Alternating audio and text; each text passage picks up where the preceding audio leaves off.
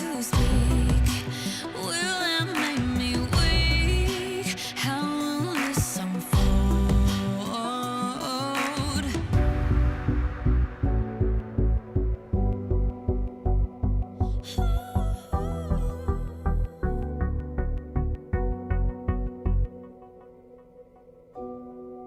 Suddenly you're terrified, looking for somewhere to hide. The wolf is at your door. Can you hear him roar? Maybe I'm the monster.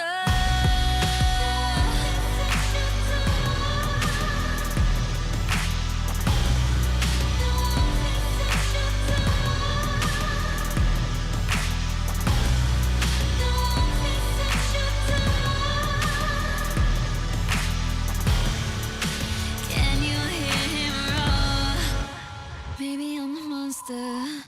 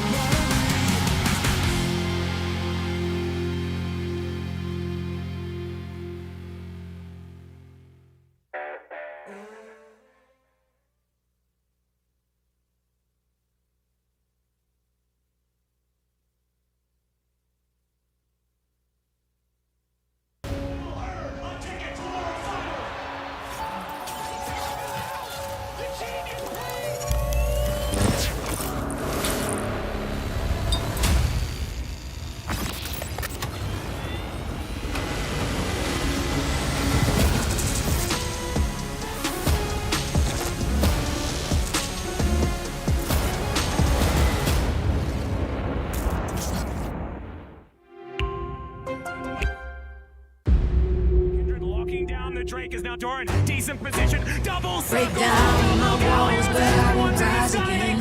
Cause I stand tall in my environment. How could I ever close my eyes and stay silent since they try to take me down with their violence? Oh, they go back in. Becker flashes in, and down goes Knight.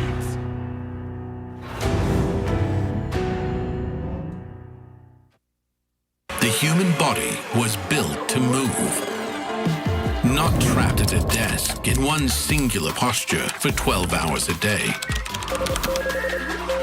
It's time your chair evolved. This is Secret Lab Titan Evo. Ergonomically engineered for you, gamers, hybrid workers, artists, backing your every move.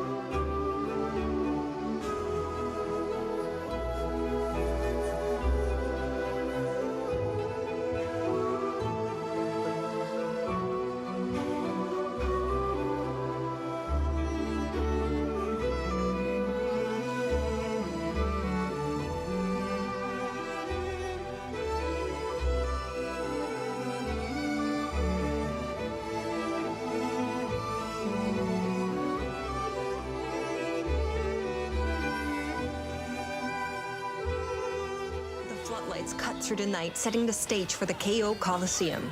Under Whisker's watchful eye, the ultimate showdown begins. The Tactician's crown is back. And from November 14th to 16th, 40 Tactician will enter the arena, each ready to push beyond their limits with power-ups, rivalries, and maximum flair. Each region is allocated slots for the regional finals. APAC, CN, America, and EMEA. The remaining seats go to the Pro Circuit winners. That completes the roster of 40 Tacticians stepping into the ring to fight for the Tactician's crown. Every placement matters for the main event, so let's break down the points. First place claims 8 points, last place only 1. Every point pushes the Tacticians closer to the crown, or closer to elimination. On day 1, all 40 Tacticians will clash in 6 games across 5 lobbies, which will reshuffle every 2 rounds, sparking fresh rivalries and unpredictable twists. By the end of the day, only the top 32 remain. Day 2, the pressure ignites as the 32 players face off in 4 games, and every 2 rounds, 8 players are eliminated until just 16 remain. Next, the top 16 clash in 2 more matches where the top 4 secure their place in the finals. While the bottom 4 are out, the remaining 8 get one last showdown to claim the last 4 spots in the finale. On day 3, the top 8 finalists will remain, but only one star will shine. The checkmate format will begin. Players must reach 20 points, then secure the final victory to seize the crown and the roar of the Coliseum. Who will endure the 3-day collision course, fight to raise the crown and victory, and become the ultimate champion? Don't miss the spectacle and tune in to TFT KO Coliseum Tactician's Crown from November 14th to 16th.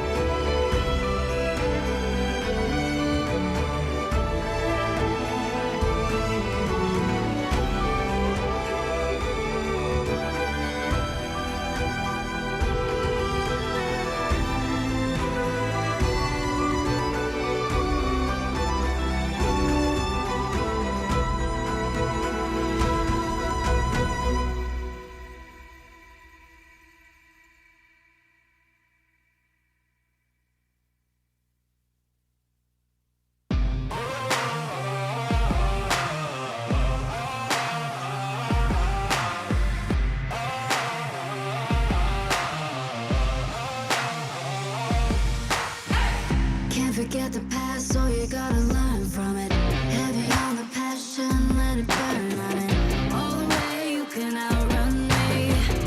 Ain't no way you can win this race. Ooh, when they turn the bait to the white face down, paint 'em all in black. Ooh,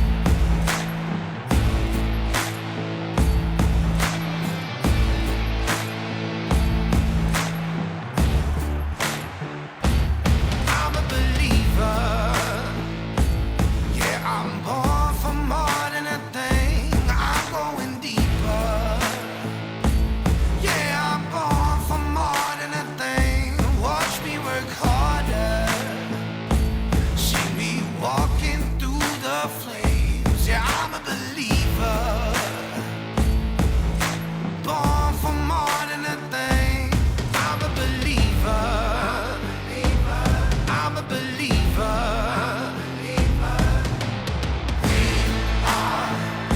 Standing strong. This is where we belong.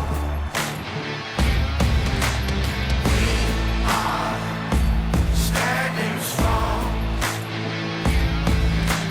This is where we belong.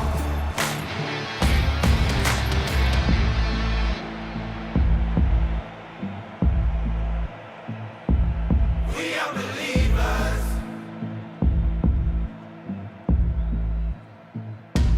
We are believers. We are born for more than a thing. We going deeper. Cause we are born for more than a thing. Watch us work harder. And see us walking through the flames. Yeah, we are believers. We are believers. Born for more than a thing. We are believers. We are believers. We are believers. We are believers. We are standing strong. This is where we belong. We are standing strong. This is where we belong. We are standing strong. This is where we belong.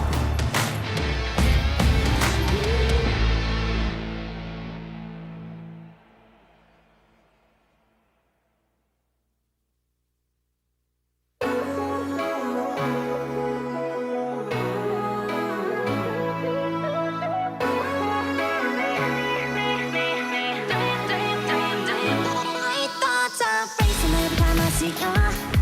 Since that one time I accidentally saw you in the nude. That's why I'm trying not to be rude. Please believe me, I'm not this is happening. Wish I could just get you off my mood, but you just pop back into my head every time. Say what you doing, what you doing, what you doing, what you doing to me. Everybody knows that I can hide it, can't deny it. It's so obvious, yeah, it's plain to see. But you seem like you don't know what's going on. Just in case, apologize if I'm coming on you strong. Yeah, what you doing to me? What you doing to me? My heart beats faster every time I see you. The way you move, the way you talk, and the way you eat your food. How is it possible that you're so down? At this point, I do anything for you. Wish I could just get you off my mind, but you just pop back into my head every time. Say what you doing, what you doing, what you doing, what you doing to me. Everybody knows that I can hide it, can't deny it. It's so obvious, yeah, it's plain to see. But you seem like you don't know what's going on. Just in case, apologize if I'm coming on you strong. And what you doing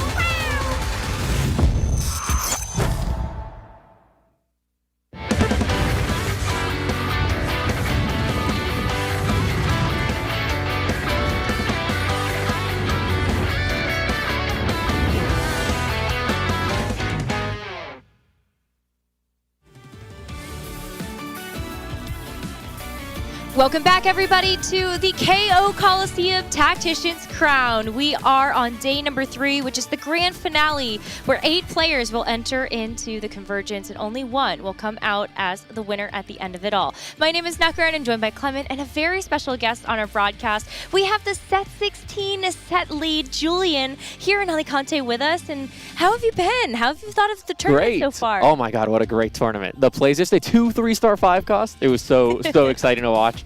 Tamino over there alone and as our only in-person player, very excited to watch him play. He is our last hope. It's been a great tournament. Yeah. Clement? Oh, I'm just happy that we have so many APAC representatives. I saw the cue that you were giving me, but I have to root for Tamino as well because he's keeping the lights on here. The venue might not be open if we didn't get at least one representative. I don't know about that. That might be true, but also I think Set 16 is doing a lot for the hype that we have for the Teamfight Tactics world. And before we get into the action today, just want to remind you all that pick'ems powered by AWS are back open. Make sure that you get your final predictions in for the winner of the grand finals, as well as a couple of other things that we're going to try to test your skills on. And we will be getting into that competition in just a couple moments, but before that, a super special event. We've got a show match of Set 16 Lore and Legends, and Julian, that's definitely why we have you here, the lead, the kind of lower go-to guy, I think, for this particular set. How's it been working on it? Oh my God, we put so much love and passion to this. We've been working on it for a long time. There's so much content. Our Runeterra sets are very important to us, and so I'm just excited to show it to players. It's going to be so great.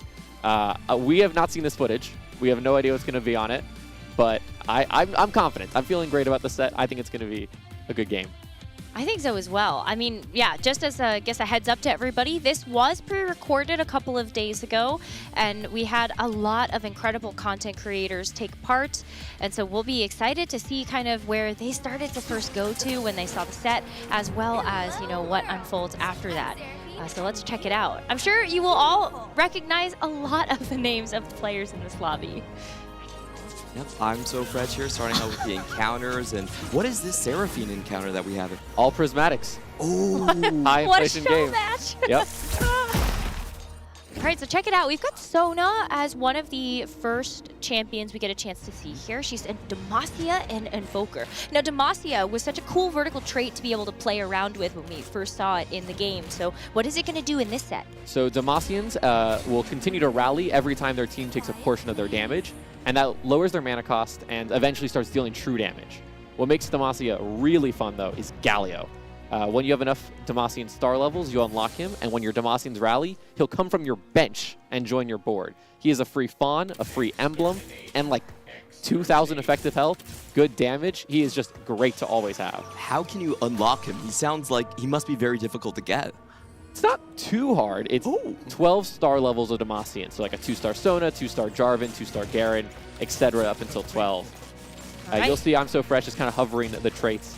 And when we do, you can actually see some champions will have the lock icon. That tells you this is an unlockable champion, and you can see their unlock condition from there. I'm sure he'll do it again in just a sec.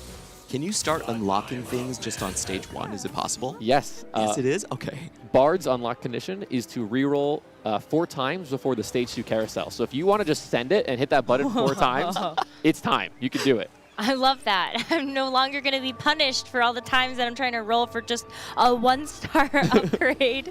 Wow, we've got Frodan already with the Lulu and the Kog'Maw. And so what can you tell us? I know Yordles is something that everybody's always so excited to see in the set. Yes, Yordles is our biggest trait ever. There are 10 units in this, the trait. There are 2 1 costs, 3 2 costs, 2 3 costs, 2 4 costs, and a 5 cost. Okay, wait, I want to see what Frodan picks here. The World Runes. Okay, we can talk about Rise. Yes! Woo! So, Rise is unlocked by playing 4 region traits together. So like Bilgewater, Demacia, Targon, Piltover. And his spell gets more and more unique depending on how many traits you have active. The World Runes just gives you 2 emblems up front. It says, hey, you should really consider playing Rise this game. Wow. I would love to hear more about Rise, but I think we also need to show off just briefly the fact that we've got some new augments that are in the game that are commemorating the winners of these major tournaments that we had from Remix Rumble there. That's Malala's, and I think that's why Frodan was smiling, being able to see that as a commemoration. Yes, for all of the major TFT tournaments, the Opens and the World Championships, we are creating an augment to celebrate the victory match for those players. Malala gets 2 because he won both of the Set 10 tournaments. These augments are like the players get input on this, right? Less so input, more it's inspired by what play style they used. So Malala famously used that 3-star Annie in the Set 10 Vegas Open. And so it boosts your 3-star 1 cost, his augment. And it's all about playing into that style. Like, what did they do? Did they get a lot of artifacts? Did they go fast 10? And it tries to really bring you into their experience as a player. That's such a huge move for esports to actually be in the game. You know, I've been casting this for 5+ sets right now to finally see what we've been through. That's just an amazing feeling. Thank you so much, Julian. Yeah, it's a really cool thing, and especially with all of the different augments that we got a chance to see, there's 300 in this set, right? It's like 350, yeah. Oh my goodness. So, what was kind of like the design process? I know that you were saying, I think 140 totally brand new ones in it, so I guess some of those must be from our champions, but what else can you tell us about the augments we might see from Prismatic? I think what we're looking for this set is to open up good options across all your augments. We wanted to add a lot more 4-2 combat augments, 4-2 prismatic combats especially. We are trying to pull back on 2-1 augments that lock you into game plans. And so we did a big audit and asked ourselves, does this force me to play a certain way? And if it does, is it the most fun it could be? And if it didn't check those 2 boxes, we really cleaned them up. And we added a lot of new augments to just add more flexibility back into TFT. I love that word, flexibility. When you said this is going to be the most flexible set ever, I was so pumped. But I just want to ask you, because it seems like flexibility and unlocking, those seem like contrasting ideas. Can you kind of explain how they work together? So what's great about the unlock system is a lot of them can kind of be done whenever you need them to. So great example, Skarner. Skarner is only Ishtal, which essentially means he's a threat champion. Players love threats. He is unlocked by fielding a unit who's not a tank with a gargoyle on them. And so if you're ever like, I just have no front line whatsoever, throw a gargoyle on like a fighter for 1 round, and you just get a 4-cost tank with CC, shield, and he gives all your allies armor. Ooh. And that's great if your opponent is playing like a bunch of AD casters, AD marksmen. You can say, okay, let me get at Skarner super fast and counter them and play against what they're playing. Oh, we're going back to like specific armor type counters. I really like that. Another threat-like trait I really want to ask about is the Targon that we're seeing right now. None of them seem to have any class traits, right? Yep, Targonians are classic threats. They have extra stats, extra power, a lot of utility, but do not need to be played in any specific vertical. So Skarner gives your entire team armor. Taric is the contrast. It gives your entire team MR. Leona gives you burn and wound. Zoe gives you chill. Aphelios gives you sunder. Zoe also gives you shred. I didn't say that part. But if you play all of them together, you unlock Aurelian Soul. Whoa. And Aurelian Soul is a crazy perma-stacking carry. He is one of the coolest champions we have ever released. I love this guy. I love him too. His design has always been so interesting, and so I think Targon, especially when it sounds like you can get just a lot of upfront utility by teching in one of those champions, definitely sounds very flexible to me. If you can get a 2-star Leona in stage 2, you're vibing. You're having a great day that day. All right, well, Carousel, we get a chance to see a lot of other champions here as well, and so what's kind of like one of the favorites that sticks out to you? I just want to say this because I'm looking at both Echo and Sejuani. We did not feature Zon and Freljord in the dev drop, but they are absolutely in the set. Every region is in the set. We need to absolutely have Zon. I mean, it's a super popular concept for players, so really excited about that when they inject themselves with Shimmer. It's a really cool up and down kind of trait in terms of tempo. Makes fights fun to watch. Is it kind of like the chem tech that we had back in... Yeah, it's kind of like that. Oh, okay. Okay, so long shots. This is another great example of some good flex play here. So Kaisa is unlocked by itemizing a long shot champion, and Ziggs is unlocked by itemizing a Zonite or a Yordle. It is so easy to just, during a PvE round, throw an item on a champion, and then you just have Kaisa ready to go. You have Ziggs ready to go.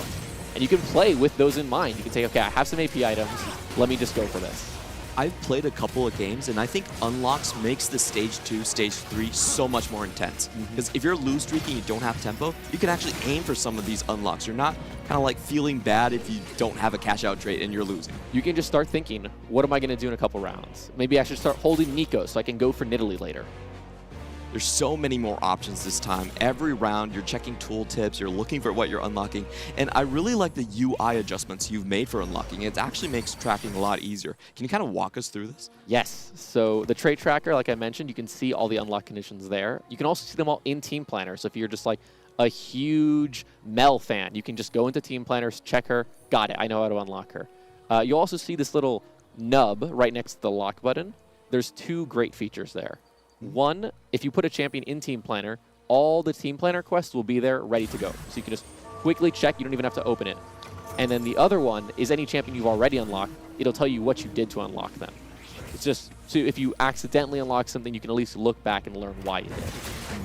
I love that feature, because especially when maybe you're kind of focusing on just a couple of things at once, since there's a lot going on in the set.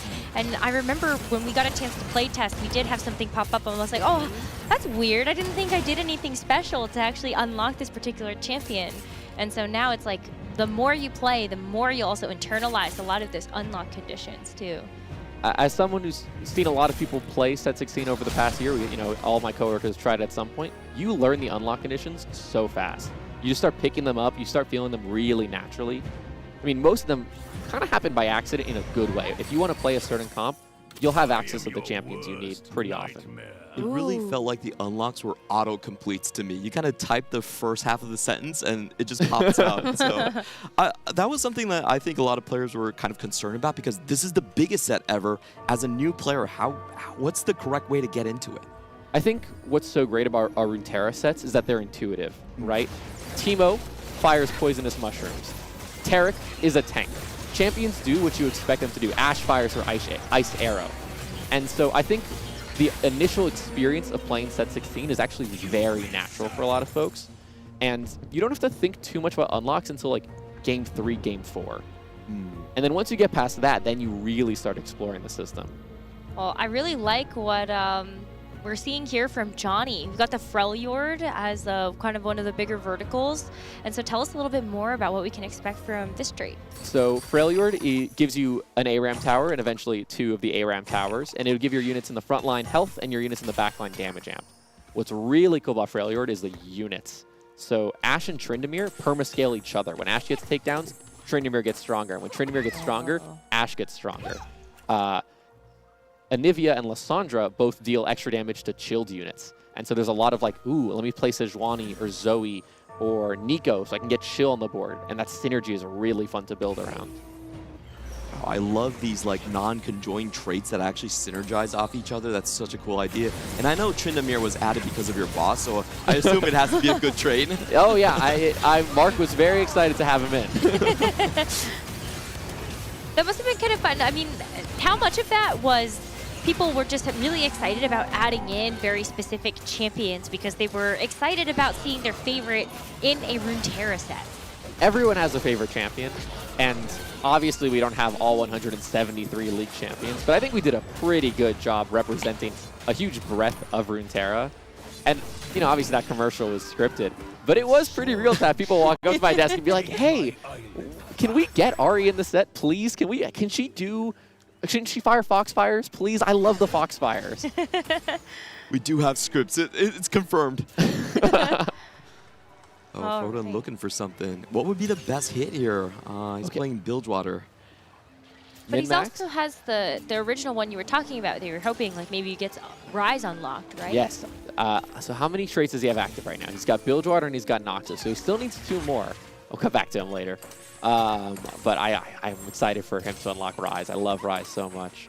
Oh no, the 2 death caps. We could have seen our little Viego friend. Yeah. Right? No, Vigar friend. Vigar. Yep. I was like, yeah, wait a minute. Basically the same letters. I do want to call out that because Solo made progress on that condition, a little notification came up and said, hey, you made progress. Maybe you should continue going down this path. And those really help you kind of learn the unlocks quickly.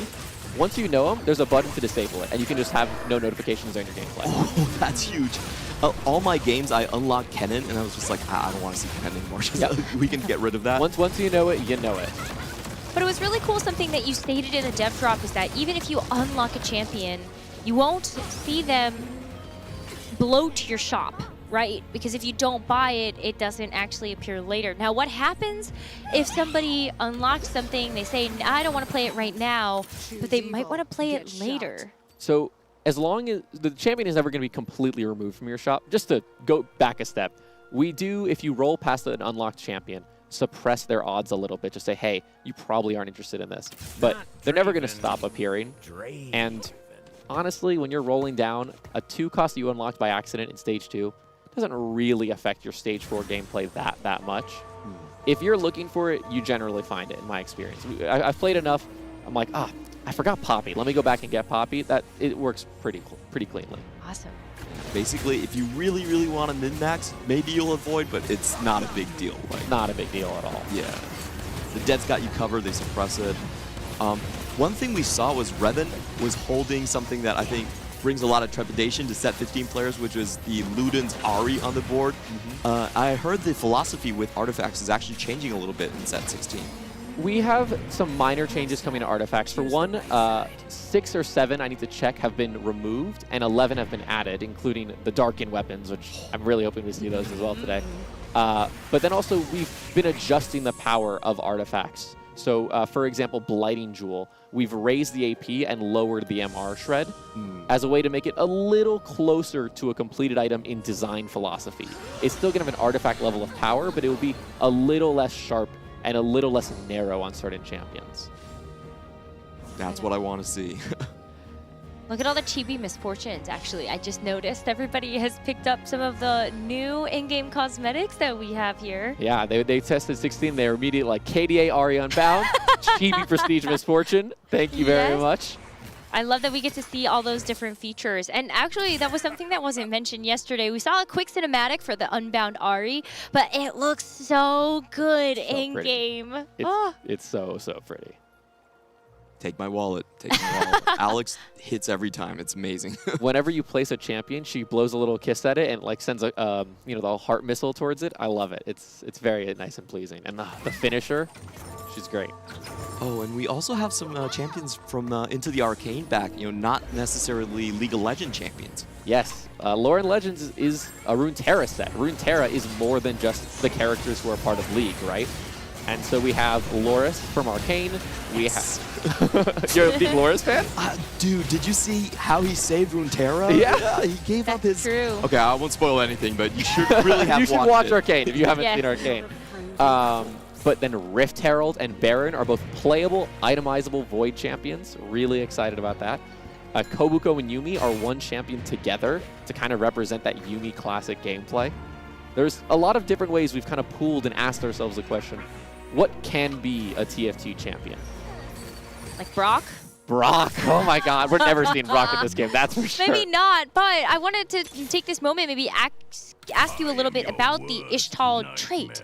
We haven't really seen any of our players actually go for that, but you talked about it being kind of high risk, high reward. So how does that trait work? Yes. Ishtal is our newest high risk trait, and it's a build your own high risk trait in a lot of ways. So you activate it, and it'll say, do you want to lose 4 combats, kill 10 units, or field a 2-star Nico?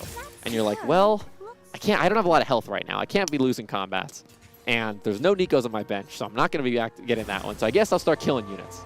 And each time you go through and you can say, like, well, do I want to cash out, or do I want to take another quest? And some of these quests are crazy hard. Like, lose 7 combats in a row. Whoa.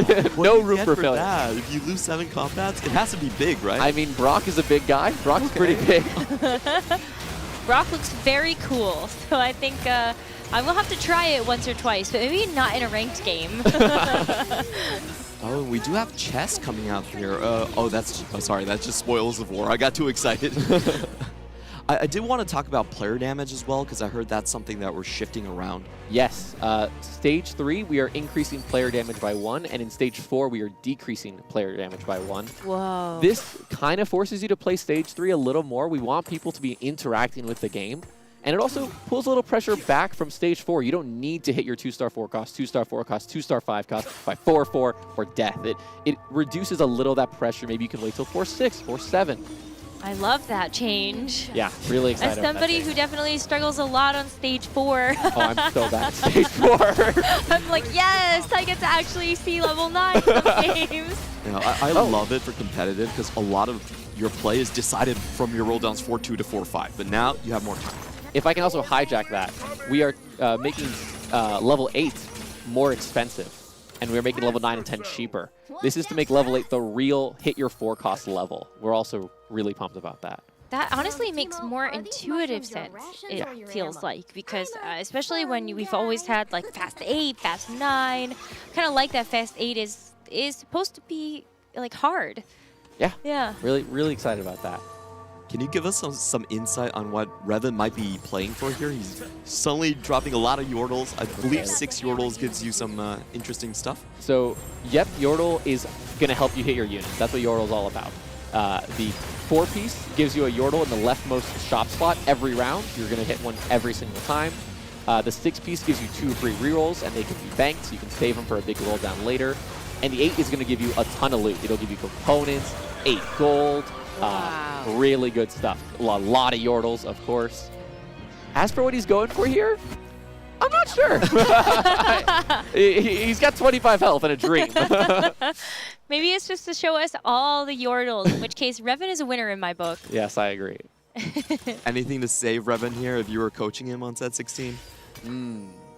Well, I don't really love these Xin Zhao items. Xin Zhao is a tank normally. You need a hero augment to make him use that Morello in any sort of way. Fizz is a great champion. If he wants to start cheating, I would absolutely start getting that Fizz. Fizz is a real nasty assassin. He'll jump into your backline and poke, dead. I would totally put that blue buff on him. I put a BT on him. I would get him into the front. Oh, yeah, I mean, JG might be good, too. Yeah, okay, he's cooking. Oh, that looks disgusting. Actually, Fizz was one of the most terrorizing champions we had in the playtest. As a designer, what should a player do to counteract Fizz? Pray. I mean, of course, you should position. If you put multiple backline carries in a similar place, you know, that can help you a lot too. Right here, Azir is protecting Xerath a little bit, not that much. Oh my god, that was brutal to watch. Oh, I think this is common though, because everyone's reading tooltips. No one was positioning. No, of course, no. How would you even know that Fizz is coming for your backline? After you see it a couple of times, I think you get that right idea. Solo has unlocked Xerath.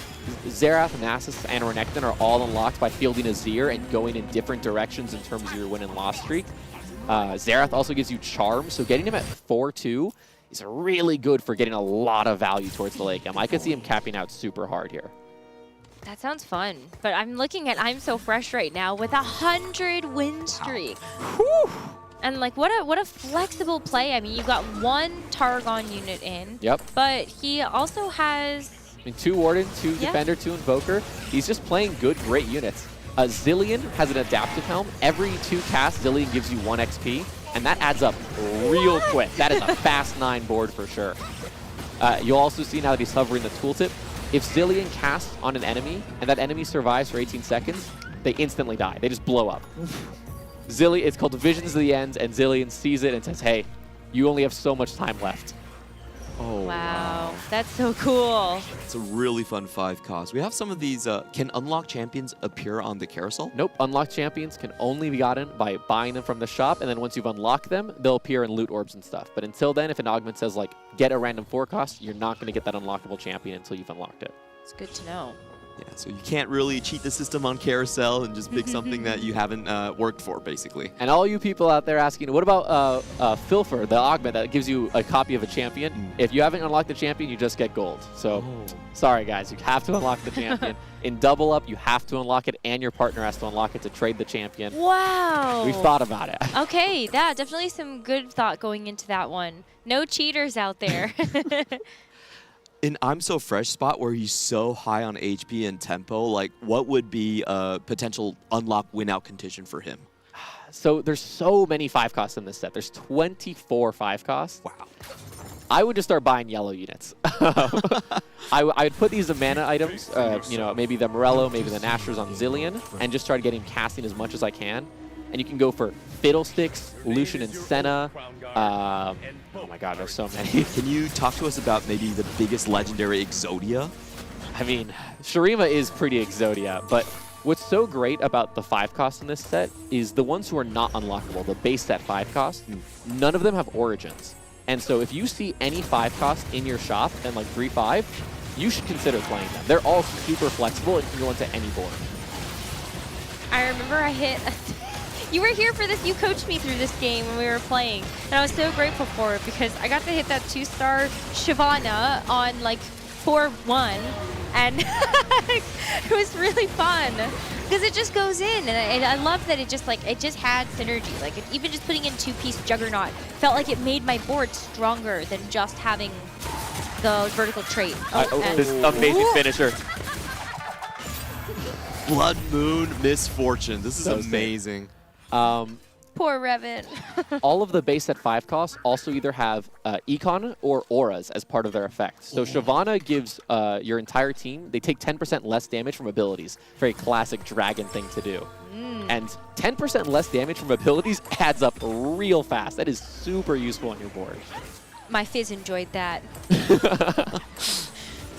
All right, but for Solo, he's going in a pretty different direction. I mean, kind of going for kind of a classic, almost feels like Fast 9 in the current set with the 5 Juggernaut, waiting to get that 6th activated. But he also has a bunch of other legendary units on his board. Yeah, let's see if we stick on him just long enough to get a Zerath Charm. I'd be really excited to see him pick one up. Oh, this is kind of like set 12 where you get the Zerath Charm. Oh, he's just unlocked. He might be going for Shurima 4. He might just win this entire game. What happens if you put four Shurima together? Every 4 seconds, one of them becomes 3-star. Oh, so you get a 3-star Azir, 3-star Zerath, 3-star Nasus, and 3-star Renekton. Oh, he put it in. But even Shurima 3 is really good. It's 50 armor and MR for the Shurimans. So Renekton is going to get health, attack speed. He is super juiced right now. I mean, look at this. This is a 5-cost board right here. Sure is. Legendary Shurima. That's my go-to comp. I play that a lot. We also saw Froden was able to unlock his Rise. So I'm so hyped about those region combinations that you were talking about. Yes, there are over 8,000 unique Rise spells that you can build. And I'm so excited to see players cook with this. Okay, here we go. 10 seconds in a combat, 25% max health. For 3 gold, that's a steal. That is pretty much win your next fight. Okay, wait, Froden, go back to the tooltip.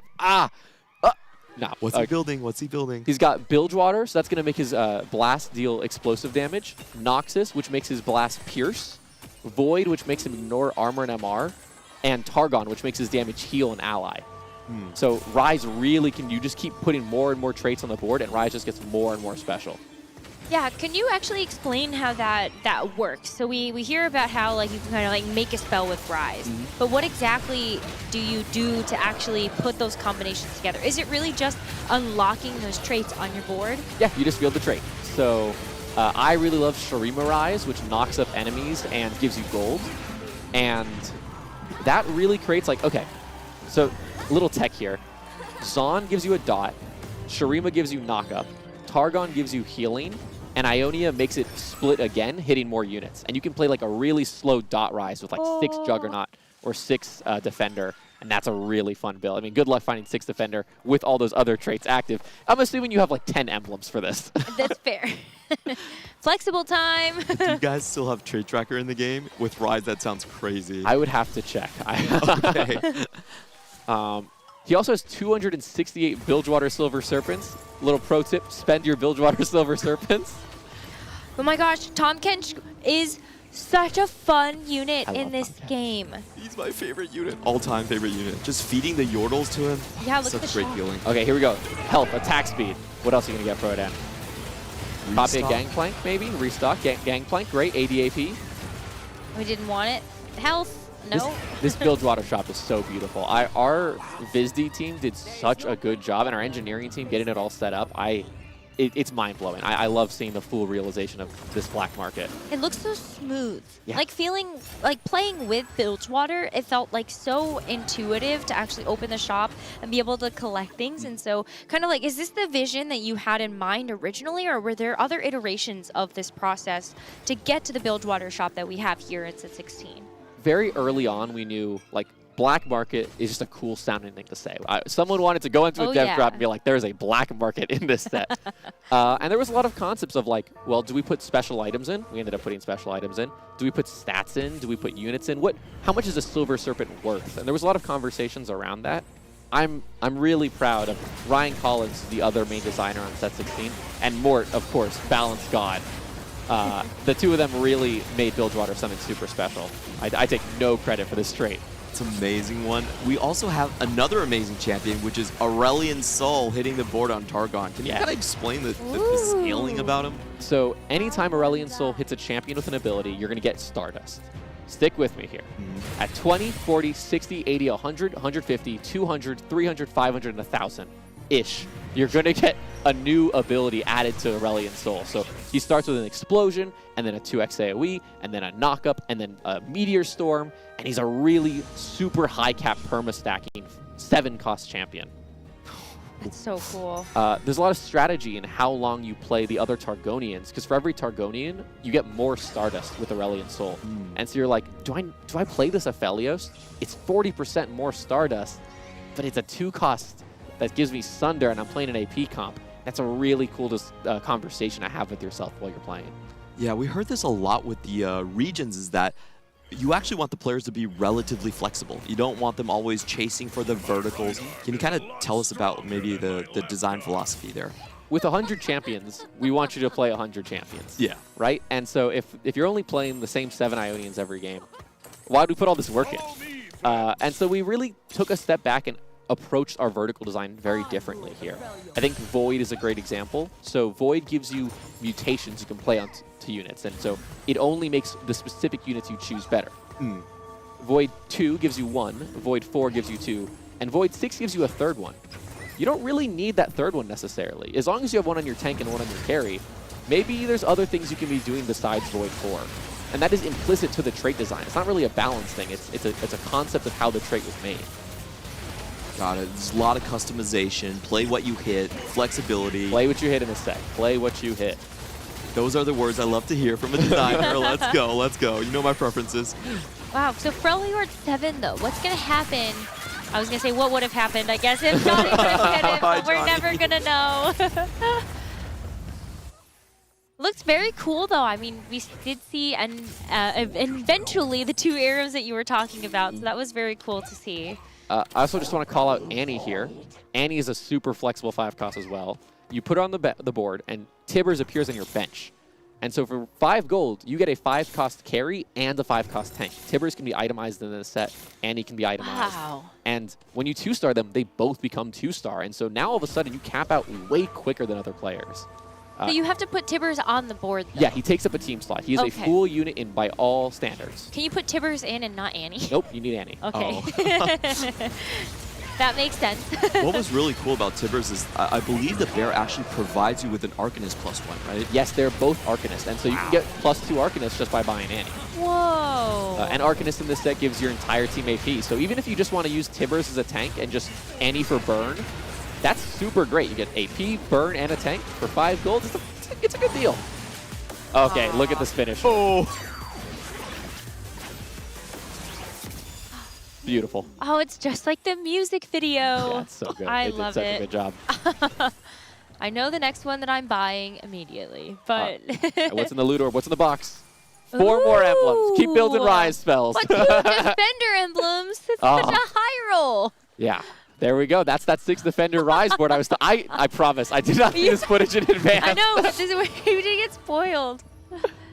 All right. I mean, this is wild though, because at a certain point, like, I would probably get dizzy with kind of just the different combinations of things that you could even do here. I think he's kind of a homework champion. I think you kind of take a, you look up on LOL chess like, okay, I know what he does. Let me start building Thompson Team Planner.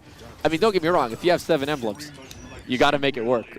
Is there like a very memey composition, a combo with Rise that you would never suggest anyone to try hard with, but it's kind of fun? So Ishtal, every 8 seconds, gives you a random effect from a different region. Oh. Right? And so Stall and Prey, where you just hope you just get a good combo. So you just play only Ishtal and a bunch of tanks, and you just close your eyes. You don't even watch combat. The Copium Rise. I'm going to try that. That's amazing. I don't know where I'm going. I'm going to let Julian take the wheel. Let's go. Let's go. Freddy's kind of missing out on copies of Rise, though. Rise is still a 7 cost, even though you can get Rise pretty quickly by unlocking him. 2-starring him is still pretty hard. How do the 7 cost pulls work? Yes, so 7 costs are like Lux from set 2. They are just 5 costs that cost a little extra to show how extra powerful they are. But they use 5 cost bag sizes, 5 cost pools. They are 5 costs in every sense. If you use an augment says get a random 5 cost, it might give you a 7 cost. They are 5 costs in every way except how much they cost in their power budget. Ooh, oh, and we kept the top 4. Yes, this is our evergreen top 4. Yes. Top 4 is a permanent addition to TFT. It was so great in set 15, we had to keep it. Oh my gosh, it looks even better in set 16. What a cool thing. It's so great to be celebrating like player successes like that. I'm so glad we added it. I have a question about 3-star 7 costs. Yeah. Because you're saying it sounds possible. How powerful does that look? I mean, 3-star 5 costs already instantly win you the game, so I can assure you that 3-star 7 costs will also instantly win you the game. But it must look cooler, right? They look pretty cool. Yeah, there are 24 Easter eggs if you get 3 stars of all the champions. We made them all. We did it. Oh, I can't. I'm going to have to find them or find someone else that is powerful enough to. But what is Aegis of Dust? So yes, there is Aegis of Dust and another artifact called Aegis of Dawn. Aegis of Dust steals MR from enemies, and Aegis of Dawn steals armor. And when you put them together, they speed up. They both start stealing faster. And so if you get one early, you might think like, maybe I should try to find an Orn so I can just hope I can get this other one. Or maybe I pick another artifact augment later that I otherwise wouldn't have picked. Wow, cool. A really fun combo. And I heard Orn just prints out artifacts, right? Orn is back. He's printing artifacts every 4 rounds. They are permanent. You can keep them. If you get them on 3-5, you're winning stage 6. All right, we got a Kindred as another 5 cost that I'm So Fresh picked up for his board. What's Kindred doing? Kindred will prevent your allies from dying and doubles her raw attack speed. So if she has 5.0 attack speed, she'll get 10.0 attack speed. Every 3rd attack, she also sends Wolf out, who deals a percentage of enemy health, and so she's a great tank buster. She's super valuable. The healing, the preventing death and the healing are both really great for keeping your backlines. We were talking about Fizz. It's Kindred. Bring in your Kindred, and you can protect against Fizz. Oh, that's a great answer there. Just looking at this fight going on, can you kind of walk us through who you think is going to win this eventually? I would love to see the progress on unlocking Nasus, because Solo is losing fights here. Yeah. And that's on purpose, because if he loses 4 fights in a row, he's going to get Nasus, and that wins the game instantly. Oh, okay. So that'd be pretty great. So at most, he's only 3 losses away. I mean, he's got 21 health. So I'm very curious how far he is along. Otherwise, I'd have to look at their boards. Let's see what they have here. I mean, he's got a lot of 5 costs. He's got Xerath. He's got Mel. It's pretty high cap. Now, I'm So Fresh has a Garen and a Lux. And a Jarvan. He could sell all 3 and pivot into Sylas here. Ooh, that would be so cool. You have to sell them? You have to sell a 2-star Garen, 2-star Lux, and a 2-star Jarvan to get a Sylas. But Sylas is so strong. He will either cast the Lux ult, the beam, the Garen ult, or the Jarvan ult, the slam, whichever is based on context. So if he sees a big stun, he'll jump in, stun them all. If he can kill the enemy carry, he'll Garen ult them. If he can get a good shot and line up like 7 enemies, he'll Lux ult. And he's so smart. Auto detection on the AoE. We see I'm So Fresh actually checking the Nasus counter there. Is that something you can do to see the progress? Yep, you can scout other players anytime, and you can see their unlock quest progress. Also, of course, you can always scout them and just see what champions they have on your board. True. Once you know the unlock conditions, you can kind of intuit what people are going for pretty quickly. That's another loss, and he's still alive. Ooh, can Solo get Come on, it? Nasus. Come on. Come on. I mean, this is great content. Oh, No Nasus in shop. There's at least a Xerath. No, I mean, yeah, he still could go for Xerath too. I wonder if that's even stronger than what he has, but He's got a lot of good stuff on this board. doesn't seem like it. Oh, there's Xerath too. Oh, wait. Okay. It's just, yeah, I mean, self, whatever here. Go, send it. All right, positioning time. Is there anything you can do here? Is there fancy tricks? Yeah, honestly, like the fights looked kind of close. Like it was just like 1 or 2 units. Our balance team and our finalization team have been working real hard to make the set as good as it possibly could be. We are hoping fight pacing is clean this time around. All right, 1,500 magic damage from that Xerath. Let's see it. Come on, get that mana bar going. Here comes the Couple more blast. attacks. Pew, pew, pew. Is it enough? Is it enough? Oh, the Aatrox revives. Oh, Wow. what a great finish. game. That was so fun. Oh my God. wow, we were 1 round away from seeing the Ascension, right? Yeah. That would have been so cool, but I feel like we got a chance to see a lot of amazing 5 costs. We saw some of the 7 costs in action and also a lot of those traits. And I'm so glad we got a chance to see the rise coming out from Frodan as well. Julian, I know this has been a long project in the making. How has it been for you to like finally see players try it out, see a show match, and just be able to be here and like share in Lore and Legends with everybody? There's nothing more exciting as a game designer than seeing people play your game and get excited, right? We live for this. Everyone at Riot works so hard to make these sets, and I'm just so glad that players are excited about the set. I keep seeing people tweet out like, Lore and Legends Challenger, Lore and Legends World's Master, here we go, this is my set. And there's a lot of champions in this set, so I think there's plenty of space for everybody this time around. Best set ever. That's We'll my see. conclusion. I'm here for that. I'm here we'll for the see. absolute cinema, absolutely. But Julian, thank you so much for joining us for the show match and to be able to share with us your insights on Lore and Legends. Thank you for having me. We are so happy that we can have you in person, and we're looking forward to continuing our competition here at the Tactician's Crown for KO Coliseum. For that, we are going to get some words from our remaining EMEA player, the only one that's going to be playing for both the Americas and the EMEA hopes. So let's hear what Tomino has to say with Panda. We started off with 16 players, and now we are down to just 1. The hopes and dreams of the West lie on one man's shoulders to lift this Tactician's Crown at the end of today's Grand Finals. Tomino, how's it been playing Alicante? Have you been energized by the rest of the players, by the crowd here? Yeah, playing in person in Alicante has been very fun. Meeting all the other players, and yeah, I really like all of them, and it's sad that they didn't make it here. You had a very unique game plan compared to the rest of the field in this Grand Finals. You played more reroll than anyone. Almost half of your games were reroll. Is that part of the game plan still today for day 3? I mean, I definitely try to play the same, and then if or when I reach checkmate, then it's probably time to start changing it up a little bit. And you have to change up a lot because you have not yet won a tournament in your career. Do you feel like today is a day to break that curse? I mean, I will try to win. That's as much confidence as we'll hear from Tomino. Let's hope he tries his absolute best because EMEA is absolutely needing a big win, Tomino, from you. And the West, we're all relying on your performance today. The Grand Finals begin here. Well, that wasn't a lot of pressure at all to put onto Tomino for this Grand Finals.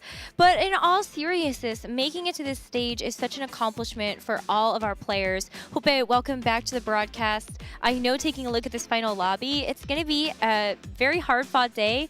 I think it's either going to finish in 4 or it's going to finish in 8. There's no in-between here. Yeah, 100%. We had 7 games last Tactician Crown, the longest one, and now with the possibility of going for that 8th, that of course, it could be happy because that's the maximum possibility. For Tomino, once again, now in the middle, and as Panda asked, if you're going to win your first tournament, do it high. Do it right here. Do it in the Tactician Crown. I honestly thought Panda was an APAC agent when he asked that. You know, he's trying to bring the morale down. Today's going to be a really, really special fight. There's only Tomino in the venue. And as we talked about APAC, there's 6 APAC players up against only 1 from CN and 1 from EMEA, as we see on the screen.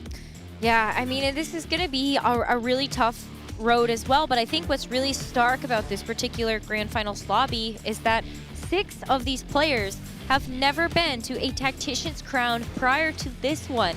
So in their debut, they make it into the top 8, and it's only YBY1 and Ironbog that come in with previous experience at multiple Tactician's Crowns. They're really going to be like the players to beat here. Yeah, the 100% the players to be here. Clement, you will say so much about them, but I want to focus quickly on the other players. Without you, for example, I was talking to players within the venue, and they were like, okay, I didn't know Without You. I played against him. What a beast. I mean, and the respect that these kind of players coming into Tactician Crown for the first time and getting that respect and that possibilities, this is not luck. This is huge level of play, and they have made it happen. Yeah, I think the new players coming to the field are just absolutely amazing. Seoul from Korea is just, he's the youngest player in the field right now. He only had 2 prior cup experiences, making it all the way to the finals. This is the new rising star of Korean Tier 2. And he's also super new to competitive. He only started playing in Magic and Mayhem. And so I think it's really great to see Seoul come up as one of the new generation of TFT player. And also from Korea, Songyup, who started playing a lot earlier than that in Reckoning, but this is also his first Tactician's Crown.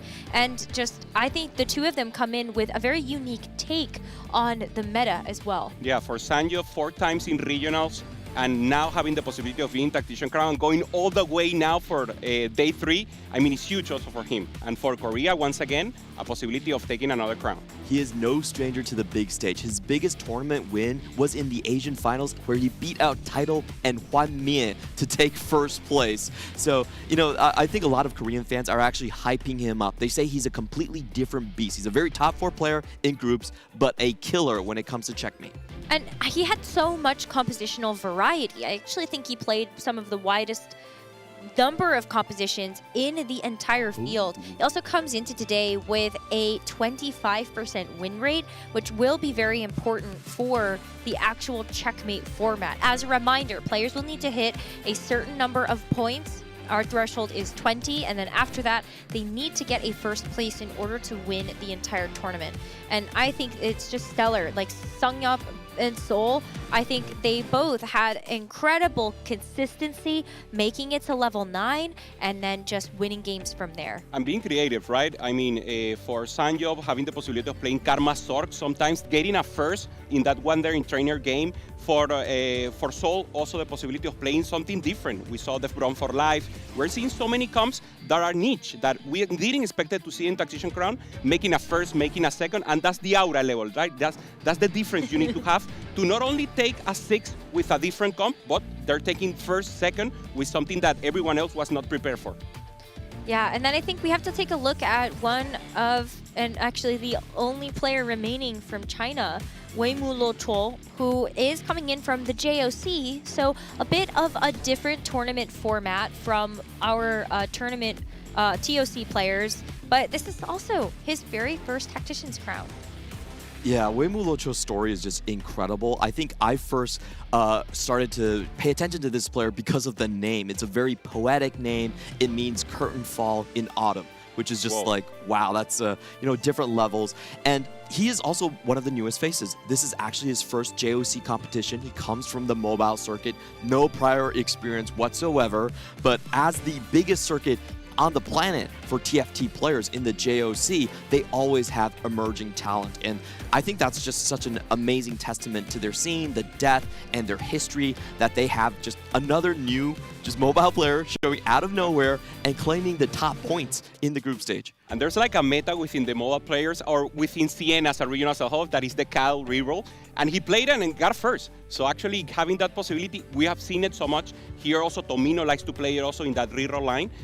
But he can play legendaries, he's capable of playing, he played B, by, not with good results, but he's capable of going for that hero augments also, they're giving the chair Mundo. So once again, a versatile player that is not afraid to play what he believes is comfort zone. 25% first place rate though for Weimu Lo-Chol, and a lot of it with the Fast 9 with Bastions and Juggernaut legendaries. Another set of APAC players though I want to turn attention to, Terry, the APAC winner of the APAC Regional Finals. Started a long time ago, playing competitively since 2021, but this is also his very first Tactician's Crown. Yeah, I assign a single word to each APAC player to kind of help everyone remember.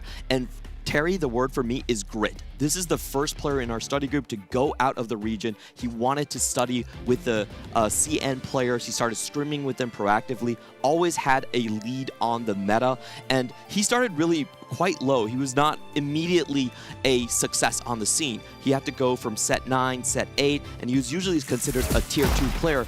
But these couple of sets, his rise has been just something to behold. A very, very steady top 4 player that can turn it on. Yeah, I think for Terry, if we at Americas, we can think of it. I think I'll get a note from you, Clement, about like Robinson. Top 4 players playing full for Fast 8 comp. He played 3 Star Guardian games. He played 3 Karma Sword games. He was the only one who played this comp so few with good results. So this is a player that is just pumping Fast 8, trying to punish the lobby, the ones that are going for that reroll, like cap line in the end or going for the Fast 9, and he's getting great results with it. He was the points leader in day 1. So on day 2, he was just going for, I don't need to win anymore, I'll take top 4 compositions. The problem is, can you actually turn it on in checkmate? Yeah. You need that first place. That's going to be the big question to all of our top 4 oriented players. And without you, I feel like that is a part of the game plan through and through, but also Fast 9 in the mix. Almost no reroll compositions coming out from without you from this particular tournament, and I think that is going to really play a role here. Either going to help you out, do you a lot of favors to get you a lot of points early and also be able to close out in the checkmate format, or you're going to go 8th. Also playing the dramatic comps, the crew. We've seen it with different positions, and without you took a first. With crew, we know you have to reroll, you have to get a little lucky. That was the only one he rerolled, by the way. Then you have to find the Twisted Fate. It's not easy. And I mean, you have to take that risk, and on checkmate format, that's exactly what you want to do. For me, without you represent brains. He is the smartest guy in the study groups. He's very mathematically inclined. And a large reason that people don't know about him is this is actually his first set where he's going full time. He's actually competing the full way, and he's starting to stream. So if you want to send him some love, you can go find his Twitch. The last 2 players we definitely need to talk about before getting into this game are our own APAC juggernauts, Ironbog and YBY1. Now, as we said, both of them come in with multiple Tactician's Crown appearances prior to this, but it isn't just that. They both come in contesting each other for the best KO Coliseum set across the board from the TFT Pro Circuit. These two are heads and shoulders above a lot of the competition that we have here. I want to say, I feel like Ironbog is inevitable. Since he started playing, he's won half of the regionals and TPC events that he's participated in. He literally wins or he doesn't. And if you think about what happened in day 2, it's crazy. He has so far 46% first place rate. He needed exactly 16 points plus tiebreaker to make it into the finals, and he hit both of those conditions. So it just feels like there's an aura to him. There's a protagonist buff that's unstoppable. Yeah, it's like Destiny is going for Ironbog in favor fully. I mean, he's one of the players that you love to watch, right? Playing so amazing and now being a full favorite here to win it all. And for me, the most favorite for all the regions and from everyone has to be YBY1. This player is just so huge. Number 1 in NA ladder whenever he wanted to. Going there, people are learning from him. Some of these players that are here are fans of YBY1 and are also rooting for him together with Tomino. And for YBY, I mean, it's amazing, Clement. Third place, and then 9th place. Whenever he touches Tactician Crown, the probability of getting high is so huge, and he's due to getting a crown. Or is it just multiples of 3? He could go 3rd or 6th in this lobby. How about 1, you know? Maybe he can finally break that curse of triplets, you know? It's entirely possible, but I think we really do need to give YBY1 a lot of credit, especially taking a look at some of the games that he played. He was the only player in this final lobby that even tried to go for Drift Duo Senna Lucian, which is just a very unusual composition and not one that a lot of players thought would be good in this tournament. He's the only player out of the entire field that actually has success playing a majority Fast 9 composition diet. That thing is just incredible, and a lot of the players, the co-streamers that were watching him, just marvel at how good he is mechanically. He's putting items in between power-ups, he's rolling down very fast, he can stabilize on 15, 20 gold on level 9 compared to most other players. So he, for me, the word I assign him is Maestro. He is mechanically the cleanest out of the field, and I think has the highest cap, even beyond Ironbog. You mentioned the Fast 9, and it's cool that the comparison with Ina and versus for Without You, for example, Without You is playing Varus, is playing with good results. Ironbog, YBY is just prepping with Juggernaut, and with Bastion, we know Bastion is the preferred line, but he's flexing. He's just using whatever the game gives him. Sometimes the Seraphine, sometimes we don't see it, and just going for the best result possible in the end game. And YBY1 comes into the final day with the highest first place rate from days 1 and 2 of competition. 33.33% is pretty darn high. That is a third of his game. That's a lot of threes. That is a lot of threes, I'm saying. It's the story of threes here. But it is going to be game number 1 of our final day of the KO Coliseum Tactician's Crown. We will see Lee Sin as our encounter for this first game. And let's see what is in store for our players in terms of augments and where this game will go. We're finally arriving here. This is a whole set of blood, sweat, and tears. We had the TPC events that all of these players had to go through, and now it comes down to one final day to see who gets remembered. Once again here, starting with Without You, APAC representative, well, 6 of them, so we will see, we will hear a lot of APAC throughout the tournament. As we mentioned before, first time coming here and finding immediately this Nafiri 2-star that is the best early game you can ever have or you can ever request to have. Yeah, it's so flexible with items. I also see a lot of people play double trouble with 2 Nefiris, and you just give the items to the Darius. But of course, this game, it will be Prismatic Prelude. So what I'm expecting is a lot more Econ and maybe Fast 9 lines. But look at this Crystal Gambit setup that we will see from Weimu Lochol. Just being able to have that Vi already, you just need to find something else. Yeah, the Syndra. Normally she's a little shy. Yesterday we remember Yeah, Shaco trying to go for that Syndra and didn't manage to find it. YBY right now having 2 in the front. Just trying to look for some angle here. Going to talk a little bit about the comps. Also Yumi, we saw it. Only few players are going for that comp, but it's working out. People that actually go for it are having good results. Not the premium comp, but very good, at least for the start of the game, to get a top 4. YBY is the only one to actually win on Yumi because he hit Yumi 3-star before Leona. Oh so my goodness. It's possible. He's very lucky with the comp. So he got Yumi 3 and he had Twisted Fate 3.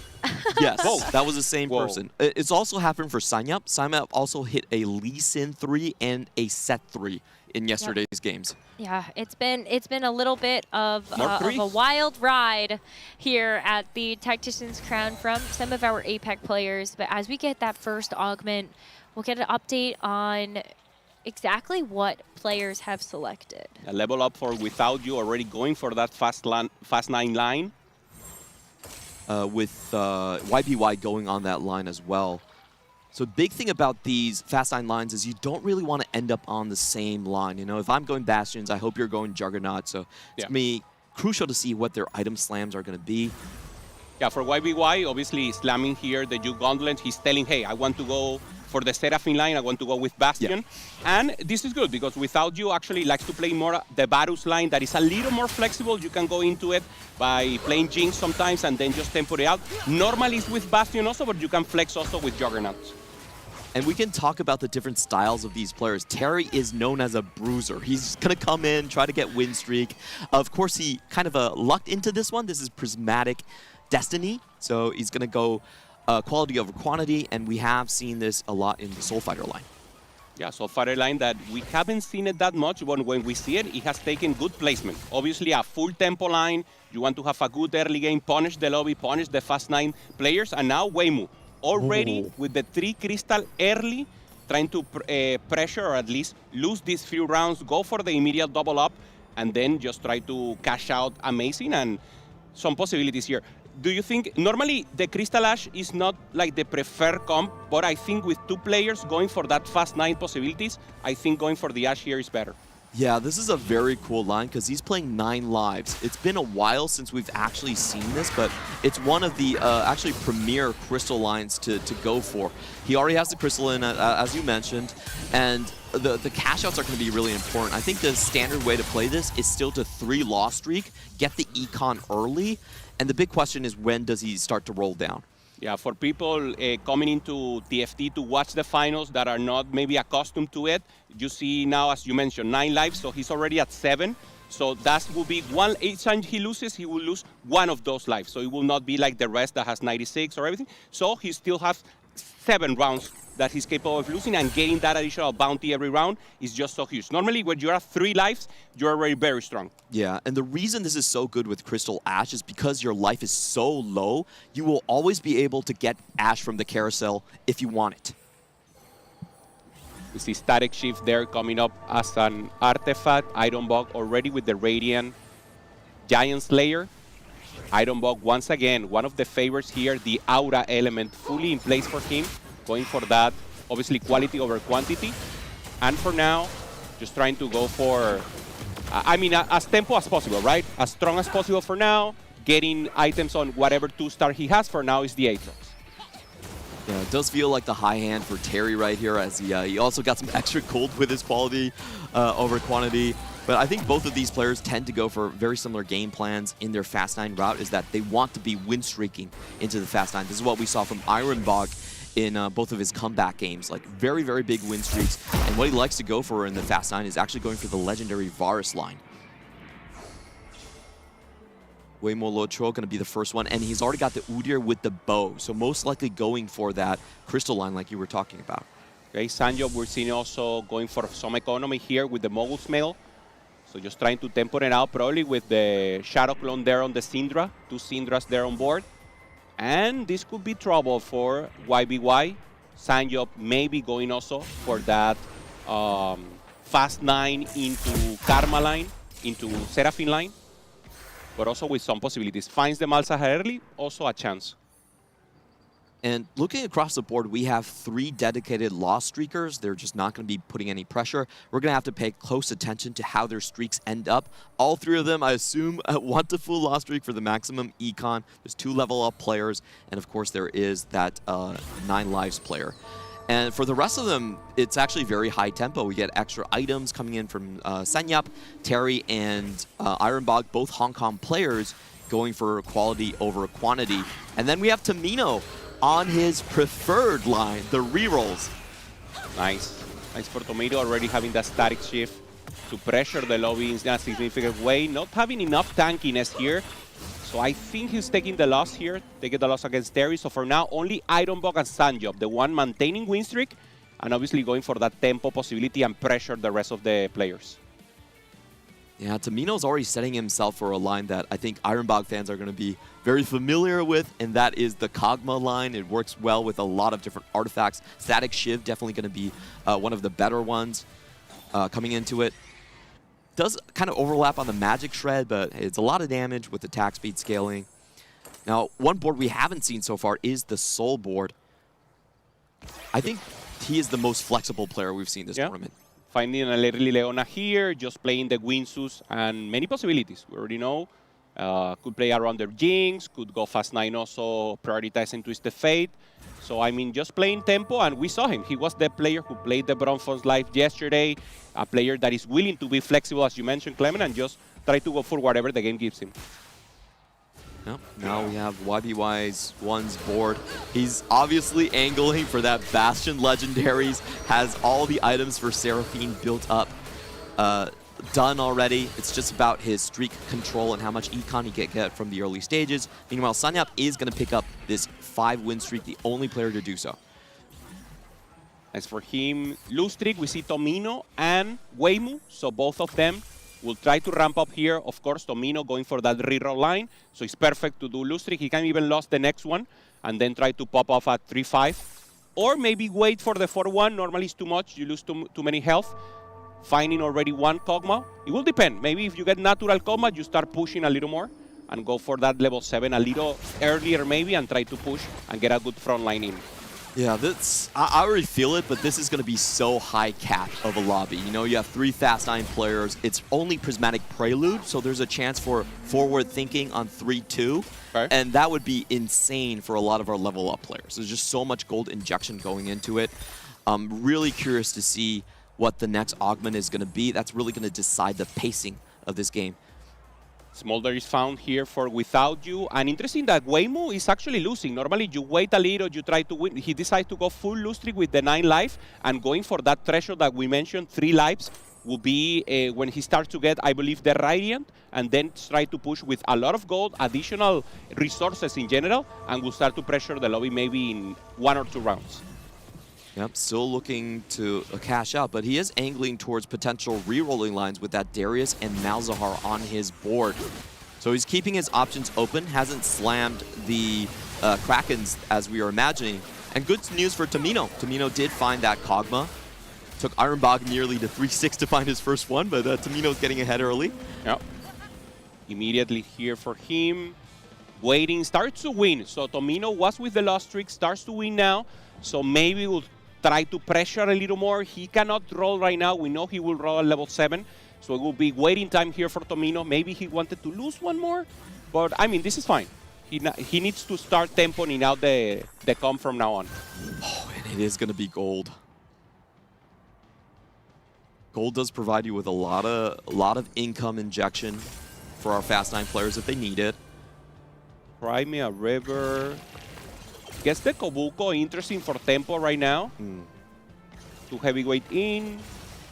Just trying to maintain. Maybe trying to kill some units here. Oh, it's just he found the he got the Zyra from cash out. Sorry. Okay, trying to find here the no, already found the right. So yes, perfect. Trying to find the Janna too, just to stabilize. From now on, he wants to keep winning or to start to win. And already finding Janna Veteran, finding the Rise. This is perfect setup. The Kobuko too, that sometimes is shy. Yesterday, we saw him almost 1-star always. Not having a pair, of course, waiting so far. And then he will be, there it is, Janna 2. Yeah, we're going to start to see the win streak. If you're committing to Janna reroll, you really need stage 3 to go insanely well for you here. So, you know, it's kind of turned the corner. And he also got the lucky Kobuko too from the cash out. Ideally, full win streak, as you mentioned, on stage 3. Try to pressure as full as he can. And for now, once again, the people on the bottom have a good plan here, Clement. They will start to pressure, especially late stage 3 or now. And YBY now doing a little transition. As, remember, we already know the plan.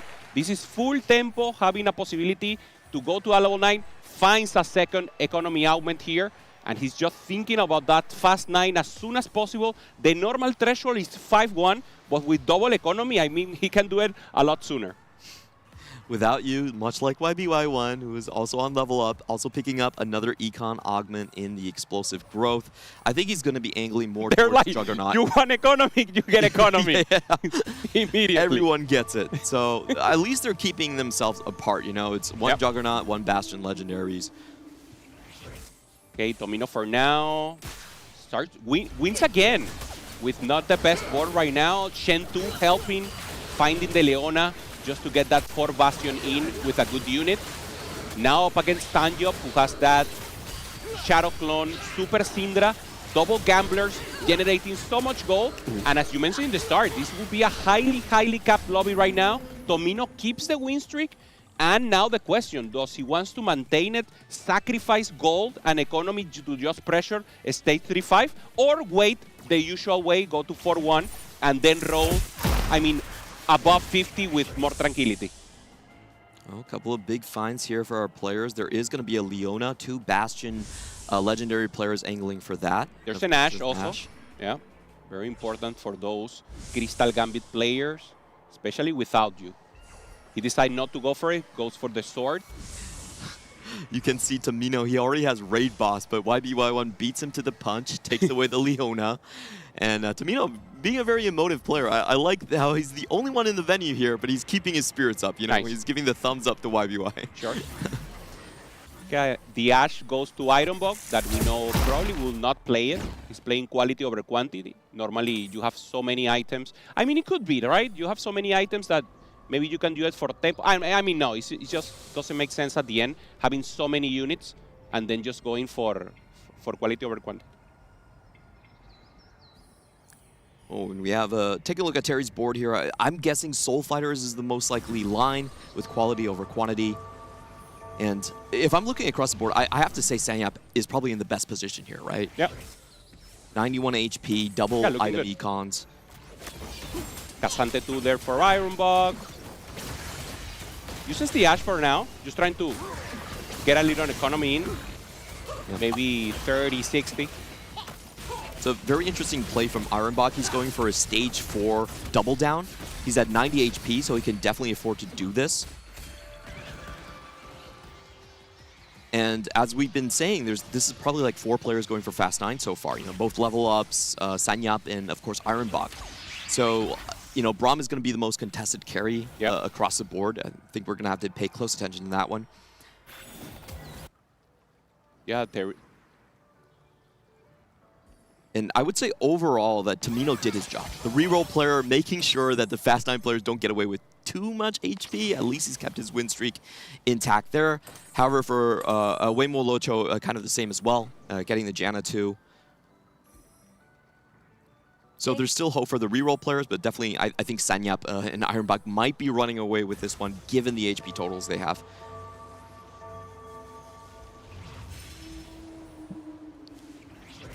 I'm starting to get a little bit worried about players like Without You, who have been on loss streaks. And is also sitting at level 7. I know that he ended up taking something like Explosive Growth, but is that really more of a band-aid to the problem rather than an actual solution? It's a risk, right? It's the commitment. The commitment of going to, for that fast line and getting as early as possible, but both of them getting that economy will be actually, I mean, a good contest, right? Whoever gets there first will have the priority. Oh, second artifact for Tamino. Can he rip something for the Kog'Maw? I'm like waiting to see what it is. Yeah, we've seen yesterday from Ironbog's game, he was able to get Flicker Blade, Zanyas. There's a lot of good options, even Lichbane. Good options once again, as you mentioned. He's trying to go for something good here. And, I mean, for me, it's amazing that he maintained the win streak, and now is the moment where he will roll.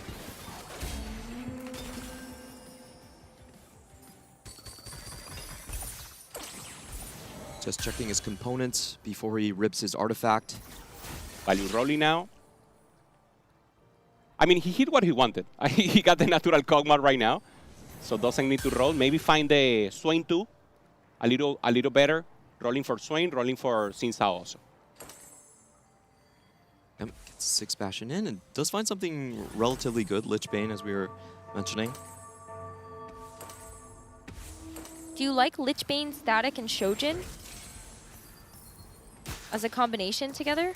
Yeah, pretty good. Lichbane in general, if you already have something to cast, is the preferred second artifact that you can have. So I think good options here.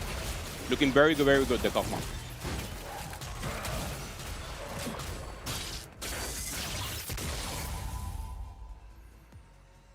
Meanwhile, Without You is transitioning with his Smolder too. It's actually a pretty good find. Yeah.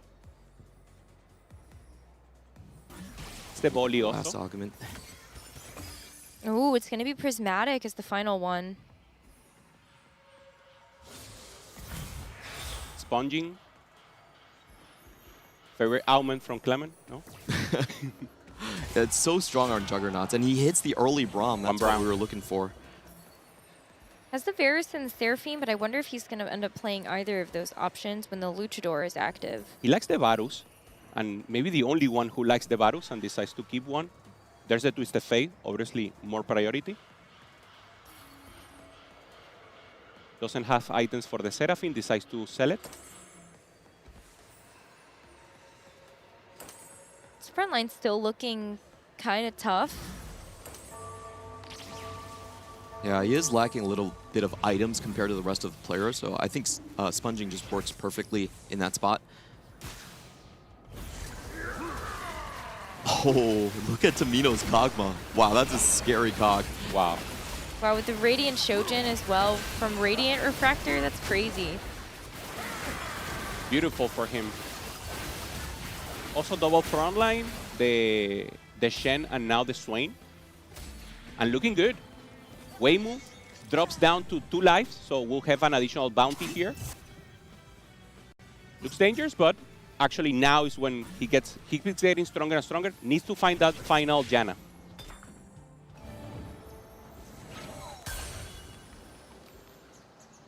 Also having the big roll down from Ironbog here. Oh, looks like he's going for the Varus line. This is one of his best lines so far in the tournament, averaging 3.0 AVP. But the main star of the show has not appeared. Jinx 2, very good for now. Trying to find that Casante, a good front line. Front line lacking, right? Damage is pretty decent, especially with the Radiance. Yeah, I should correct myself. This is more of a Star Guardian line for sure. I mean, the Varus will get in sometime.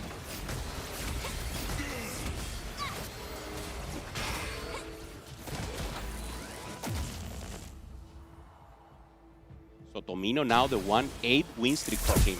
Looking good. Legendary start to appear. Lee Sin is the one I'm looking at for Without You. Is going to be the Soul Juggernaut player, I believe. And Soul just snatches that up.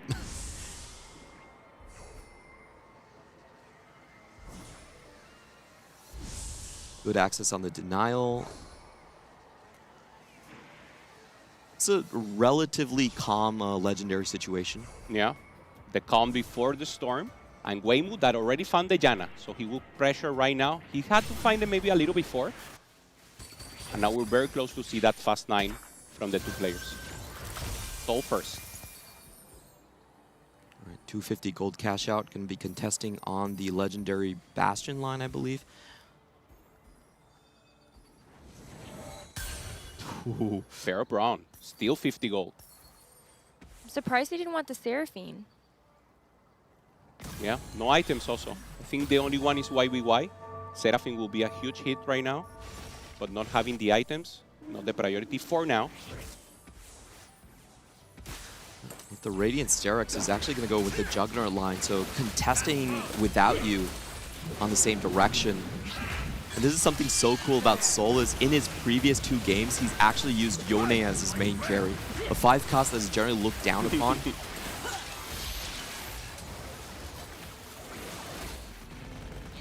Wow. Down to 1 life. He needs to stabilize. We need to see his roll. That's Braum 2. Whoa. No Ash Prio. Is to find TF2. 2 big legendary hits here. Can he find the 3rd?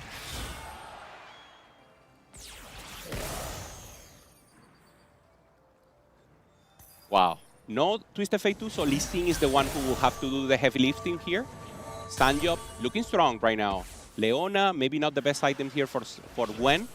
Can make a switch. Maybe the Gwen can be the holder for Seraphine, but I think, although there it is, Seraphine 2 also, with good items. But look at the Braum positioning here. Braum already in front of the Seraphine. He's going to get a throwaway without use. Assassin Braum. Is it enough, though? The front line is still there for Sanyup. And it happened. Everyone is just so strong right now. The rerollers were not able to punish YBY 20 HP. So I'm in danger zone, but still to life. It's not like final life. So they have a chance to keep going. Sanjop also 21 and looking strong. Yeah, all 4 of the Fast 9 players right now are between 5th and 7th. So Tomino did his job. There's a lot of pressure on these boards. We also have Weimu Locho. He still should have a Radiant cash out. It's going to be a very dangerous Janna. For both YBY and Without You, the real problem is can they find the Braum too? That's going to be the missing carry. So contested in this lobby. Also needs Seraphine as well. Gets the pair. Already 5 Seraphines out of the pool. Only pair of Zaira, pair of Seraphine, pair of everything paired. Even the Leona. Even the Shen. He really needs one of And these now carries. the Twisted Fate. Oh no.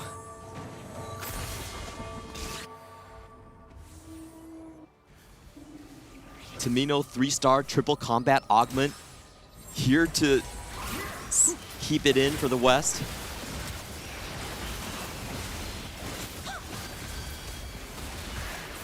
Barry with the Soul Fighter. Trying to hold on. Front line, both front to back. Ooh. There's the ascension.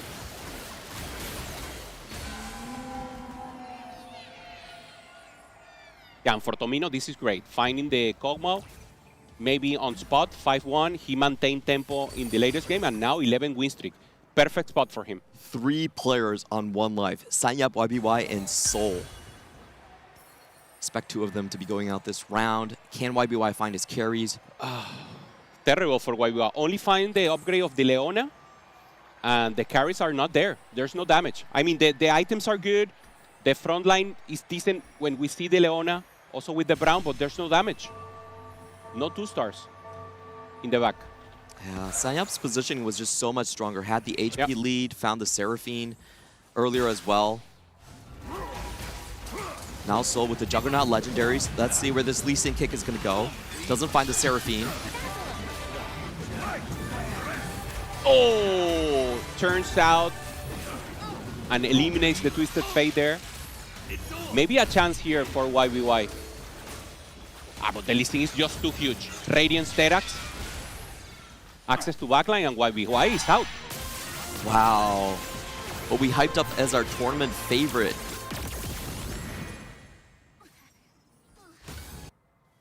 Is the only one out as well. Like, he had a lot of econ this game to work with, but I think Sanyap just had a much stronger position, going from win streak, fast 9. Yeah, I mean, double economy augments, additional pump with the win streak as you mentioned. And YBY did what he could. Double economy also. Then going for combat with the overthrow belt just wasn't enough. This is an interesting one from Ironbog. The Prismatic, you need to get everyone in the front row to get the stat bonuses. So no one in between. It's going to be hard to run a bruiser carry in this situation. On the left, Soul going up against Tomino. Looking very, very strong. Twisted Fate 1 is the only carry. And Weimu looking very, very big here against Ironbog. Ironbog is out. Weimu winning with the 9 life. And Tomino taking also the win on the left. I think Soul dropped as well. All right, so this is going to be a very interesting lobby because we have our front runners, YBY and Ironbog, going out 7-8. Tomino looking great. Without you also being the one with the preferred fast 9 line. And Terry just playing tempo with Soul Fighter. Great to see. Yeah, I think we had both of our, more fast 8-oriented players, Terry and Sanyap, showing up really nicely in this lobby. I love the Gwen pickup from Sanyap. That's something you don't really see players go for. Goes well in the comp, especially when you have the Swain, that additional sword for everyone, a little AP. But yeah, it's not the pick that we normally see. Very good unit to carry the Shred with. Now without you, looks like he's on the chopping block. Soul, his competitor, has already fallen down, but he has not been able to find the Braum or the Lee Sin. Major carries missing on his board. Who does he run into? Okay, Sanjo gets a goal. And it's without you against the veteran Janna.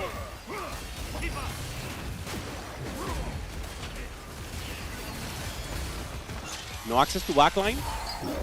So without you, out. Goes in 6th place, 5th place. And still with the possibility here for Sanjob to hold up 10 life, 10 HP. Should be good, right? Yeah. But this is Raid Boss Swain. He has so many extra HP and armor resistances. Is Swain gonna clear? No way! Wow! Stays alive with 1 HP, and without you, already confirmed here on 5th. Weimu still 2 life, and remember, this is the 9 life player, so has more possibilities there to stay alive. The only Fast 9 player alive out in the board right here, and what a field day for our rerollers. Tomino doing such a good job just hitting that Radiant Refractor, triple combat, going a completely different route but finding his footing. And Weimu Luocho, nobody's been able to take that second life off of him either. Sangyok, Tomino now. Once again, front to back from Tomino. And the Seraphine that wants to go to that back line. First ult, goes to the center. Should hit Kog'Maw now. Almost out. Still alive, the Kog'Maw. the Brown hitting. This positioning, everything. Oh, the ult in the end. And Tomino, being the Green Reaper here in the lobby, takes out Sangyok.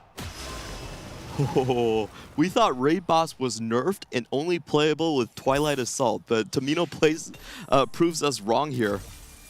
He also gets his last artifact here. Still some really strong finds.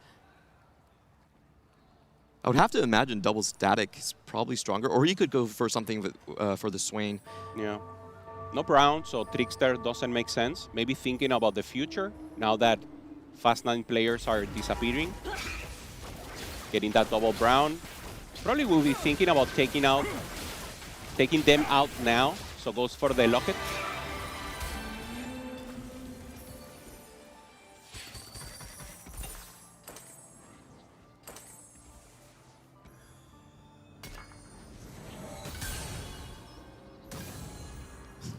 Honestly, Terry has to be so happy with the results here. He's playing the Soul Fighter line with, you know, not a lot of upsides, not a lot of extra emblems, still making it all the way into a top 3.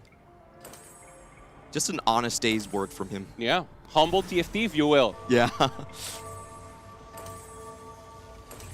I like to have a Soul Fighter check. I don't think he had it early, at least not the when. Just to check the prismatic mission here.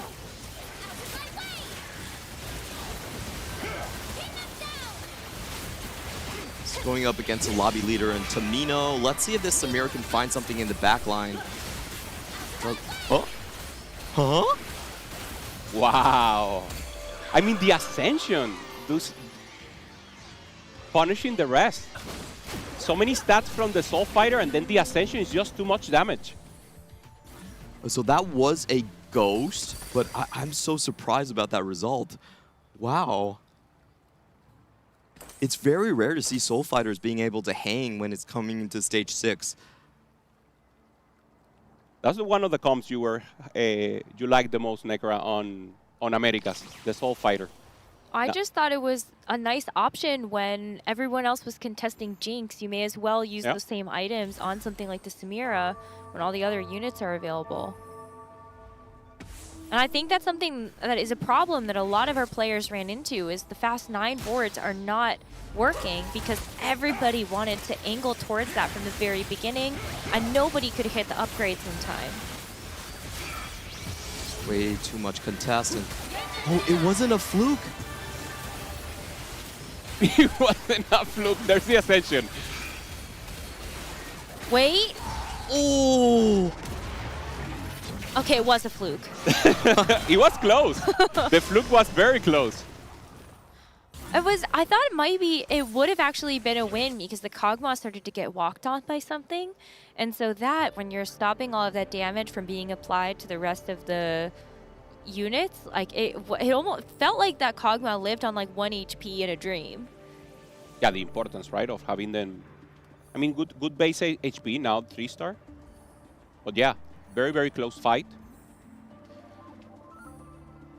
How do you two think this Weimu Lo Troll veteran Janna reroll board is going to fare up against the Kog'Maw? What's the important thing to look at for who will win the fight? Definitely going to be positioning for me if the Kabuko can find the back line. And of course, Janna can't snipe you if they're on the same side. So we see the stack here. But, oh, I think he bets correctly. Yeah, directly. We see there the ult from the Kabuko you mentioned. Only the first one. Now the Kog'Maw totally free there, hitting. But not enough. Oh. Janna's getting Kog'Maw down. Now he knows. So maybe a switch here. Also putting the Leone in the middle, just to make sure that he can switch the back lane and doesn't have a weak side. Yeah, I wonder if he does put the Kog'Maw more, like you said, into the middle and like strong tanks on the side. Maybe. Make sure you keep that distance. What ideally do you want the Kog'Maw to be doing in this? Like, are you trying to actually kill the weak side of Weimu's board, or are you trying to deal with the Kobuko first? Ideally, I mean, you have Sunfire Cape, you have the Seraphine, Kog'Maw is ramping, so maybe Seraphine taking a hit and then the Kog'Maw cleaning, and maybe like maximizing, maybe not having the overkill there on the Seraphine will be important. Seraphine won, so I mean, it's full front to back, right? You have to go. If you go weak side, it's fine. I mean, the importance here is more for the other part, right? Avoiding the Jarvan, avoiding the CC from the Kobuko. Oh, and Tamino gets the fake out without moving whatsoever. I do want to point out Weimu Locho also still has 2 lives, so he still has another massive cash out waiting for him. How much do you think that cash out is going to make a difference here? It's going to be another, I believe it's Radiant Refractor. Okay, there it is. Let's see Weimu. So it's almost like a prismatic in terms of power for him. Oh, he does get gold. No significant upgrades for him. So yeah, as you mentioned, Necra, not significant help maybe. Sorry, it's been too long since I played 9 lives. It looks like it's just an item, completed item, anvil, and gold. There should be one. I mean, it's still helpful though, isn't it? Just another tank item. Yeah, 100%, especially with the Kog'Maw being that front to back. You want to get that additional time. Any time is important here. Last second swap. Oh, yeah. Ooh, but he doesn't get it the right position. The Kobuko, he's here. The Kog'Maw goes for the Kog'Maw, yeah. Second up again in the Kog'Maw. Great positioning for Weimu. Oh, Kabuko finally down. But Janna does get the snipe. Wow. Changing position at the end, breaking the knees of Tomino and Weimu, showing expression, showing happiness here. First game goes to Cien. I'm not sure we could hear this, but there was a lot of cheering going on in our own arena for Tomino being able to get a second place in this incredibly stacked lobby. We do have a lot of players over there from both the Americas and EMEA. They're cheering him on as the sole survivor. Yeah, and the first couple of games about Checkmate is just racing towards that checkpoint. If you have 7 points, you only need 13 for the next 2. It's well within reach. The basic calculus is you need to hit the final 2 twice and then get a 6th place in one of the games, and then you get that 20. Also a great plan, right? Going for that Kobuko early, already know you have the static, you know you will not be contested because you are the first one going for that line. The only way is for someone else to play a mascot. So great plan for Tomino and huge second place. Which was wild because I think when I look at a lobby that is angling to be so high tempo, we saw a couple of our players get some really win streak oriented augments early, like the quality over quantity. They were trying to maintain win streaks. I wasn't sure that some of these reroll boards would actually be able to keep up, but it was the reroll from the Janna and the Kog'Maw that ended up getting first and second in that lobby. They also had the chance to preserve a lot of HP, right? Because they were tempoing out the fast 9 players who were not making presence. So that saving HP, being comfortable when rolling, and then getting to the peak of the form, if you will. Then obviously the fast 9 player, only one got in a good form. The rest maybe drop out a little.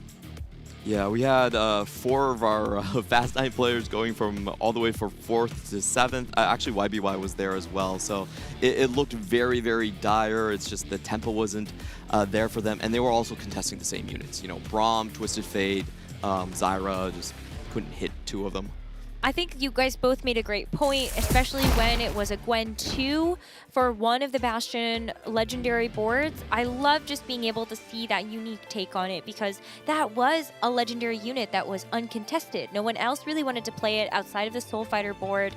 And when you take a look at how some of our other players have approached going for Fast 9s, seeing the Varus variation yesterday, as well as being able to see some flex play around Yone as a main carry in that legendary live, line, I think there are still some options available for our players to explore that don't necessarily involve contesting each other, right? Yeah, 100%. And we It's saw the it. counter logic. I think that's what you have to do, you know? Well, there was one player that was able to accomplish that, and that is what we were going to show you on the tactical breakdown presented by HyperX. Yesterday, Sol, one of our players in this final lobby, was able to put together a masterful Fast 9 board filled with legendaries utilizing this prismatic bronze for life augment. And this game was just so impressive, wasn't it? Absolutely. For a lot of our PBE players, they're going to be familiar with this line. This is the Fast 9 Xin line with the maximum amount of trades possible. And if you look at his Bronze for Life, I believe he ended with like 27% extra damage amp. It was a blast from the past. And just a showcase of how these players can really cook up new compositions on some of these new patches. Yeah, we don't know, right? Did he have it cooked? Did he prepare it for now? We talked to all players here at the venue. None of them knew that this was a tech. Bronze for Life Johnny was not something they prepared, and taking a first place here for Sol is just amazing. I mean, Clevin just said it. It was a PBE patch, like master comp. So it's kind of wild to see that. But wow, I mean, and just another fun thing to show everyone. I think this is going to be difficult to accomplish when all of our players are trying to go Fast 9 in our lobbies today. But the fact that we saw a Twisted Fate 3, look how cool this animation is. That's so beautiful. Taking the full board away, and there's Brasila, one of our cross streamers, just enjoying it. I mean, we had Twisted Fate 3. We also had the Listing 3.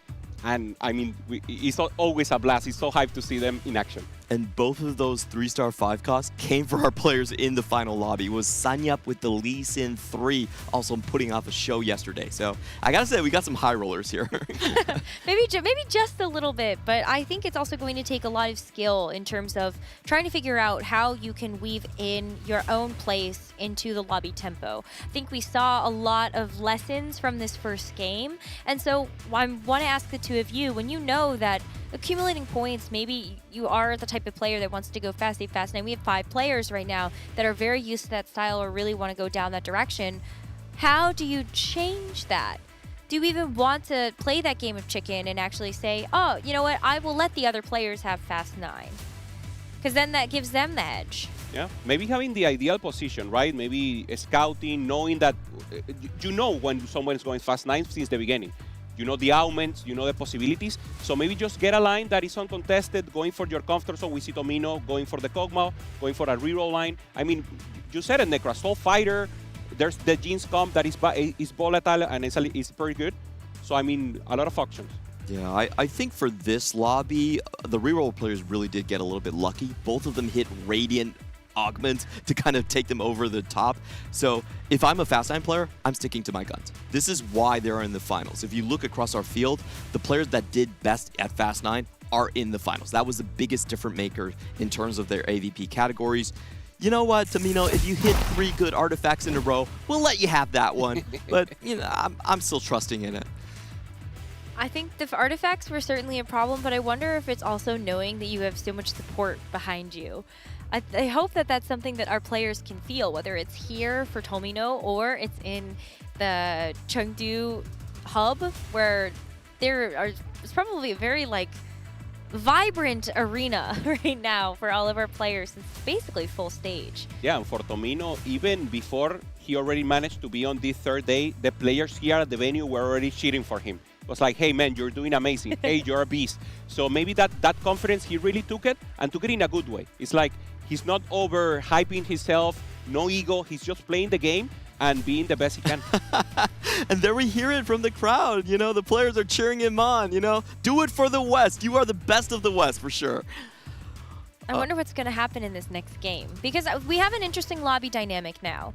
Tomino at the top there, towards the top with those 7 points. As a reminder, in this checkmate format, our players need to accumulate 20, and then they need to get a first place in order to actually win the Tactician's crown. So step number 1, get to 20 points. Yep. And there's only 2 players right now that could realistically do that within 3 games. 3, I guess. Depending on how this next game goes, we'll give you a better mathematical breakdown of that. No, but it's that. Normally it's 3 to get to that check first, and then the probability of going 4th game if everything goes quickly. Of course, we want to have more games today. It will depend on if anyone, I mean, Tomino has a chance to go 4 games, for sure. That would be such a cool thing to do. Ending the broadcast in 4. It's only been done before by, I believe, Title and Guamie earlier. So a massive accomplishment. And, you know, there are going to be a lot of players on the other side that are going to be looking at you when it's that 1 to 7 situation. I love those situations, but, man, they're the toughest spots to win from. It must be hard when you know that the target is on your back. Weimu Lochuo, the winner of our first game, is certainly going to have a pretty big target on his. And from everyone else in that bottom 4, this is their chance to kind of turn things around or at least keep themselves in the race to get to those 20 points. The surprise in the bottom, Ironbog and YBY were being so hyped by the full community. Having a good plan, but in the end, not performing, not having maybe a little luck, YBY being fully contested, and Ironbog didn't manage to get the cap out of the comp. And this is the worst APAC is going to do all day. You know, I have bottom 6? Yeah, bottom 6. We'll bounce back. We'll bounce back. I'm really happy for the CN crowd because in terms of group stage, this is one of the worst group stages they have ever done, and they have only one player to root for. Starting out on a win is going to make that crowd so much more happy. And what a way to do it. I think the Veteran Janna reroll has been one of those compositions that a lot of the players, especially in the Americas, have really favored throughout the first 2 days of competition here in the TAC Crown. So I'm excited to see if that's a composition that continues to rear its head. But who knows? As we enter this game to game number 2, it's going to be a whole new portal. It's going to be a whole new set of augment selection as well. We're not going to have the prismatic part of the start, right? Or maybe we will. Or maybe we get prismatic party. I can't wish that on them. They're accustomed, right? I mean, historically, as you said, maybe they didn't like to have that kind of variance, but I think they're very accustomed to it, especially going for that economy, prismatic, maybe making sure what we saw before, tempo versus fast 9. Oh. Well, we get Twisted Fate, so that'll be kind of fun. It's just anvils to start the game. Also gives you a push. You can prioritize something good. You can already tell the rest of the lobby, hey, I have this unit with this item. This is what I will play. So it's like you just get the reserve of that comp for you. I think Tomino is getting a hint from his muse right here. It is going to be Janna. This is his most played composition. He's as we heard Panda say in the interview, AP reroll focused player. And I think extra components is really good for rerollers. You know, you can build your BISs early on. It matters a lot more if you're going down those reroll lines. I like the hero augments too. If it comes to reroll, I feel like just being able to tailor your items, it's always something that I look out for. Maybe we'll see another give him the chair. Yeah, we saw it with the Shen Twilight yesterday that he didn't have a bow, so everything got messy. So yeah, good options there to get the perfect spot. Don't remind me, Hoope. That was hard to watch. Oh, well, I wonder if it's just crew. I think for a lot of the players that finish 6, 7, 8, you're mathematically impossible to be in check in game 4. So you kind of settle yourself down into a longer game plan. Okay. You're looking at, you know, rerolls that maybe not top first, fast 8 compositions that give you a steady points. I probably would have gotten baited by the 3 Sivers in the shop, but I know the Malphite's the important one. He's not a believer. Just in case. There we go. Well, if he doesn't get the Malphite, though, that's a problem, isn't it? Oh, but it's gold. I saw Starfall and Nico, and I got excited. There's giving the chair for without you. Knuckle? Oh, yeah, true. Gold Destiny is just too good. Oh, Gold Destiny into Aura farming Zaira. That's just messed up. Pretty good. I wonder how many hero augments we're going to have across the board. We did see, like, given the chair, Twilight Assault across the board here, and we are getting component anvils, so... Yeah, don't worry. That Starfall Nico got rerolled instantly. She had a patch. I know. She had a patch. And then she's gone. Okay, Ironbog with the Twilight Chain, and Weimu finds the double trouble, will go for the premium Malzahar, and he already got a first, so looking for another one. I wonder if there's going to be some griefing early on. You know, start from game 2. He already won game 1. Let's not give him that much momentum. Let's hold the Malzahars together. I wonder, though, if Songyeo can do that naturally, though. He actually has the Wandering Trainer with the heavyweight, and the Executioner emblem is not, I think, amazing, but the heavyweight emblem is pretty good, right? Yeah. Maybe for the Smolder, trying to go Smolder, something like that, because I don't think he will try to contest Weimu already having the double trouble. That could be some options.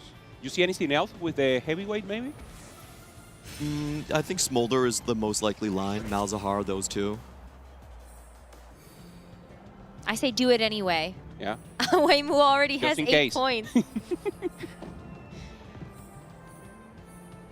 I mean, he has also, I don't think he will play it, but this is normally the early game. The players were saying yesterday, okay, if you don't, if you can't play the Malzahar, you can play maybe the Nar.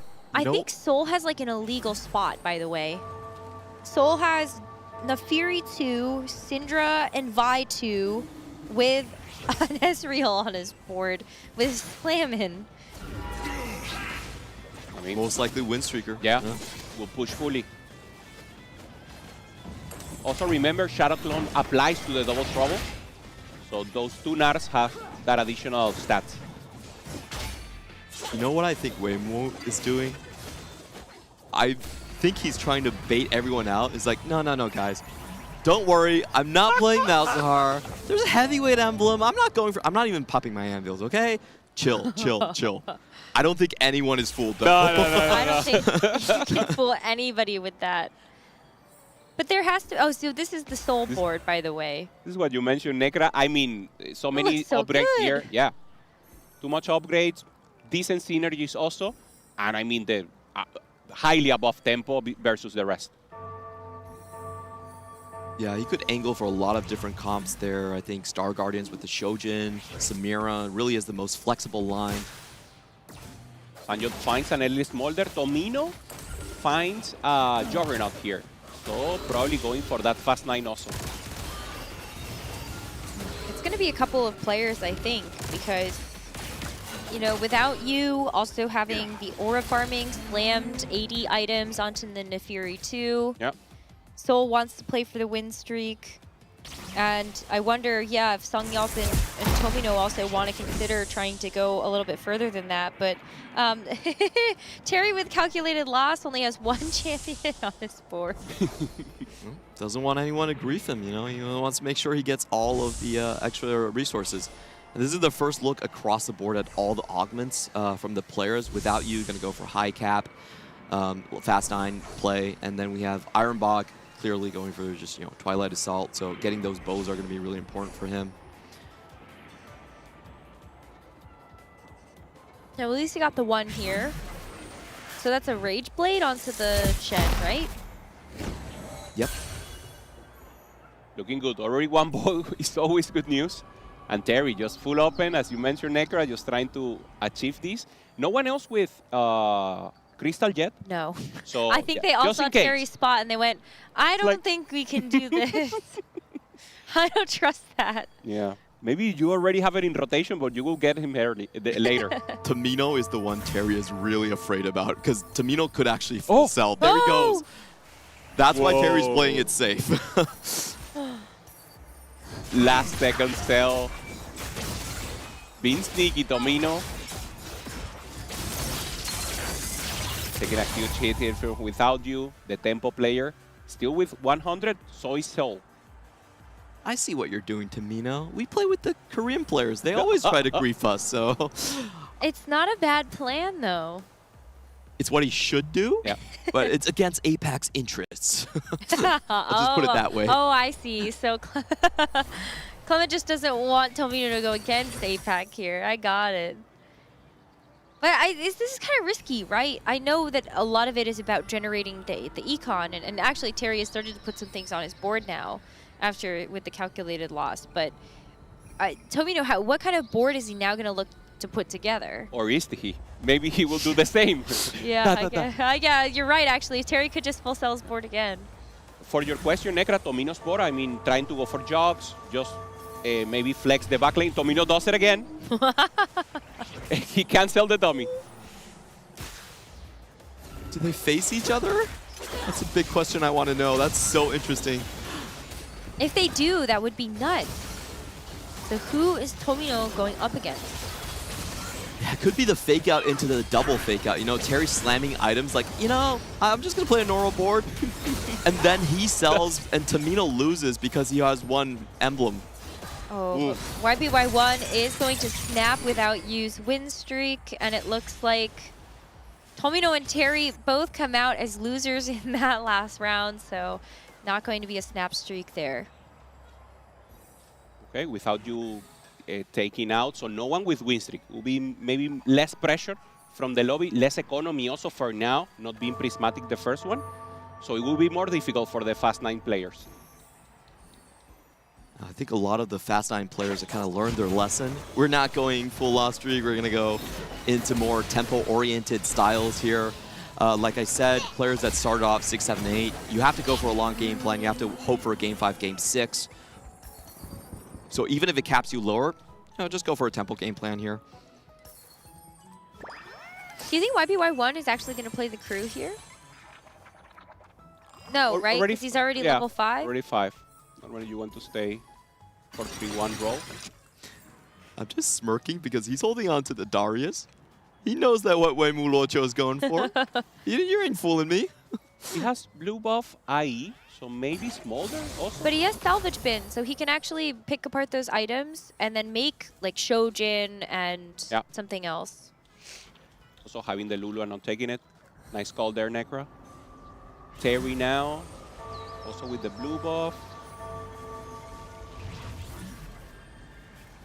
Terry wasn't able to play Crystal early on because Tomino was somewhat griefing him. And I think he's going to be settling into the Janna reroll line. His BIS for Janna already built up.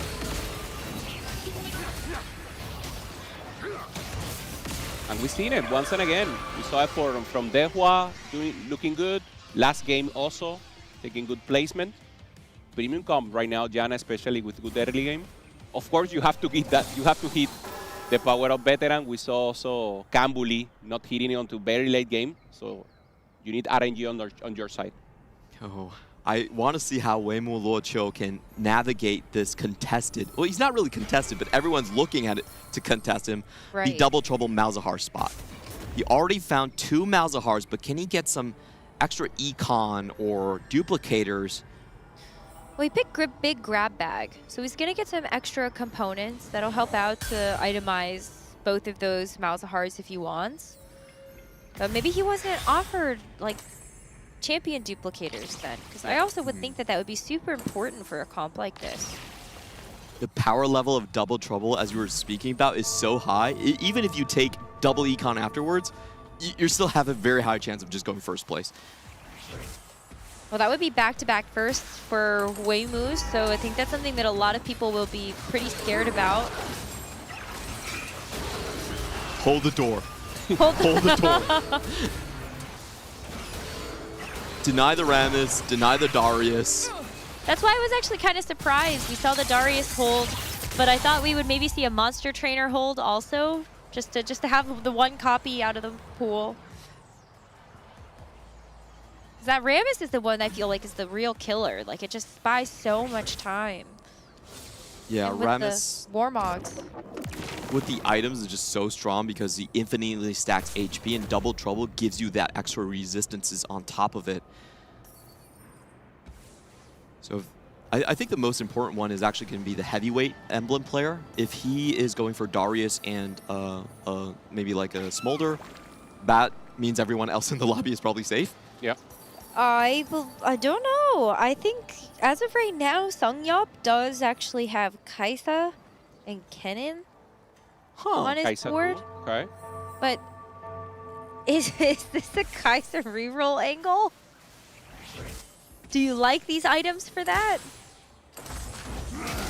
He already, if he had some kills right now, I think it's not the worst. We saw CMB playing it a few times on group stage, and he went very well. We didn't saw maybe the beginning phase so much. There it is. I mean, geez. Plus 13, not bad. Maybe starting from now, keeping the win on. I mean, a decent spot here for Sanyap. Is it good? I don't know, it's decent. I would make good use of the Executioner emblem, I guess, once Yep. you get like a Kali. This carousel kind of decides it for Sanyap. He gets the sword right in front of him. He needs the crit. Hasn't built the Infinity Edge. Oh, it's starting to walk away from no. him. Has the open glove. And it's gone. Oh, no, wait. For Terry, finding the Rise is huge. Going for that veteran Yana. Now the Rise has the 4 mentor, the good 4 mentor scene.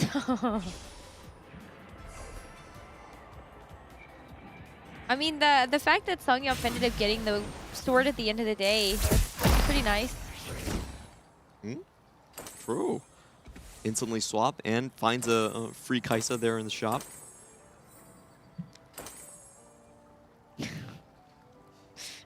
Laughing at Cloak Cannon. It's the new tech. This is a bit of a low roll from Ironbog. It took him 46 rolls for Shen 2. Wow. 46? You can see over the... It might be 46 gold spent on rolls, I think. Either way, that's a lot of gold to just get a Shen 2. Also Sin Sao, it was only Sin Sao 2, so not having also an additional tank there to help you. But that's also really risky. I mean, Bastions were such a hot commodity in the last game. I'm really surprised that you want to go down a reroll line that would take, I don't know, is like just a good unit for anybody to have for stable frontline. Yeah, he has to roll early. That's what he's doing. The rest of the players, they're going fast 9. It's more like natural Bastions. But for sure, it's units that will be taken off, and then you need to be the one taking the rest. Without you, for example, having a Shen 2 here, indirectly griefing him. Obviously, that's not the idea. He's just getting best board possible here. I think that's a great point from Necro. If you look at YBY and Without You, the 2 top players in the lobby, they both have Shen 2s. So this is a for Ironbog, this is a game 7 angle. We got it. Late game. Okay. I mean, hey, he is the perfect example of a late game scaler. Just looking at the games that he played yesterday, he can clutch up in the final moments. Yep, I agree. His current spot is a little doomed, as we'd like to say. Cool things from Soul and Without You, they both have the backup dancers, and what they're filling their backup dancers with is Lulu monsters. No Rammus for you. Fair enough, honestly. But I think it's really the players don't want to play against the Double Trouble Malzahar. Nobody does. It's just so insane in strength. We saw what JD Zielinski did at the end, you know.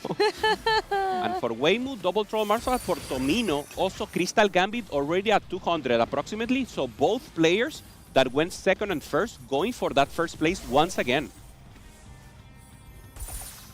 I just want to commemorate the group effort from the lobby here. This is the first time Rammus is going to get any HP stacking. 3-7. Well done. Pretty late. Well done. And I think that's fair. You want to break the lobby leader's momentum. You don't want anyone just going on check early. But what would you two prefer? Short day, long day? Oh, I always want a short day. We're on broadcast. That's why title is loved by all, you know? I love that you're so honest, Clement. I'll balance. I'll go long. Let's go 8. We never went 8. Oh, yes. Oh, wait, he's rolling. He found the Rammus 2, and he also does get a third Prodigy in. Yeah, additional Malzahar already. Well, third, I mean, but like, yes, two with the additional Malzahar. 1 Rammus will be great here. Only 1 Rammus just to make sure you get the double trouble on the front line. Ooh, and this is looking scary because he found the best power-ups. And a one-hit Noxious Trap, Tankzilla for the Rammus in the front line, has good items for the Darius as well.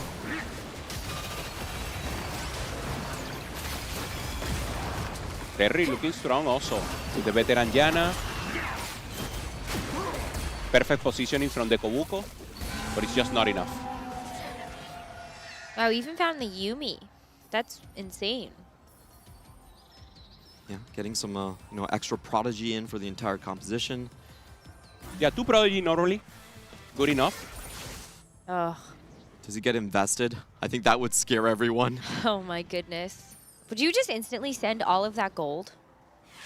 I would, because well, it depends on, I would have to look out at the other boards at how hard they're denying me. Yeah, scout first.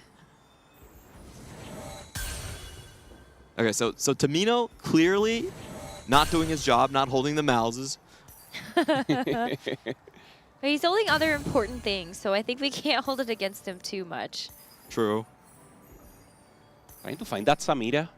There's the pair. Bolivar, huge.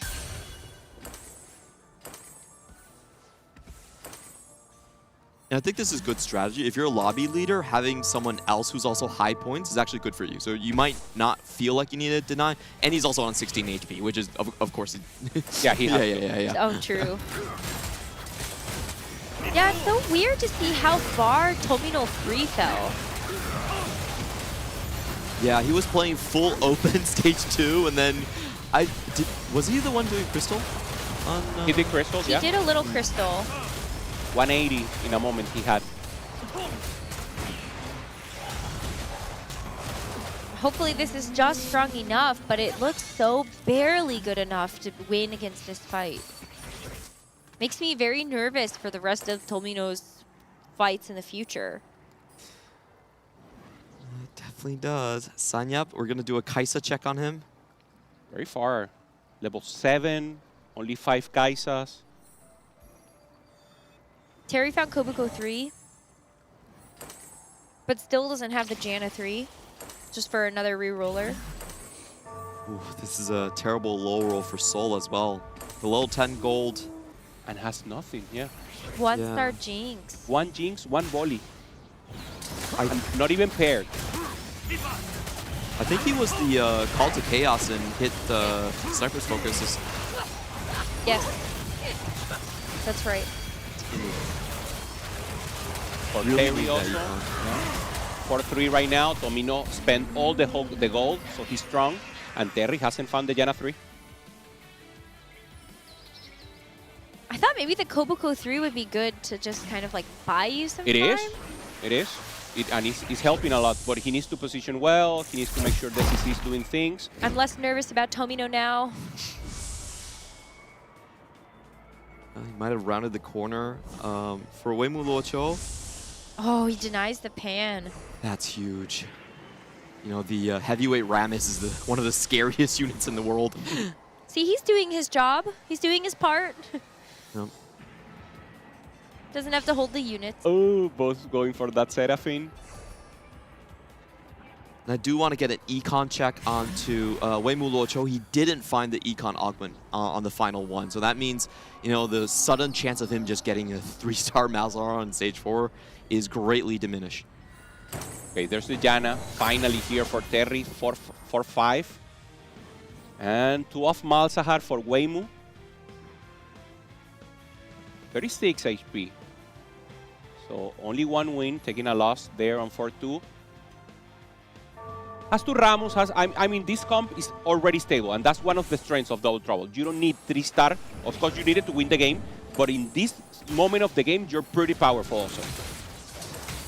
Yeah, whenever we see this state of board, you're saying, okay, this player's at least getting a 6. At the very least. Even if they don't hit everything, someone's going to low roll, like Ironbach. Not again. He's on 4 Shens. Wow. So 4 Shens, 4 Sin Sao, yeah. Not good. Yeah, didn't went for economy augments, went for full items.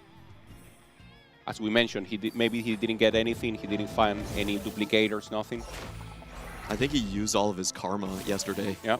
That was, he needed to hit 3 exact conditions in the last game, go first place, for Gobo to go below 5th, and for CMB to go 8th just to make it here. And that was like already a 1 in 1,000 cinematic experience. It's paying some of that luck back. Gotta put it in the bank for later if we get to like game 7.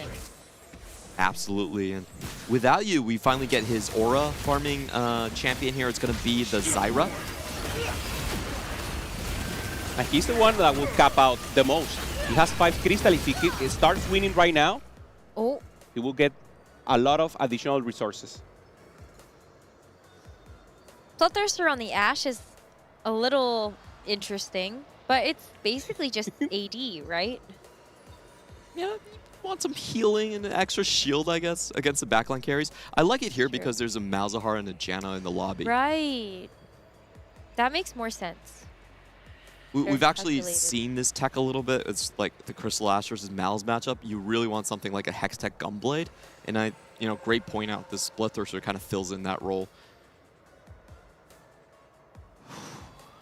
So we are connecting across the globe here between Alicante and Chengdu, so some pauses are expected. Hopefully nothing too major. When we see the HP, everything is very close. YBY 49, 36 for Weimu. Only one in the bottom is Tomino, who is also strong, so should be able to maintain at least a few rounds here. Playing the Edgelord Bastion, Edgelord Juggernaut. Yep, trying to look for his Lee Sin for Tomino to stabilize. He did go into this rather low cap line with a lot of loss streaking early on. So I think his situation is rather dire. I think the cool thing about this lobby is that there really is only one Fast 9 player, more of like the high cap Fast 9 line in without you. So if he can stabilize, he should be favored. And of course, Weimu Luoqiu. Those two are the players I'm really looking at with probably the best chances to take this game. 2 first places back-to-back would be insane. I'm down to explore Alicante early. Yeah. I mean, also for the CN region, right? The possibility of coming back to the Garden of Greatness that they had a few sets ago. And, I mean, Weimu has done amazing. He's a, first place player going for risk, don't being afraid. And this is exactly what the CN server needs to, to boost once again. Of course, so many players right now. We've seen a little of the venue, Dohua, with his girlfriend. He's the one enjoying Alicante. Yeah. There's a lot of great food here. I like how many players actually stayed around for Tomino. It really shows a sense of community. Absolutely. It's been so cool to be able to watch all of the players get a chance to kind of like talk to each other in between games. You saw Tomino actually come over and talk to Panda at the end of that game, kind of explain a little bit about what happened. And I don't know, it's kind of nice that you know that you're playing TFT not alone in this whole experience. I think that's something that we often miss when we see our competitors playing from home for these regional finals or even for the TFT Pro Circuit, where it is so nice to be able to know that like all the study groups you have here, well, some of that might be with you in person and you can bounce ideas off of. Yeah, normally you do it by Discord or you're like just talking, hey guy, I went like this. But having it face to face, getting that human contact is just different. It's different. I do want to mention, ever since the TPC, who wins the TAC round doesn't actually affect the region slots anymore. That is fully down to the TFT Pro Circuit. So, there's a little less pressure, I think, for the players. You're not really trying to gain something for your region. But maybe just pride. I think pride is still a very dominating factor for a lot of our competitors. I mean, even just hearing some of the, the quote-unquote bias that some of us have on the desk, it's just hard not to champion the players from your region because it is just like a cool team-building exercise in a lot of ways. It's like their story is yours also. We live for them. They taught us so much. They give you that excitement that truly is one of the reasons we love TFT so much. So yeah, all of these players, having contact with them, there's Gangly once again, yapping, just giving the idea. Thank God is now. They're not in the finals. We try to avoid Gangly talking to them too much during the first day. Now he's good. Some of his Gangly tech is special. It's kind of suspicious. The Gang League tech he's been sharing with us is going to be another one, Sterix. He claims that he actually developed that one, so I'm not sure if the players agree. That's the yap. Also the mix, right? There was Travis was with Cam, So, I mean, EMEA, America together, it's not like America is together and EMEA is on the other side. It's one same. But that's also a newer thing that has happened in the past couple of sets. We talk about study groups, a lot of players relying on other great minds to help develop game plans for tournaments. And as of the last couple of sets, we've seen those study groups cross-pollinate. It's not just Americas anymore versus EMEA, even versus APAC. Some of those study groups actually do have native English speakers or just shared languages from across the world. Yeah, I really think there's like 3 big type of study groups across the world. The French kind of have their own thing. They have so big a scene. We don't need depth. to mess with that. They're very good with what they do. Yeah, exactly. And then we have kind of like the, I think Sologasong is huge cross-pollinator across the regions right there. It's a big study group. Sometimes Wet Jungler's in. They study with Marcel P. The Citadel dudes coming in. And then the third big study group is, I think, the Mandarin-speaking one, the CN and kind of the APAC ones. There's Double on the back doing a little interview. I asked him about the French community. When you won on Galaxies, were French already so good at TFT and the community, a lot of people? And he was like, yeah, always. We always loved TFT since the start. And now, well, we're seeing that love for TFT is getting us so many competitors in regionals and now obviously also here in Tactician Crown. And we're going to Paris for the TFT Open. So maybe some home turf advantage for all of the amazing French competitors that we had here at the Tactician's Crown. Don't forget that spectator passes are still available for you to join us in Paris for the biggest event of the year, the first look at competitive lore and legends. And after we saw that show match earlier today, Clement, I'm definitely very excited about what's going to happen at the Paris Open. Yeah, this set is just going to be... I feel like I'm repeating myself, but it's going to be amazing. It's going to be one of the best sets of all ever. time. We've been praising this since, like, say 8 months ago, but don't worry. We still have our tournament at hand, and we are now back into the action. That was a super close loss, but you can see that 3-star Janna really paying off dividends here for Terry. Yeah, now with a chance to get a bounty, additional gold here for Without You. Just being very, very strong, maintaining 33, and now is when he pops off. Full front line, trying to find the third item for Casante, and he's good. Oh, I think I know what the pause might have been. Ironbog asking, what's wrong with my shop? Where are the Shens? He's still only on 5 copies. He's so far away from that Shen 3. What is even the out there? There is no out. He's kind of racing to Mino to see who avoids 8th. I see. That's kind of the big question we're asking. Oh, that's so painful. Wow. Seraphine 2 for YY1. And now every single person in the lobby is on watch. Big roll down. Oh my gosh. Maybe we spoke too soon. Maybe it's a Seraphine 3 angle in this game. Clement's like, no, stop talking. The Pickums are already gone. They've been decimated. Who else had 0? Raise your hand. Mate. Me too. He's holding the Malzahars. That I like. Nice. 9-2 from the pool. Good job. Tamino survive. Pairing the Twisted Fate, pairing also the Brown. And against Tomino here. Tomino looking to regain economy, even though he's very low in HP. Oh! Oh, the Samira step forward, like right into that. No damage now. This is typically one of the worst matchups for Tamino's board because he's playing a lot of melees. They run right into the Seraphine. Wow. Look at the fight. Keeps going. De Leona is holding strong, but no damage. That's kind of like holding his own against it. Oh, never mind. That just did. Oh, they took him out! The tower got it! The change of expression there, the emotion from Tomino. What's that? The whole venue just popped off, by the way.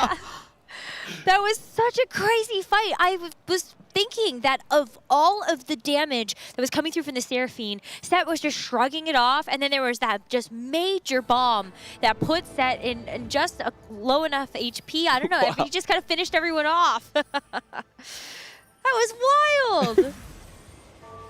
And he found it. There it is. Malzahar 3, Ramus 3 here for Waymo. Also pair of Seraphine to get that additional splashing damage. Ooh. This is terrifying. Even with all the effort from YBY, you cannot deny him. He didn't even take an econ. Well, if there is going to be one way to deal with it, might be Braum throwing one of these Ramesses off the board. But the Seraphine being as weak as it is, I mean, I'm having some hope here that this Ramess is actually going to get cleaned up. Unfortunately, though, the Casante's second life is just not nearly enough to get access to that Malzahar, but with how late this Ramess got hit, and also with how late we even saw the first copy, do you think there's hope for the rest of this lobby? Do you see hope, Clement? I don't see hope. I'm going for you for the hope.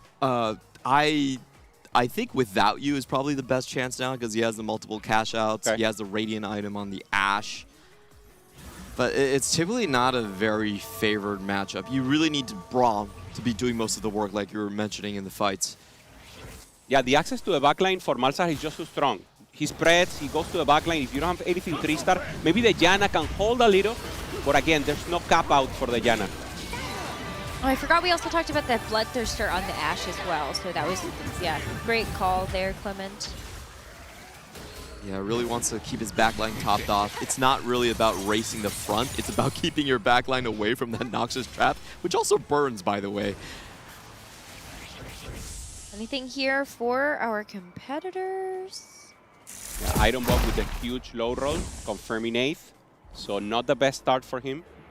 Songyup did end up finding the Kaisa 3, but unfortunately not very much more than that. As he is on last life, it's not looking super easy, but as I say that and I look at the rest of the players in this lobby, everybody's on really low HP. It's like 2 combats and you're out. Yeah, this is an incredibly tight spot for a lot of players right here. I do think some have turned the corner, but the lobby dynamic changes because of how strong Waymu Locho is.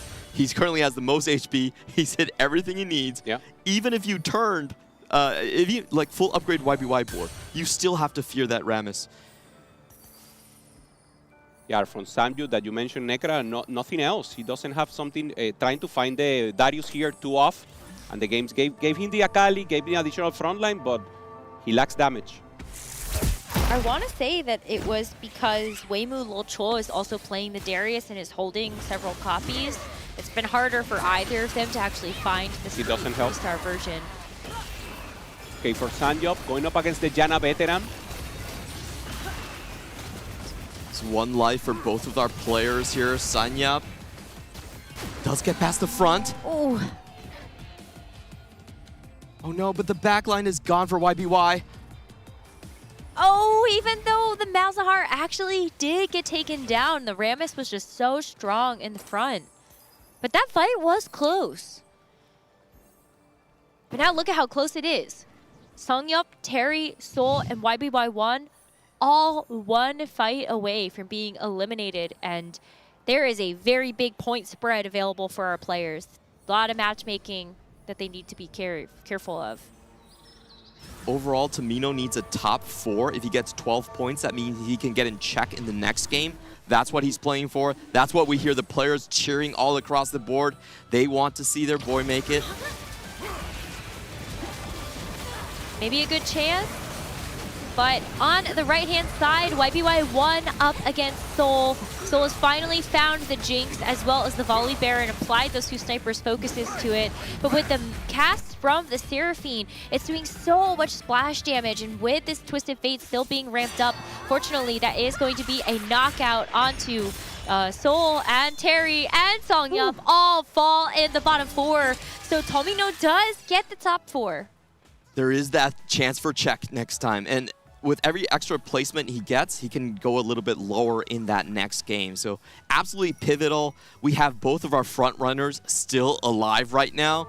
We could be looking at a very fast day. Especially with Waymu Locho, I don't think there's much anymore that people might be able to do. Even Without You has taken losses. Still on 1 life there.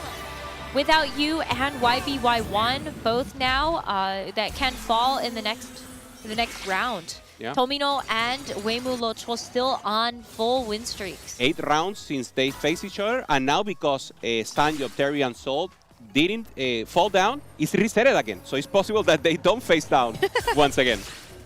It's really important to see what cash outs Without You is able to get with the 5 crystal in, and it doesn't look like he hit any of the emblems.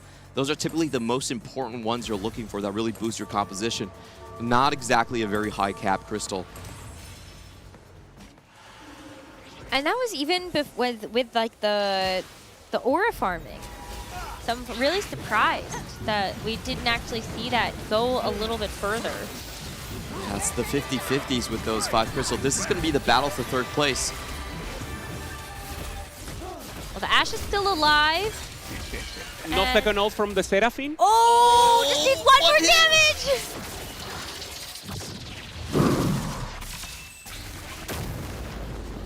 That is wild. YBY1 actually does fall to that Without You board, and Weimu Locho took a loss to Tomino! Exactly, there's still a chance. No way!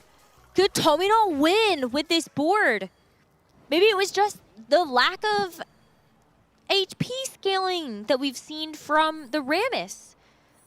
There are some really cool things about this board is he does have a chance for backline access in both of his Samiras and his Lee Sin. If those can tag the Malzahar early, stop the DOTs from coming out, he has a chance. This is also a very good role for the Volley Bear. Oh, well, it is going to be Tomino versus Without You. With the Samira being on the same side as the Ashe, I mean, this is also a really great comp that you would want to have backline access to. Stop the Ashe from ramping up, the Zyra from being able to get multiple casts. Yeah, the chance for the body to get to the access. There it goes. Falls down, and the set once again making a damage here and takes the win. Tomino. What a comeback from Tomino. Last in HP, turns on an 8-win streak, now all the way to 11. He's already beat Weimu Locho once. If he can do it one more time, does he have enough to eliminate Weimu Locho in this next fight? It's going to be 12 HP, so he needs to win by 5. Okay, that might be hard. Yeah. All right, that might be a little difficult, but not impossible. Tomino just hit level 10. Knew the game plan. Having to be able to play up against this double trouble board, Weimu Locho is kind of stuck on level 8 for the rest of this game. So the fact that Tomino can hit 10, maybe find an upgrade, still has 1 life to work with as well, based on the just how close this fight might be. It's all about positioning. Can he actually snipe the Mals? We're seeing the stack come out for Weimu Locho. He wants to make sure all of his front line is right there for no accidents happen. Oliver is on the side of the Malzahar 3-star, but still popping up there. The Rammus jumped away. The Rammus jumped away. And the volley's on the Malzahar! This genius Malzahar positioning for Malzahar is down. Huge hit. Oh, that's Oh, he's alive. He's Wow, alive. HP for Weimu. I thought that would be it because it was 5 units. Yeah. What Rammus does is he jumps into the largest clump of units. So if you can get Rammus to jump away from the front line and Volley jump in, then you can quickly accelerate the flight to a win. Wow, one more fight. We get to see one more chance for Weimu Locho to come back, or Tomino to just send him packing on this one and put himself into a great place for check. Either way, no matter how the cards shake out, Tomino and Weimu Locho with back-to-back first or seconds is going to put them into a great position for this next game to reach the 20-point check. Really good stuff by Tomino here. He's making the Shen walk up on the right side and forcing everyone to clump there. So the Rammus might just be jumping away again. He's trying to get the exact same thing to go on. But this time, Weimu shifting to the other side. He has the weak side. Weak side here for Tomino is also very good to access backline. It's not the huge Malzahar, but the stacks here for the volley are pretty good. And Volley is just absolutely destroying things. Unfortunately, though, this time around, the Darius and the Rammus onto the dummy. But can the Volley get the rest of the kills? It's just the Rammus left now for Weimu Locho. Tomino! One more auto attack, one more ability cast. The dots still keep on going, but he should have this. And that's it!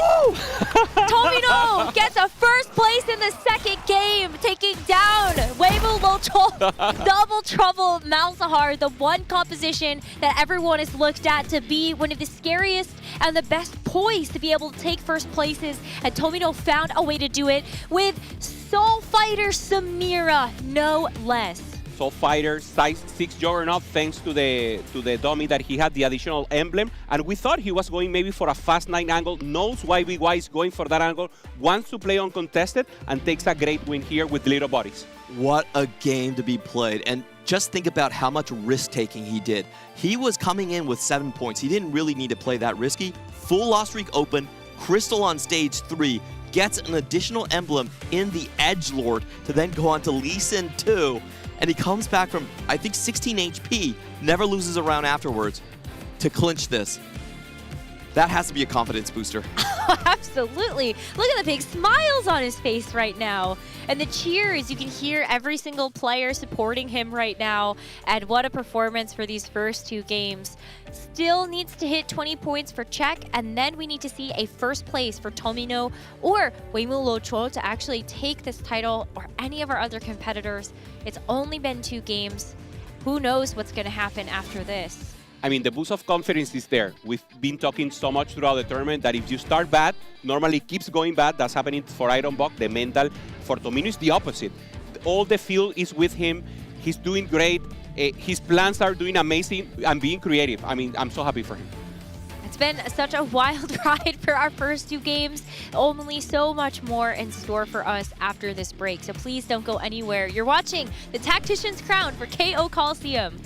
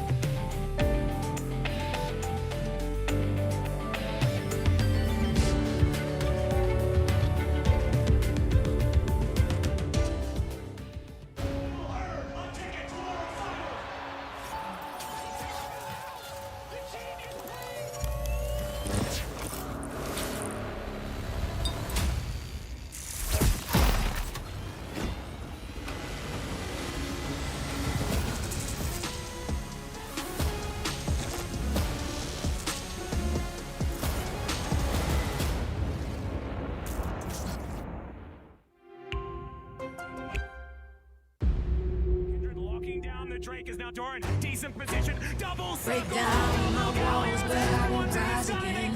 Cause I stand tall in my environment. How could I ever close my eyes and stay silent since they try to take me down with their violence? Oh, they go back in. Bishop flashes in. And down goes Knight.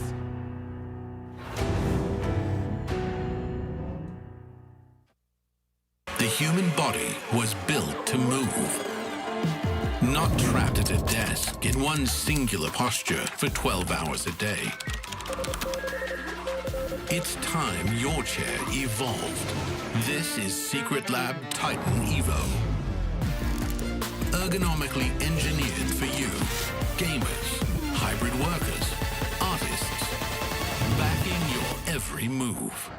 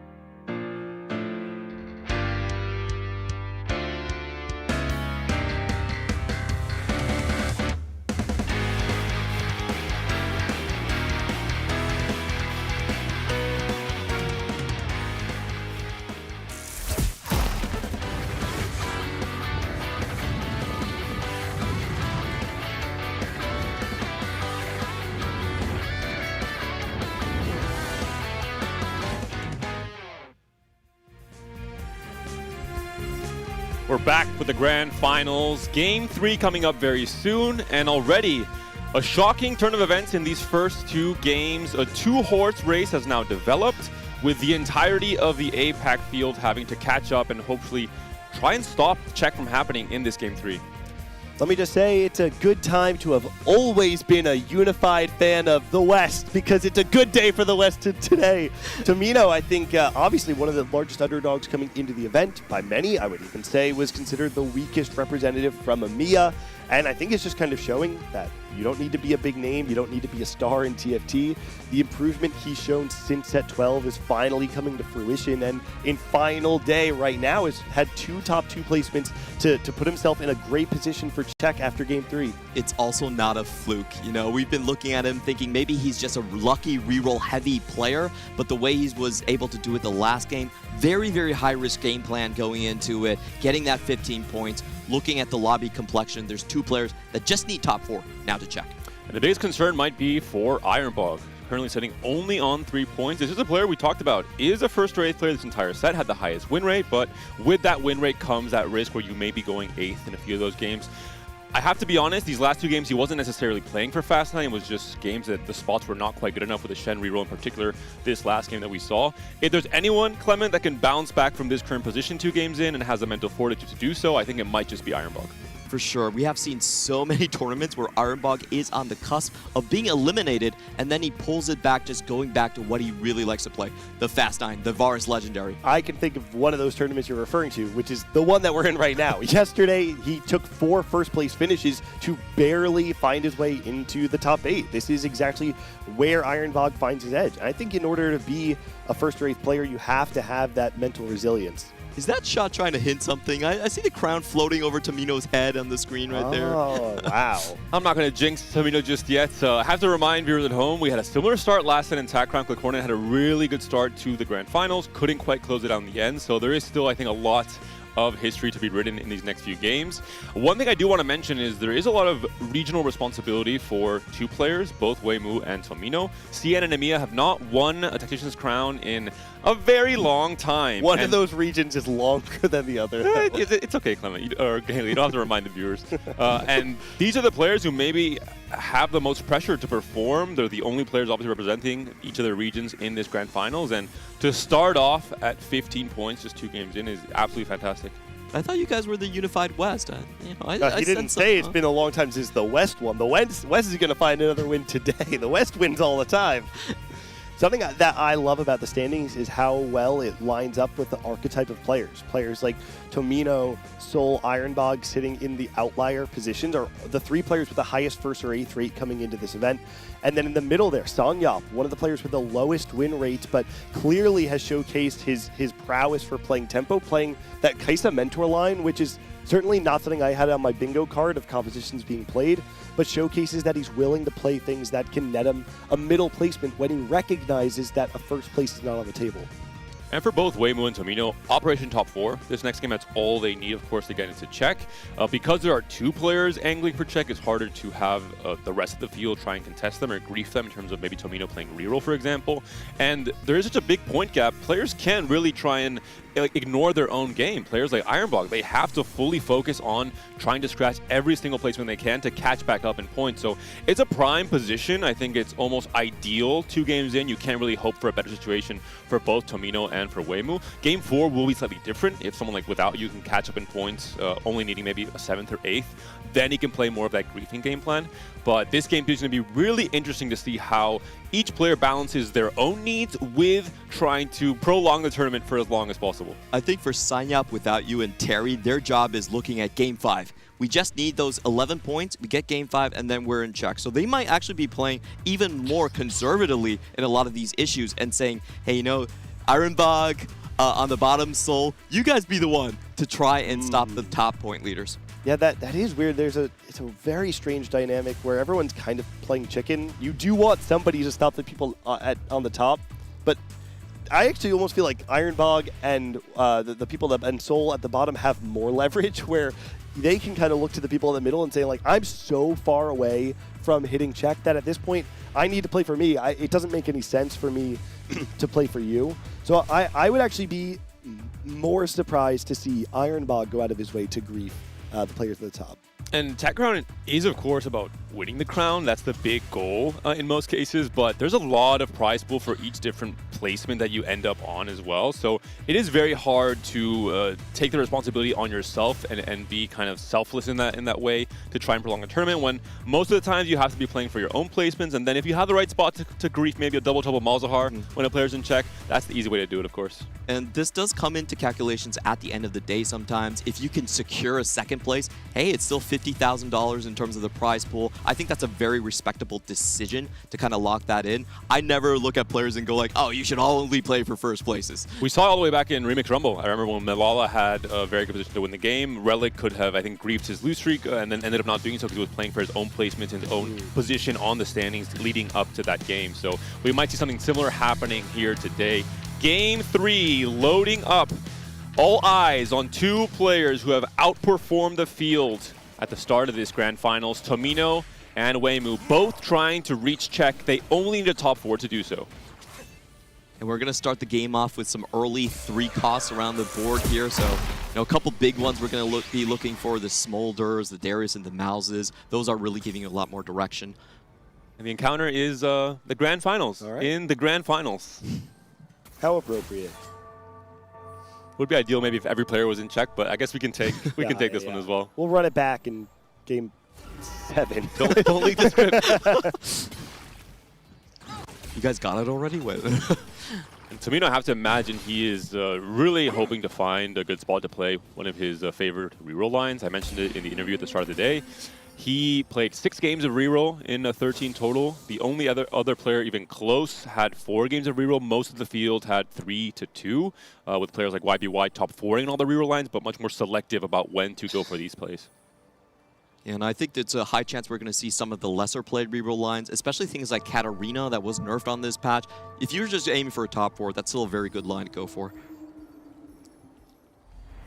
Soul's a player who's been underperforming on the day, just in the first 2 days, but largely came into this tournament as a huge underdog. A lot of people put Soul at the bottom of their tier lists, and with so little tournament experience, it's been amazing to see Soul turn on the jets and showcase some real skill expression throughout the event to make it to the top 8. Saw yesterday in particular with that Bronze for Life Yone 2 board that I think really surprised not just us as casters, but even the competitors here who were already eliminated. Really expressed shock at seeing how well that board ended up performing with double prismatics. But we do see gold augments coming through on 2-1 for most of our players. Big question is there going to be a double trouble player in this lobby yet again? We saw the power of it already from Weimu in that game too. Looking across the board, we do have solo leveling coming in from YBY1, so he's sticking to his guns, going to go for that fast 9, get some extra level pumps up.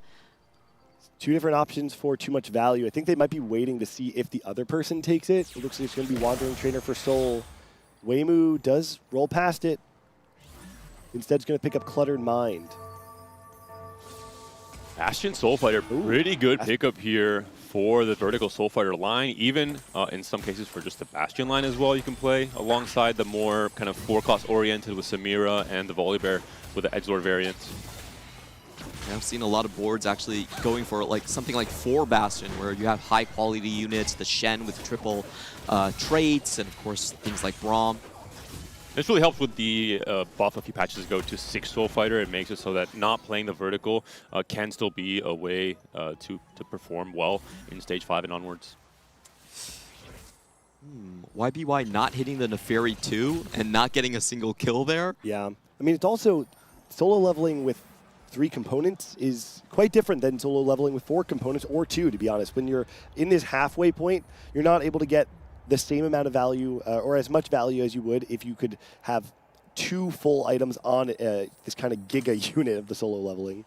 And Without You is going to be angling most likely towards that crew reroll. Does pick up Sivir on the Worth the Wait. One of the key conditions to have a just much easier time playing into the crew, where if you find the Sivir 3 early, it can really snowball your econ position with the reroll. Weimu Luoqiu might be going for points overload already with Crystal in. And a very strong board, so this is getting dicey for everyone else in the lobby. I believe Ironbog also has picked up Crystal Gambit +1 on 2-1, so there could be a contest on the lose streak there in Stage 2 and Stage 3.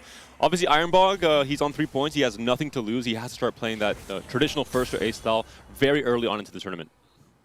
Oh, and Tomino also angling toward Crystal Gambit. So we could have 3 players. We'll see when we are at the carousel to see the full scope of the lobby, but 3 potential players all looking to stay in that Crystal Gambit line. Someone is going to have to not loss streak. We're going to have a much harder time going for the lose streak because of the Cluttered Mine there. Going to be kind of forced to hold. Ton of units can't obviously sell and play only 2 until he has a Crystal Gambit online anyway. Tomino, I think he's incentivized to try and obviously grief his own player that's trying to get into check, try and send Wei-Mu bot 4. If Tomino is the sole player in check, it would be a huge advantage going into game 4, despite obviously the target being on his back. And I do wonder if they want to pivot for lower risk compositions, because all they need is top 4. They don't really need to ride this crystal line to the very end. So it could just be a small, okay, I don't have a tempo line, small cash out, we'll go somewhere else. Nefiri doing Nefiri things in Stage 2. We had a whole different array of items slammed onto this unit. Just can do everything, DPS, tank, and win a lot of fights usually as well. One of the most dependable units in terms of trying to go for that 5-win streak in Stage 2. Let's see if there's a crystal unit for Tomino here. I believe he's still missing one. Either the Vi or the Swain. Neither appear. Ironbog also notably, though he is the Crystal Gambit +1, he's just playing full tempo right now. Doesn't have the ability to actually get that in. And Sanyap's build is quite interesting. He's going with the Deathblade here. This is not something we see a lot. Doesn't really stack that much power, so almost a full tempo play. Yeah, I actually have found personally that playing this with a Darius opener from Orb is very impactful. The amount of raw damage that Darius 1 brings on Stage 2 can net you a lot of those early stacks. And at the very least, we've seen that Songyop wants to play towards tempo, and having an additional Deathblade, if you're trying to play something into like Soul Fighter, for instance, is very helpful to have, even into that like sort of mid-game of Stage 4. And Sanyap is one of the more flexible players in the field.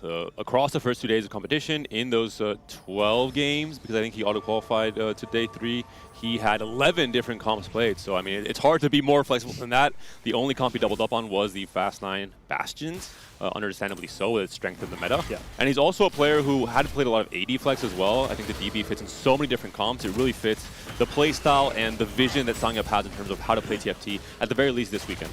Wei-Mu does commit to the double down, by the way. And I don't know, let's see, I'm trying to see he's on 3 loss, which means he hasn't fought Tomino yet. And I don't know if I agree with this. I mean, we've kind of outlined already how hard it is for Wei-Mu to actually force a loss against some of the other loss streakers. And at some point in time, there's a world where Ironbog pivots into Crystal as well. He's on a 1 loss already. And so this feels like a very dangerous double down. Definitely does. And I want to point out the lobby that no one is running away with that win streak. Yeah. Econ-wise, this is going to be everyone in the mosh pit, or Mosher pit, if I want to apply my TFT accent. Nice. This also could just be a straight-up heavyweight game. That's what it looks like for Songyop. This is a good line. It really is. Darius, when played from ahead, is significantly better than Darius when played from behind, especially with the nerfs that Malzahar has gotten, though he's so powerful with things like Double Trouble. When you're just kind of playing it raw, it's a lot weaker. All right, here it is. The 2 loss streakers up against each other. We can see Wei-Mu not able to full sell his board, and Tomino does. So the double down from Wei-Mu is going to be snapped, and we're seeing exactly what we called out. It's so dangerous to try and double down when you know that someone has the ability to outsack you.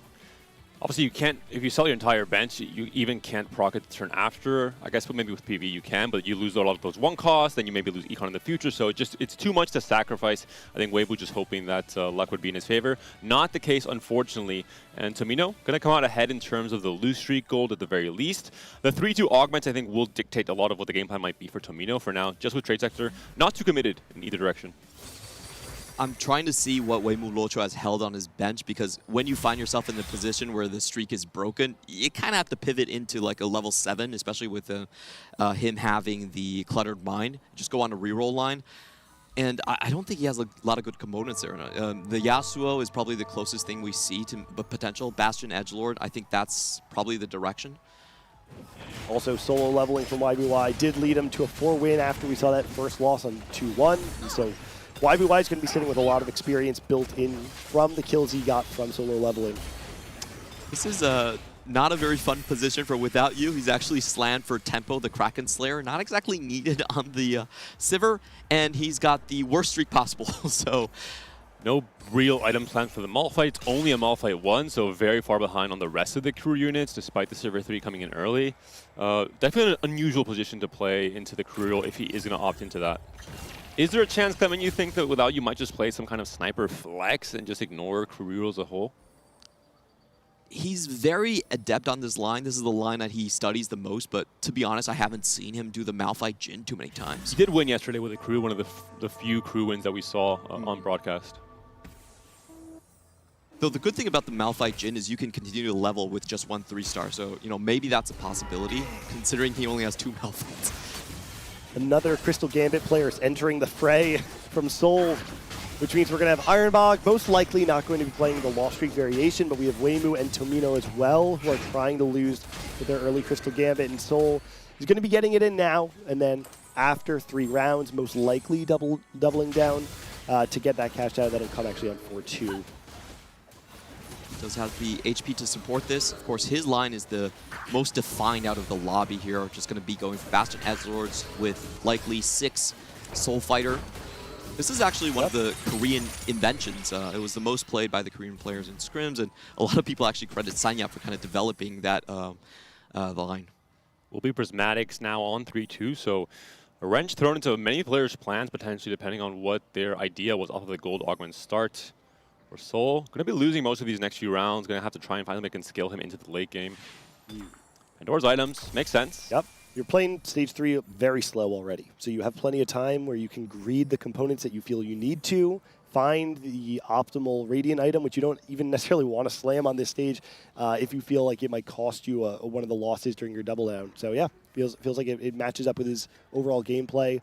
YBY with Invested. And we're seeing, man, YBY all tournament long, this guy has looked like he wants to be able to play in a Fast 9 and has found the spot time and time again with this essentially double econ start of solo leveling into the Invested.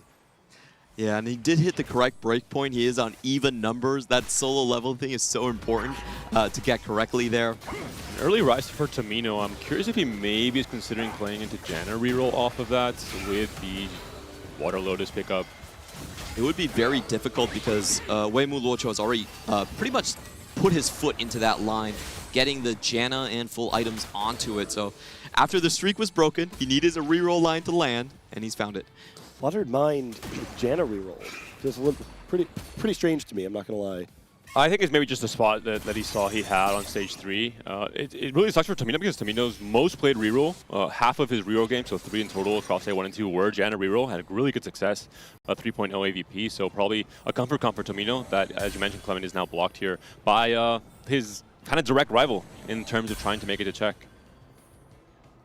Would be great for the rest of the lobby if both Weimu and Tomino decide to contest each other on the Janna reroll. Oh, he doesn't even have Janna pair right now. He's rolling quite deep to try and find some upgrades. And it's hard because you have to hold a lot on your bench to make sure you're getting Cluttered Mind, which is costing you econ that you could be rolling to find Janna. It's a great work from Tomino, I have to say. But and there's also 3 Crystal players here, which makes Weimu Luocho's job so much harder. It's going to be difficult for him to actually stabilize on stage 3. Tomino getting his reps in for when he's in check. It looks like once again playing the high-risk playstyle we saw last game as well, going for another double down, more of a loss streak here, full opening essentially as well, and going to try and maybe go for that 10 loss and have a huge spike on the stage 4. This looks kind of crazy to me, honestly, because he just needs top 4, lose streak into double down on stage 3 once more. This is more of a high cap angle. But if you look at his items in his position in the lobby, he most likely has to settle on a level 8 comp, and Samira is gone. You're never touching Samira. It's most likely just Star Guardians. You have 1 comp. Oh, okay. That could be it. That could be it. We'll find out right now if it is going to be Star Guardians. There's a Malzahar as well for Sangyup. Seems like he is going to be angling with that ticket for the Malzahar reroll alongside the heavyweights. Jinx is picked up for Tomino, by the way. With Sword, allows him to make a Shojin alongside the IE that he already has slammed. Everything working out for him. I mean, and that is the way that Tomino has played in his career of TFT. He's one of the few players that has a win rate above 17% that also has an 8th place rate above 10%. About 12% 8th place rate, 17% first place rate. This is a true 1st or 8th player if we have one in the field. And there isn't a contest like Crystal Gambit's, both Sol and Tomino playing only those 3 Crystal Gambit units, so trying to out-grief each other when it comes to the lose streak in the tail end of the stage 3. Without you not actually rolling all that deeply, he's obviously level 6 because he had the Sivir 3 early. And Sol versus Tomino is going to be the key difference maker here. Wow. Both double down. And this is such a great spot for Songyop, by the way. I was saying before how good the Deadlier Blades is when you're playing it from tempo, and granted, having fewer units on the field technically means you're getting fewer stacks. What's most important, though, is that you have tempo, that you have the ability to save HP, that you are able to go to level 7 more freely. Although, I do want to say he's level 6, 30 gold. So that implies that he rolled relatively heavily on level 6 in order to get the board he has now, which is, though he has a Jace 2, it's still Darius 1 and Malzahar 1. This is one of the big deals with 3-cost reroll. You're really trying to wait, obviously, until stage 4 to go 7 and start rolling. And winning the fights in stage 3 is one of the key parts of feeling like you're stable and healthy coming into your stage 4 roll down. Having so many Crystal Gambit players who are essentially opening is a huge deal. A lot less pressure on the 3-cost reroll overall.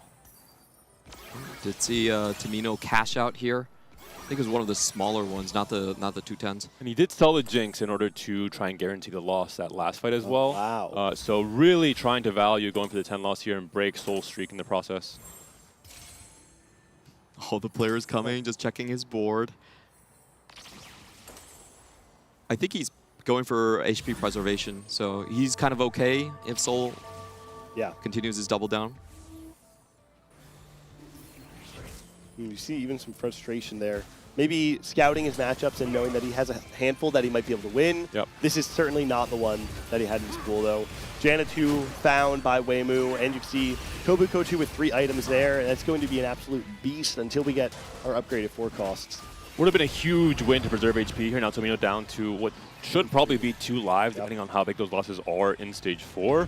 And it's always risky. You are not going to go 9. You're going to roll on 8. There's a chance you can miss your 2-star upgrades on your 4 costs. And you have players like YBY who are playing into the late game, trying to secure the top end of the lobby. And at some point in time, if you're assuming YBY hits that critical mass, Tomino just has to rotate into YBY 2 times in order to be eliminated. And you mentioned it, Clement. Tomino does not have to play for a first tier. He only needs a top 4. So this riskier 10-loss strategy across the early game could come back to bite him. I just feel like he's boxed in. He's going Bastions with IE and Shojin, but that's exactly what Sol is going for. And Sol has a 20 HP lead. He has the Emblem lead as well. He needs to pray that Sol actually low rolls incredibly hard to survive. We know rolling early, the humble roll down on creeps, making sure to try and have all his decisions made across 2 different turns. Also, in the lobby, Terry is really planted in the Jinx line as well, so either direction, he is going to be facing contests, less than 20 gold. He needs to find the 2-star carry. As both a paired Leona and the paired Jinx here. There's a Jinx upgrade that could be absolutely massive in terms of trying to turn around this lose streak and stabilize, obviously, on the rest of the stage 4. I mean, it has some upgraded front line, some upgraded back line. There are pieces here and a lot of items. That definitely does not feel like he's out of the woods yet, though. But this matchup is going to be very good for him up against Sol, who's still losing, though. He doesn't actually have, he's not cashing out, or he doesn't have an additional double down. So he's going to be stabilizing next turn. This is the perfect time for you to fight him if you're Tomino.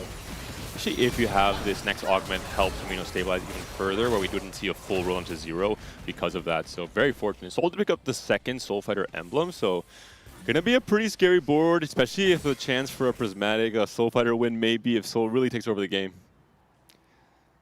Invested here back to save some econ for him. He's good, but I think he went for the Star Guardian. No, I think it's Rascal's Gloves. Oh, okay. For the Volibear. Yeah, that makes a lot more sense. Yeah. So he just needs to hit the volley. If he can hit the volley, I'm pretty sure he's out of danger. Songyop rolling pretty deep, still just on Malzahar 1. 5 copies of Darius as well. Does pick up the Radiant Refractor. Really want to find the rod off of this anvil for the JHG for Malzahar. But more importantly, the Malzahar 2, I think, is the key thing he's looking for. I mean, this is a strong board. And able to find the Lee Sin, which slots in really well when you don't have the Poppy, because you can play it for the Juggernaut that you have with the Aatrox. And then most likely, I imagine that's going to be Radiant Sterix on the Darius. Ironbog trying to play for the 5 crystal, but it doesn't look like his front line is good enough for this Ashe to stack up. I still expect Tamino to be taking easy wins off of him. Tamino really wants to find that Volibear 2 to fully stabilize this stage 4. As you mentioned before, he does not need the first place. He just needs the top 4, so it's all about winning most or all of these fights in stage 4, ideally. Wait, I didn't even realize this is a level 7 board from Ironbog that has Ashe 2. How'd that happen? It did feel like a bit of a low econ game from the start. Also, he couldn't really get Crystal Gambit going with both Sil, Weimu, and Tamino playing for it as well in stage 2 and 3. We do see Tiny but Deadly for Soul with the Soul Fighter line. The Volibear especially going to be an absolute menace off of that. And Terry has picked up Call to Chaos with a whole lot of emblems. Oh. Is this Bis Seraphine, Clement? Wait, it's actually pretty good. No, Yeah. I guess if you had I'm not joking, Gangley. I'm offended you think so. It's a lot of damage amp for sure going into this position, but I can't imagine this is the thing that he wanted to hit, you know. We'll see if he can find some Reforgers maybe in the next PvE round. That would help him a lot. More than anything, wants to find the Jinx, right? To get the Sniper online, to get the Star Guardian online. The only real, the not ideal emblems here are the Juggernauts, and I have to assume, I guess the Protector's also pretty good. And the Strategist, not really ideal for the Star Guardian build. Songyop also 10 gold right now, and is only 2 off the Darius, but very far from the Malzahar. So I think Songyop might actually be incentivized to roll a little bit more aggressively in the back half of the stage to try and preserve some HP. Curious if Ironbog wants to go for the Varus. He did play a lot of Varus Fast 9 as his alternate to Crystal Gambit, but we'll be going for the Cloak instead and for the Swain here. Kraken for the Ashe, so able to secure a 3rd item for his backline carry. Couple big legendaries for the board right here, both Gwen and the Varus. Varus going to go towards Terry. And looking at Without You, our current lobby leader, he also hit the fabled 1%er. The Twisted Fate. Oh, we did on 7. That's why he was win streaking. I was like, wait a minute, he low rolled pretty hard early. What happened to the board? And it's a really tanky setup here as well, with the Belt Overflow plus the Giant and Mighty buying so much time for the eventual Ziggs 3 for now, still quite a ways away. Without You, a player who won a game already with Crew, I think showcased the power of this one-cost reroll, but how it can scale into that late game off of the right combat augments, off of TF in particular. And this is a great line to go up against something like the Volibear. Yep. Volibear is going to get stuck on the Malphite for quite a long time. It's a matchup advantage to him. Wow. Okay, this is the Darius 3. We're kind of seeing the same board almost mirrored here, right? The Volibear on one side breaking through the weak side, the Darius on the other doing the same. The Braum is going to make a huge difference here, though. And the question is, can Darius actually break through the rest of this front line? No, it doesn't seem like the case. So Songyop is going to take a big hit there, and still just at 5 Malzahars means he's pretty far away from his next spike. Ooh, will Tamino continue to win here? 3-win streak, and he's got it. That was the goal for this stage, try and win every single fight as we mentioned, try and stabilize off of the forecast, and really just aim for that top 4. Hope that some of these Fast 9 players miss on their roll downs and end up having that first phase style where they end up 8th. And talking about Fast 9 players, here's YBY1's board. Already did his roll down. Hit Braum 2, hit the Lee of 3 items, TF. No TF pair, but does have the Lee pair. So he's very, very close to becoming, I would say, a threat for a significant amount of time in this game. 3rd Fast 9 game in a row from YBY1, scaling slowly. Yep. You know, a very bad start in that game 1, but slowly moving up into that top 4, maybe into the win. Obviously going more for the Juggernauts due to the early slams from the Fury for solo leveling, so could not really opt to play his more traditional Bastion. It's great augment selection coming in from him, invested on 3-2, probably the best augment if you're going for this Fast 9 line, and also a stage 4 Twisted Fate. Wow. It's going to take a loss there to Soul. So not having the Lee Sin 2 or the TF2 it's going to be the main pieces of this board. Of course, having the set 2 and the Braum 2 give you some damage, give you a lot of stall, but until you have the DPS check to beat something like that Volibear 2 with 8 Soul Fighter behind it, it is hard to beat the very high damage boards. And Soul is the Tiny But Deadly merchant. In that Yona game we saw yesterday with the Bronze for Life, also had Tiny But Deadly as his second prismatic augment, so really elevating a lot of these melee carries that Soul seems to really enjoy playing.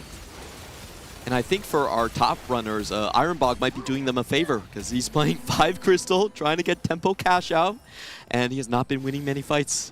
So it's really hard to see him going anywhere else but bottom 2.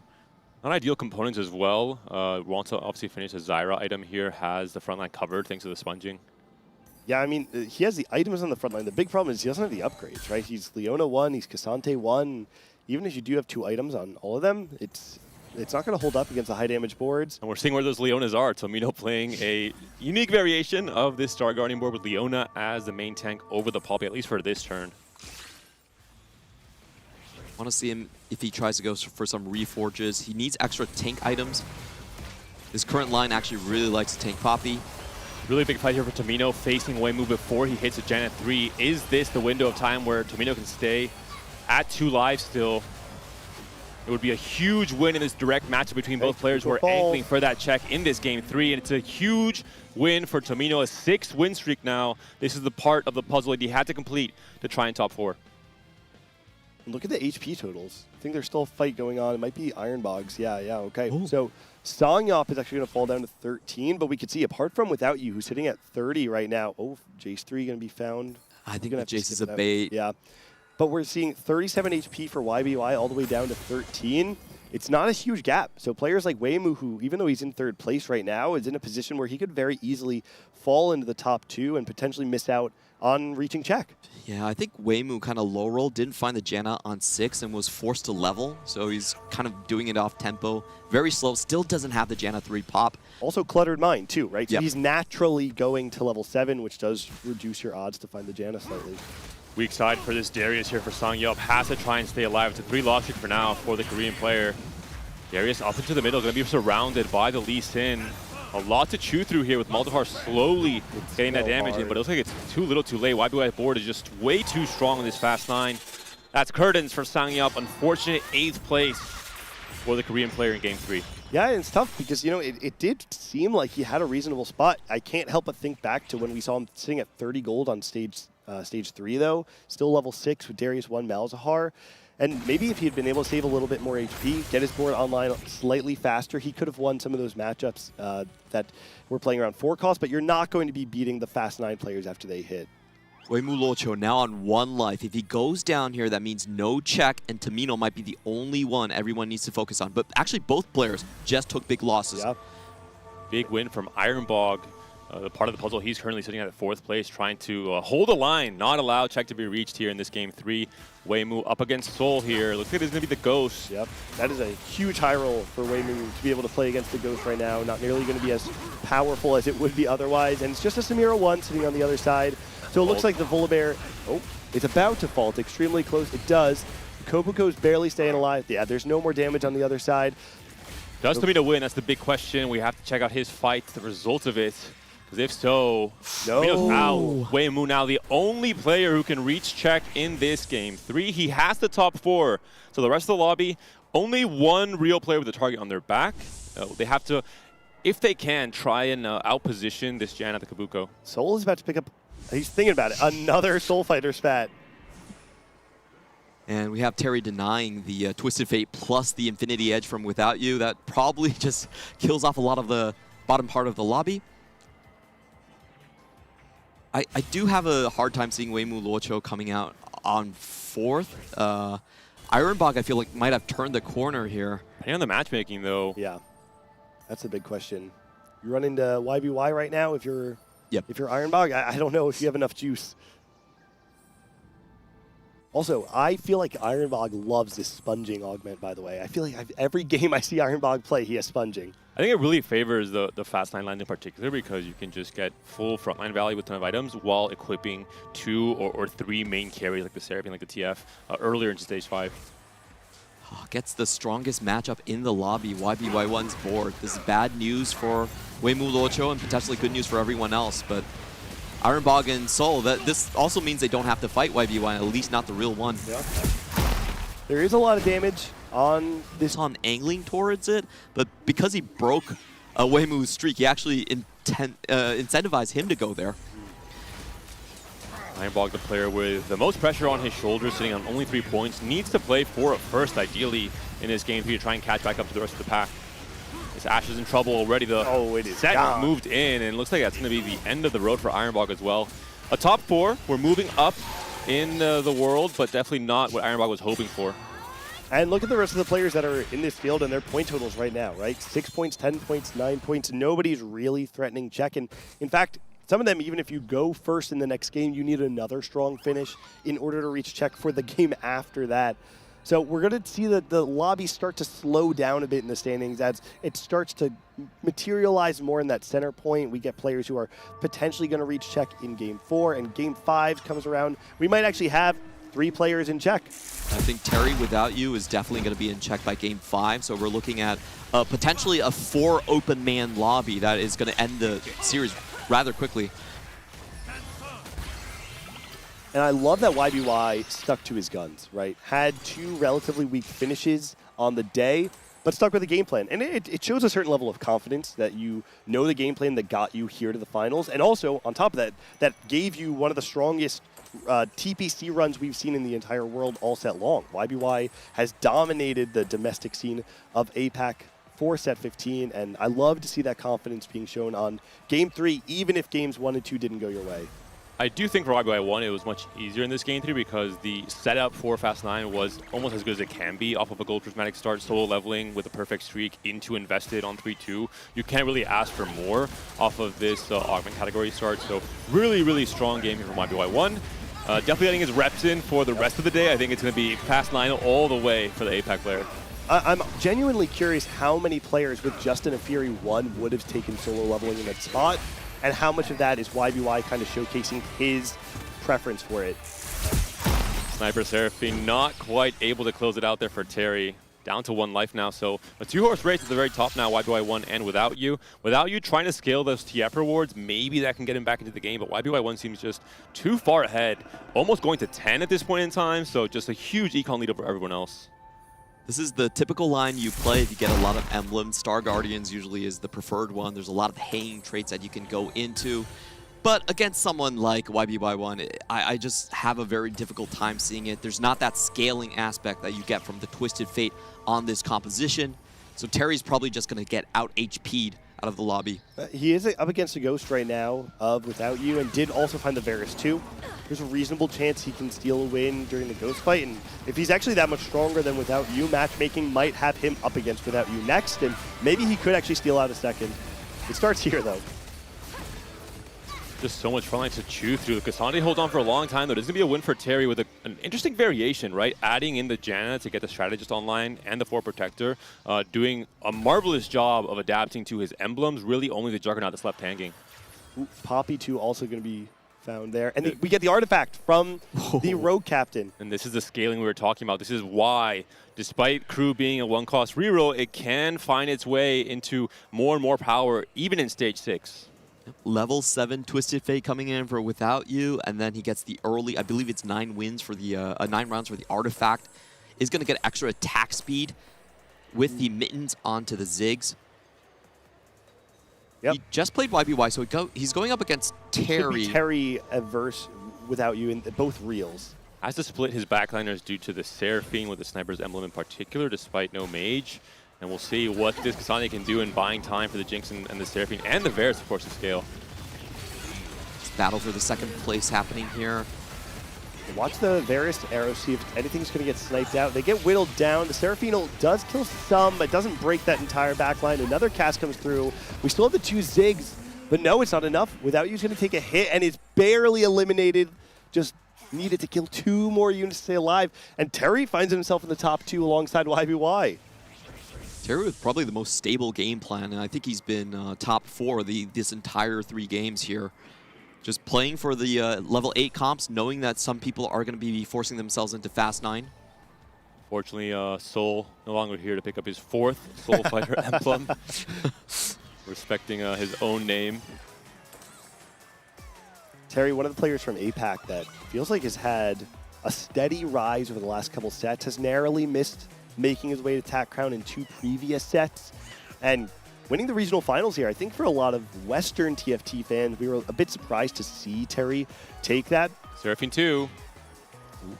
But making another run here, it's positioning Terry to feel like a potential favorite from APAC going forward. Another emblem he can make use of as well with the Prodigy added in alongside the Seraphine. This is a really, really cool board from Terry. We'll see what it can do against YBY1's Fast 9. A lot of it is going to come down to those Seraphine hits, and there is a bit of RNG because of the Lee Sin. He gets 60% durability after he casts. So if you cast on top of that durability, almost no damage. Front line is still there. It's starting There to is crumble, putting a lot though. of work. Wait a second.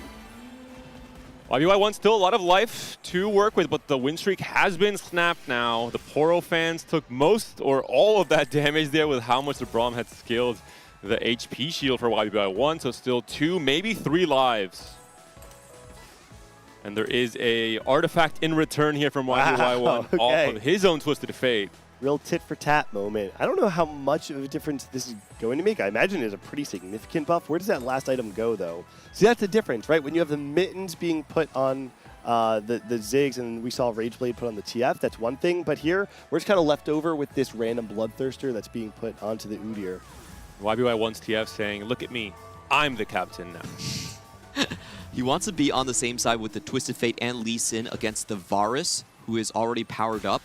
See if he gets it. No, up against the Poppy there. It's going to be quite hard to break through that. We saw before that YBY, that even though everything is upgraded, the front line just crumbled a little bit too fast here from the Jinx, the Varus, and the Seraphine. We're starting to see it again, though. It's just the Lee Sin that's left. Gets another cast, but that backline is still all alive. The TF is doing its very best, but no, YBY is going to take another hit there. The Cassante, maybe the silent MVP on this board, holding on for so long with a heavyweight emblem. Also scaling with the more and more permanent HP he's able to get off all these fights. The direction of the Braum throw for YBY also not working in his favor. Braum actually throwing the Cassante right in front of the Lee Sin, making sure there isn't a walk directly towards the Jinx. I'm curious to see how much this fight changes if Lee Sin and the backline is on the weak side of Terry's board instead. There is going to be a 6th Braum. We can start whispering now.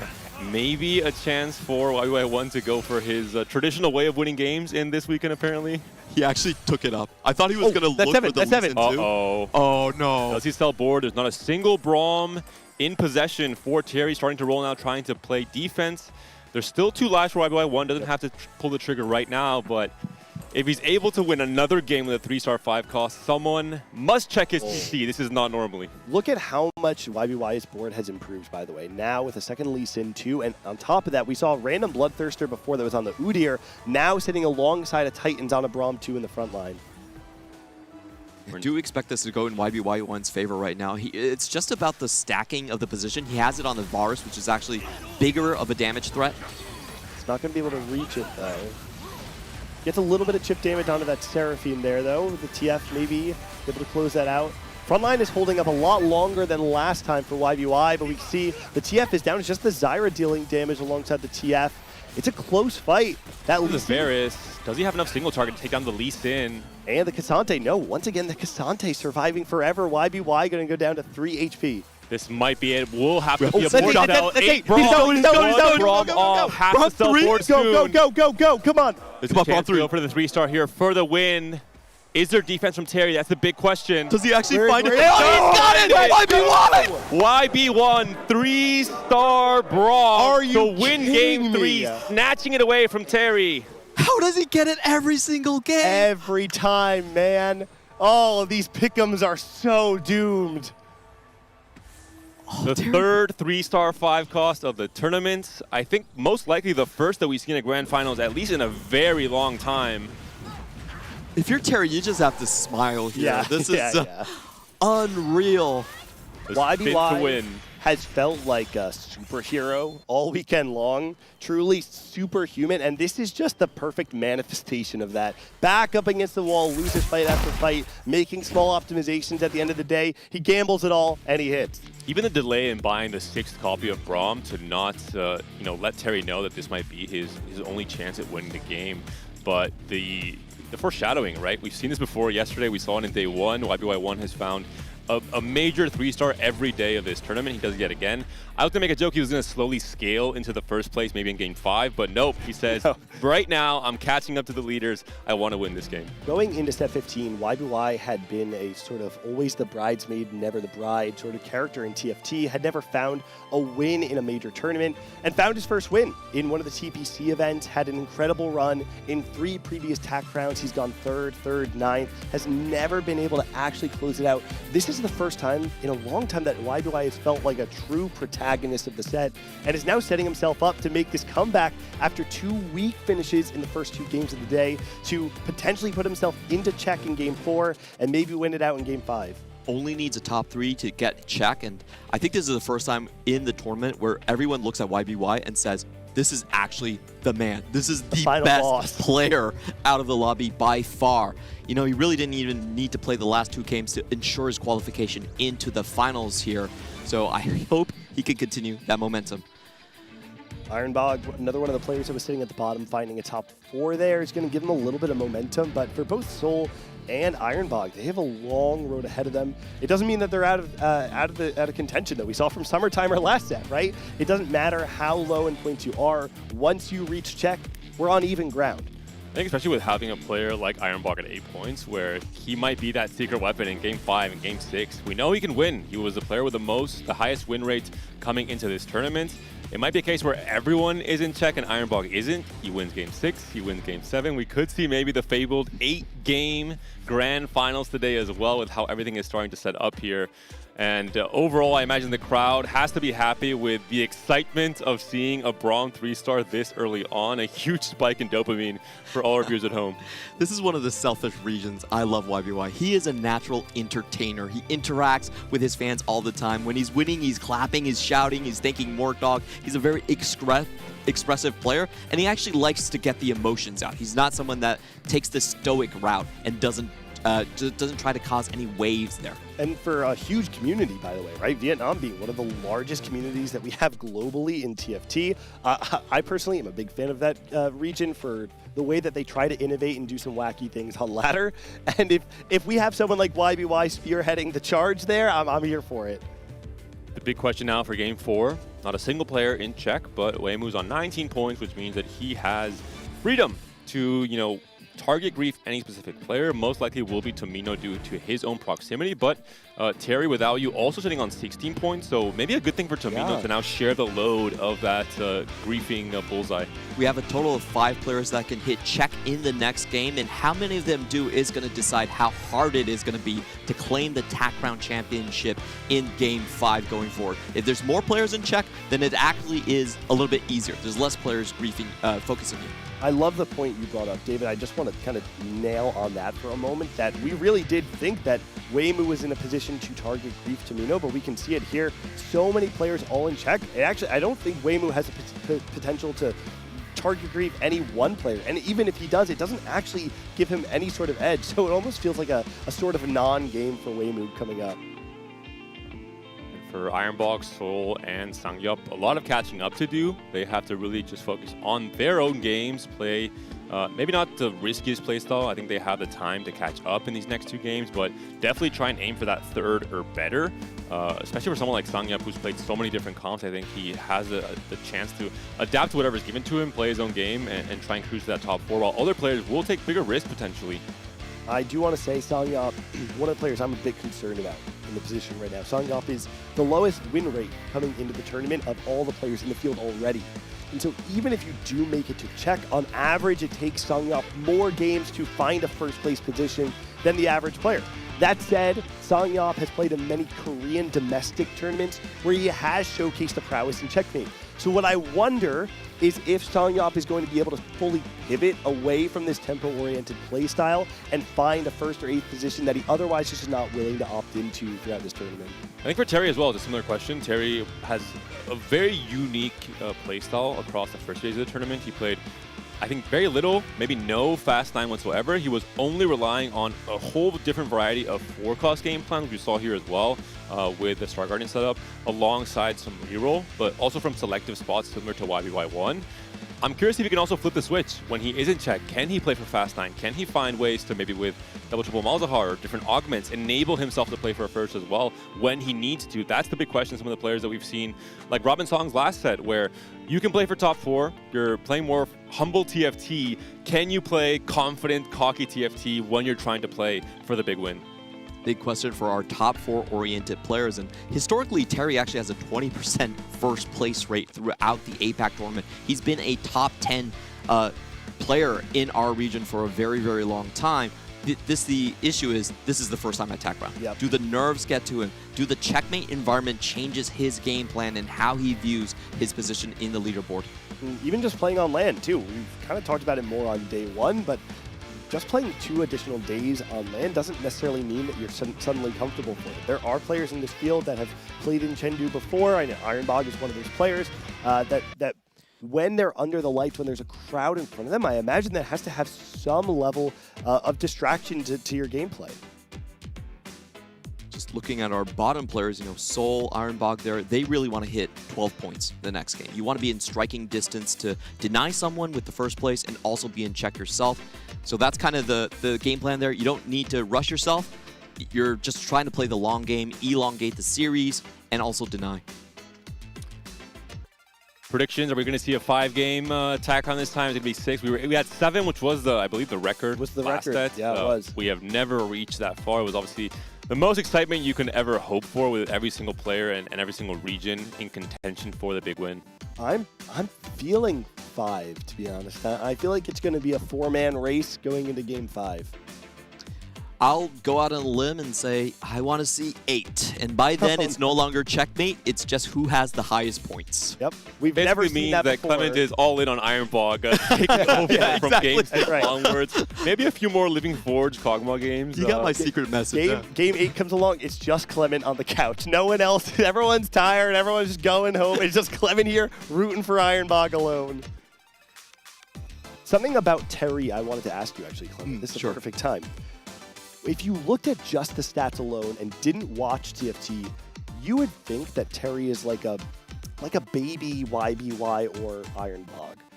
Perception domestically, though, it feels like you're saying top 10, maybe more of like A- tier player. What do you feel like is the differentiator between them? Well, I think YBY is just much more flexible in his style. He can play a lot more loose streak situations. Terry, we call him TW Xunge, who is known to just play win streak all the time. He's much more flowcharty, much more Robin Songs-like in terms of the player archetype. While, YBY and Lakoko, they're kind of in a different category where they're super flexible, they can loss streak, they have a lot more of their edge coming from things like the rerolls. While Terry's kind of more of a dead set, I'm playing for a cost, and I'm playing for a stable game plan and just trying to be strong early. Doesn't mean Terry's not flexible, just not flexible within multiple play styles. Yeah. I think you hit the nail in the coffin there, Clement, because that's what we've been seeing this entire tournament.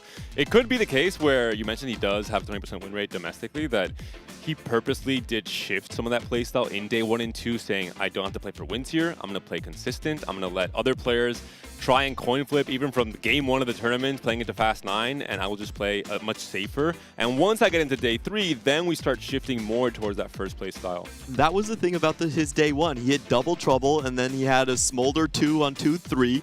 Instant first placements, like right off the sport. And on day 2, he just said, okay, I can play, these no-cap forecast boards. So I think it was a big adjustment to his game plan, and something that he's been doing better and better is getting to read the tournament situation. That's something that I think new players at Tech Round usually struggle with. How much do you think this run from Tamino is going to impact the lasting perception that Amiya has? Because I feel like Klikornin, though he made final lobby, it didn't feel like it really changed the way people felt about him moving forward.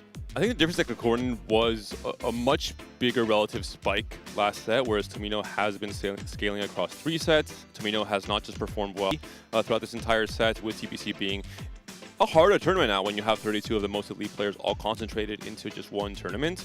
So I think Tomino has set after set since set 13 onwards improved more and more. And I mean, it looks like he's going to continue doing so, right? This is what can he deal with the pressure? Can he deal with the nerves? He's absolutely, regardless of what happens, could have had for him, even his biggest haters potentially. Over to the next set, can he continue improving? Does that mean he's winning next track round? Maybe even this one, I'm not sure. But it's great to have another new elite player, in my eyes, in EMEA as a region.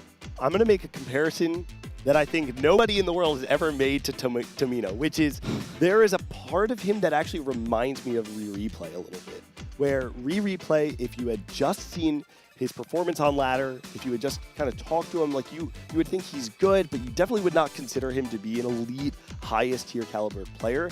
But there is a difference between when Replay locks in tournament versus what he brings to the North. When we were interviewing him yesterday, he just said, when I play on ladder, I can't focus, I can't lock in, I can't take it seriously. But in tournament, I know how to have that discipline that I otherwise cannot have. To me, that was always the differentiator for someone like Replay. Why is he?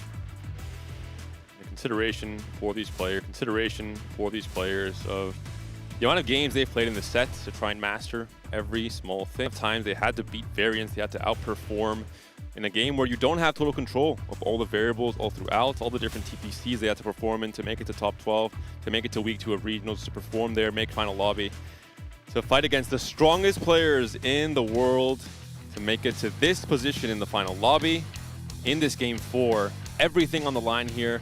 So much prize pool, so much of the expected stability that you can really fight for in TFT as an esport is concentrated in this day, in this game, trying to make it to Czech, trying to be just one step away, one game away from crowning yourself champion. Make a start with the Ezreal start here, and it's just going to be a 1-cost 2-star. We're going to be seeing which champion people get, but usually the most preferred ones are the Malphites and the Kales. I would say those are the high rolls. These are also some high rolls there. We're seeing the Lulu offered up for Thierry as well as the Malzahar. Maybe a double trouble can come in on the gold augments. For someone like Without You in particular, definitely would love for him to get a crew unit like the Malphite or the Sivir. I want to say, even if I can make interest interval, I'm keeping that pair right there just to high roll on the double trouble. If I get it, GG. No, you're a better player than I thought, Clement, because that is a very sound decision in terms of the power we've been seeing from Malzahar in all of its variations across this tournament. Even Ironbog, I think he played a game of Perfect Form Zac going into Malzahar reroll as well, and that was the first place, so truly one of the main carries we'll be seeing, maybe even for that checkmate situation. I came back to shade being thrown between the two of you on broadcast, and I knew I was right back where I belonged. Necker's like, I'm happy that shade is not directed my way. Yeah. What a crazy game we have in like a very interesting circumstance now for our players that are in the top 5 of the standings. Yeah, 5 of them in Czech already. It really decides a lot about the next game, how hard it is to be the Tactician champion, how many players are going to be focusing on you. Some players pigeonholed into specific playstyles for this game 4. Tomino really only needs a 6th. I think we will see hopefully even less risk than what we saw from him in game 3. But just really has to try and dodge that 7th or 8th place position. YBY1 off of his win last game only needs a 3rd to make it into Czech. So I think that's his magic number, right? 3rd. So he should be able to do it. Don't jinx my boy. And it is going to be gold. So the double trouble thing, if Terry does hold on to it, could just give him a massive lead. So Crystal Gambit Crest for YBY1 offered, as well as Mundo Hero Augment. We haven't seen any Mundo yet today. We did see it across a lot of these players actually through the first 2 days. Oh, wait. It will be Mundo Hero Augment, it looks like. It does look that way. Max Vitality not found off of this first power-up. I do have to say Mundo Augment is generally considered a little bit weaker on this patch because you have so many Juggernaut Fast 9 players contesting you on the same thing. Like we saw in the Shen Hero Augment game. Same thing, yep. Ironbog taking a page out of YB1's book, going for the solo leveling, going for the Sterax Slam, this time with Aatrox instead of Fear, but also just a very strong opener. If Ironbot goes and manages that 5 win streak, a very strong econ position off of a gold augment start. There's also a chance you could get Mecha Blade there, so I want to see if that can pop up. That's one of the strongest starts you could get. The moment you mention Mecha Blade, you're summoning Gangly to come back onto the cast.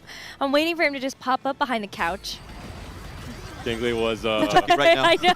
I was like, wait a bragging minute. this morning. Every time there was another one, Sterak player, he was like, yeah, that's all me. Oh my goodness. No. Amundo 2 just in the shop. YBY, that. And entire tournament, I think some players were a little bit low on Janna, but quickly we saw a lot of players had as their comfort pick. Tomino, 3 games with Janna. Dave Hall was playing it a lot across the first few days and found a lot of edge on this reroll line. Won the first game today. Yep. Let's see if there's a sword for YBY1. Yep, it's moving towards the Jin. That will close off the Infinity Edge. Sangyup, all of the different 11 comps he played across day 1 and 2, Janna was not one of them, so adding yet another comp to his book of plays. I feel like every player at this level, though, can do that, right? They can play anything. I wonder what the record is. Much higher than 14 or 15. That would be pretty insane. And it's obviously a good sign of what the meta looks like in terms of flexibility and the possibilities you can get. We're going to have to send Clement down to the data archives for that one. Sure, I'll hold that one out for you. I'm building some really cool stuff. I can't wait to show next set. But you guys are going to have to hold on to a little longer. All right. There's a lot of really good finds in the carousel here. And without you, with the static ship, really good heavyweight lined up for him. Also has the early Darius. And of course, Ironbog did get that chain, even a 3-cost chain. So a lot of strong things going in for these players. For Tomino, does have the adaptive Helm Garen strategy here. Looks like it's going to be played to Katarina most likely. Those look like cat items. But it will be on a Zac. It's the variation where the Garen is actually able to main tank, at least until the Rakan 2 or Rakan 3 is found. And it does usually help with the early game in particular. Oh, sorry. I'm also looking at Weimu will choose items as well, and I'm like, those also look like Katarina items. Yeah, he's playing fake perfect form, basically. But he does have the salvage bin, so he's just trying to go full tempo. Already has the 4-win streak. Can he break Terry? Smart. And Weimu, of course, only needs 1 point. On the Katarina line. So it's an interesting way he can play this. The one sacrifice is you are using your power up on the Garen in the early game, so you're sacrificing the chance to scale into the late game with the Katarina. Maybe not a big concern for Tomino. He's looking more to stabilize and finish in the 6th place position. Doesn't really have to fight for that 1st or 2nd. Yeah, we've seen a lot of Katarinas pick things like Crimson Veil or like Hemorrhage. Hemorrhage is a really good one. Yeah. Even Finalists potentially coming into the later stages. You can tell if someone's a volley player if they keep a power-up on stage 4. They're just like, I'm not touching that. It's like, you could optimize. No. It's finalist for volley, okay? You guys, wait. Early Cassandra here. I wonder if there's any chance that Tomino goes off of his Katarina. Maybe thinks it's maybe too risky. But it has lost a lot of HP already. I think he really does want to stabilize at some point in stage 3. Yeah, I think with this start and a gold augment start, you're not going to have the econ to really look at the Seraphine, so most likely just Katarina with Wits Nashers is going to be the play. Also, Janna is going to get blocked off from one of the different positions. Soul with a very critical 5 full loss streak. He needs the points, so I think he's made his intentions clear. Just beelining towards 5 crystal. The best thing that could happen for him is injection of econ on 3-2 and allowing him to roll. We have seen a lot of the players from JOC actually rolling for Ashe on 7 to make that 5 crystal work. They also roll on 6, but I don't really advise that. That sounds like really difficult to hit the Ashe. That's the I need first place this game type of playstyle. We have seen it happen at TechRound already. Weimu does have the salvage bin, so the item build we saw earlier was just temporary, just trying to get a few of the kills in stage 2, not lose too much HP. Coming to stage 3 now with 93 HP, playing now for the Callista, Nefiri combo, the early Soul Fighter. We'll see what he ends up on. Obviously, you can play into anything. This is maybe one of the augments you want to have when you are in check, actually, because you can pivot and you're pretty much uncontestable in terms of playing one line, having unit players hold these units, and then just switching off into something else in stage 4. And for me, Weimu has one of the best spots going into a Fast 9 board. He can pivot into anyone because he can just rebuild his items on a whim. And he's still fairly healthy early on. And he's also keeping the crystal. So I think a big thing is find the crystal, keep on doing this streak, play very high tempo, and then hopefully go for the double down on stage 4. Prismatic, though, does this change anything for the tempo of the players in the lobby so far? It's actually huge for Soul if he can get invested. Huge injection of gold. He can immediately switch into tempo with Ashe. It's also really big for Tomino if he commits to Katarina, if he finds Radiant Refractor or just a Radiant to just make that Katarina really unstoppable in this stage 3. He took food fight. Messy food fight. Yeah, you're like me. I call that food fight I know. too. Well, I just want to clarify that originally it was actually food fight. You know, when we were doing the set 15, it was. That's why we have the same. Sure, Clement. But then they couldn't put food fight tactics into the game yet. True. Come It's on. actually true. It's actually the lore of the game. The double down here from Sang Yup, one of the players who has to take a big risk. Also for Seoul, both of the Korean players trying to find ways to get these extra resources online for their stage 4 roll downs. Weimu happy to fight one of these players now. It's going to be an easy win for him, trying to preserve as much HP as possible. Yeah, Weimu's most likely going for the 3-5 double down route. He already has the 3 crystal ready to go for that. So he's just HP preservation. We're going to cash out on 4-7 and just make things very, very smooth for ourselves. Soul, for him, the most important thing is the next carousel. Can he find the Ashe? And if not, the 3-7 roll down is going to determine his game. Tomino did get his win, picked up unlimited power on 3-2, trying to, as we mentioned, preserve HP. He only needs a 6th place in this game 4 to make it to check going into game 5. So the key is not losing any more fights in stage 3, letting other players take those bigger risks and scavenging placements here or there coming into stage 4. If he's able to win every fight in stage 3 and maybe 4-1 and 4-2, I think it's almost guaranteed that he'll be in a spot to at the very least finish 6th. And he is holding on to the extra Garens is something I really like about the line, playing fully adapted here. Also pre-levels to 6, so really trying to play for more econ. Any fight he's able to win here on 5 is a really big deal. Ooh, a scary setup here from IBY1. Really helps pick up the sponging, buying so much more time for this Mundo. It's actually really good sponging because he's getting the Warmogs onto the Mundo as well. Mundo scales with max HP. Something we do have to check is his power-up. If he gets the scaling max vitality one, it's the best augment possible for the Mundo. It takes the comp to an entirely different level. But he's kind of like doesn't have many coffees. Oh, he hasn't rolled too much just yet, it looks like. Oh, that's true. After you natural the 2-star. But oh, there's a spat on the carousel. Also going to be a Mundo for IBY1. Sang Yup, right off the bat, picks up that spatula. Could have been interesting for someone like Tomino even. We've seen the power of Executioner Yuumi in terms of spiking earlier on 7, not having to fit in the rise for the Executioner to enable Katarina. In terms of AVP differential, it definitely would have been best on Without You with the Rammus heavyweight. That would have been the scariest. So I'm very happy that players are denying that. A little bit sad for Soul because he did not find the Ashe. And this is where we should expect the roll down. You know, if you want to play a Temple Ashe game, we have typically seen most of the CN region do it on 7. Small roll down here from IBY1. Understandably so, he's on a 4-win streak. Definitely wants to try and prolong this for this stage and then have a pretty massive roll down, I have to assume, on 4-1. Is going to be on over 9,000 Mundo. We usually see the max vitality as a scaling option for the Mundo hero augment. In this case, going for the over 9,000 instead. But that's also going to give you some nice stats. It Mundo looked like some of the rolls were pretty okay. can make better use of a lot of stats, obviously, than I think most carries can, with the HP also benefiting him. Doing some really nice last-second optimization, waiting for the sponging to hit the Mundo before putting the Guinsus online. Make sure he gets that 3-item fight. And we're going to have 2 crystal players in our lobby so far, both Ironbog and Soul going there.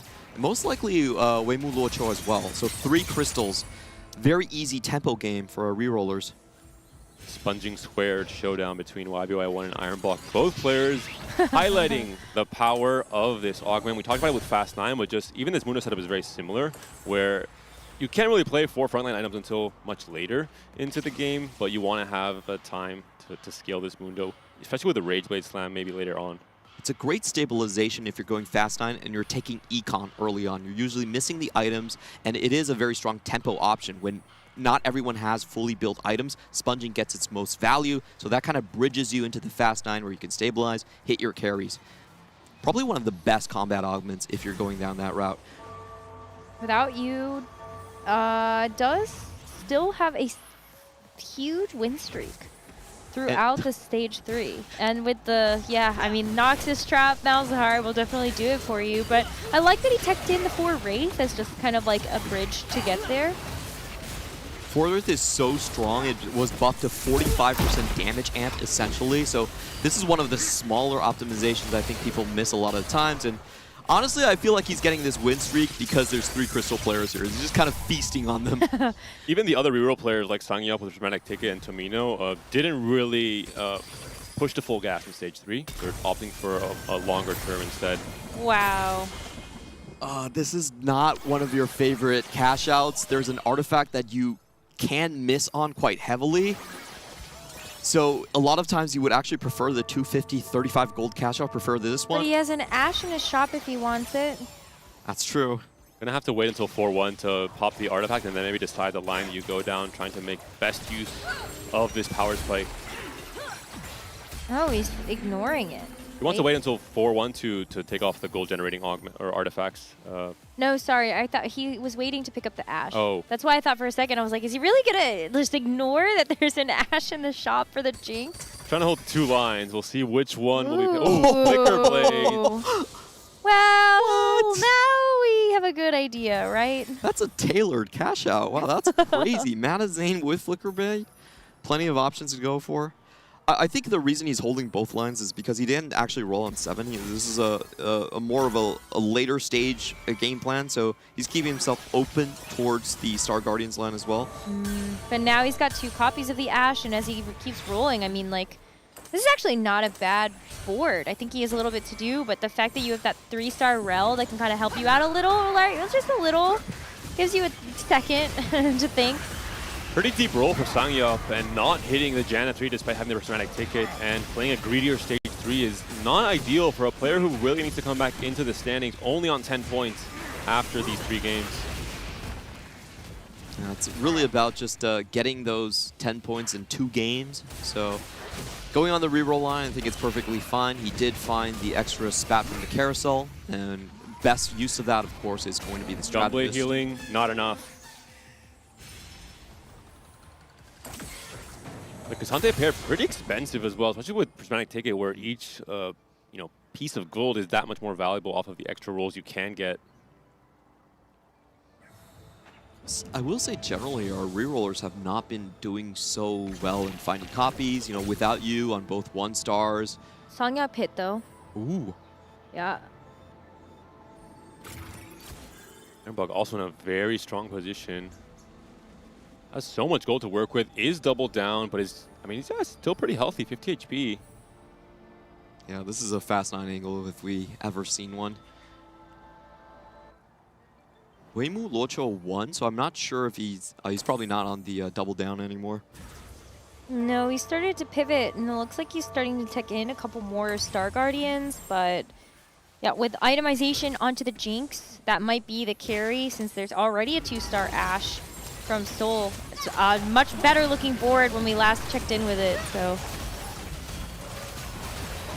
Perfect items from Soul, and I really think that this is the lobby for him to come back because a lot of people are not high rolling at all. If we're looking at the rerolls, there's no one that's 3-star on 4-2.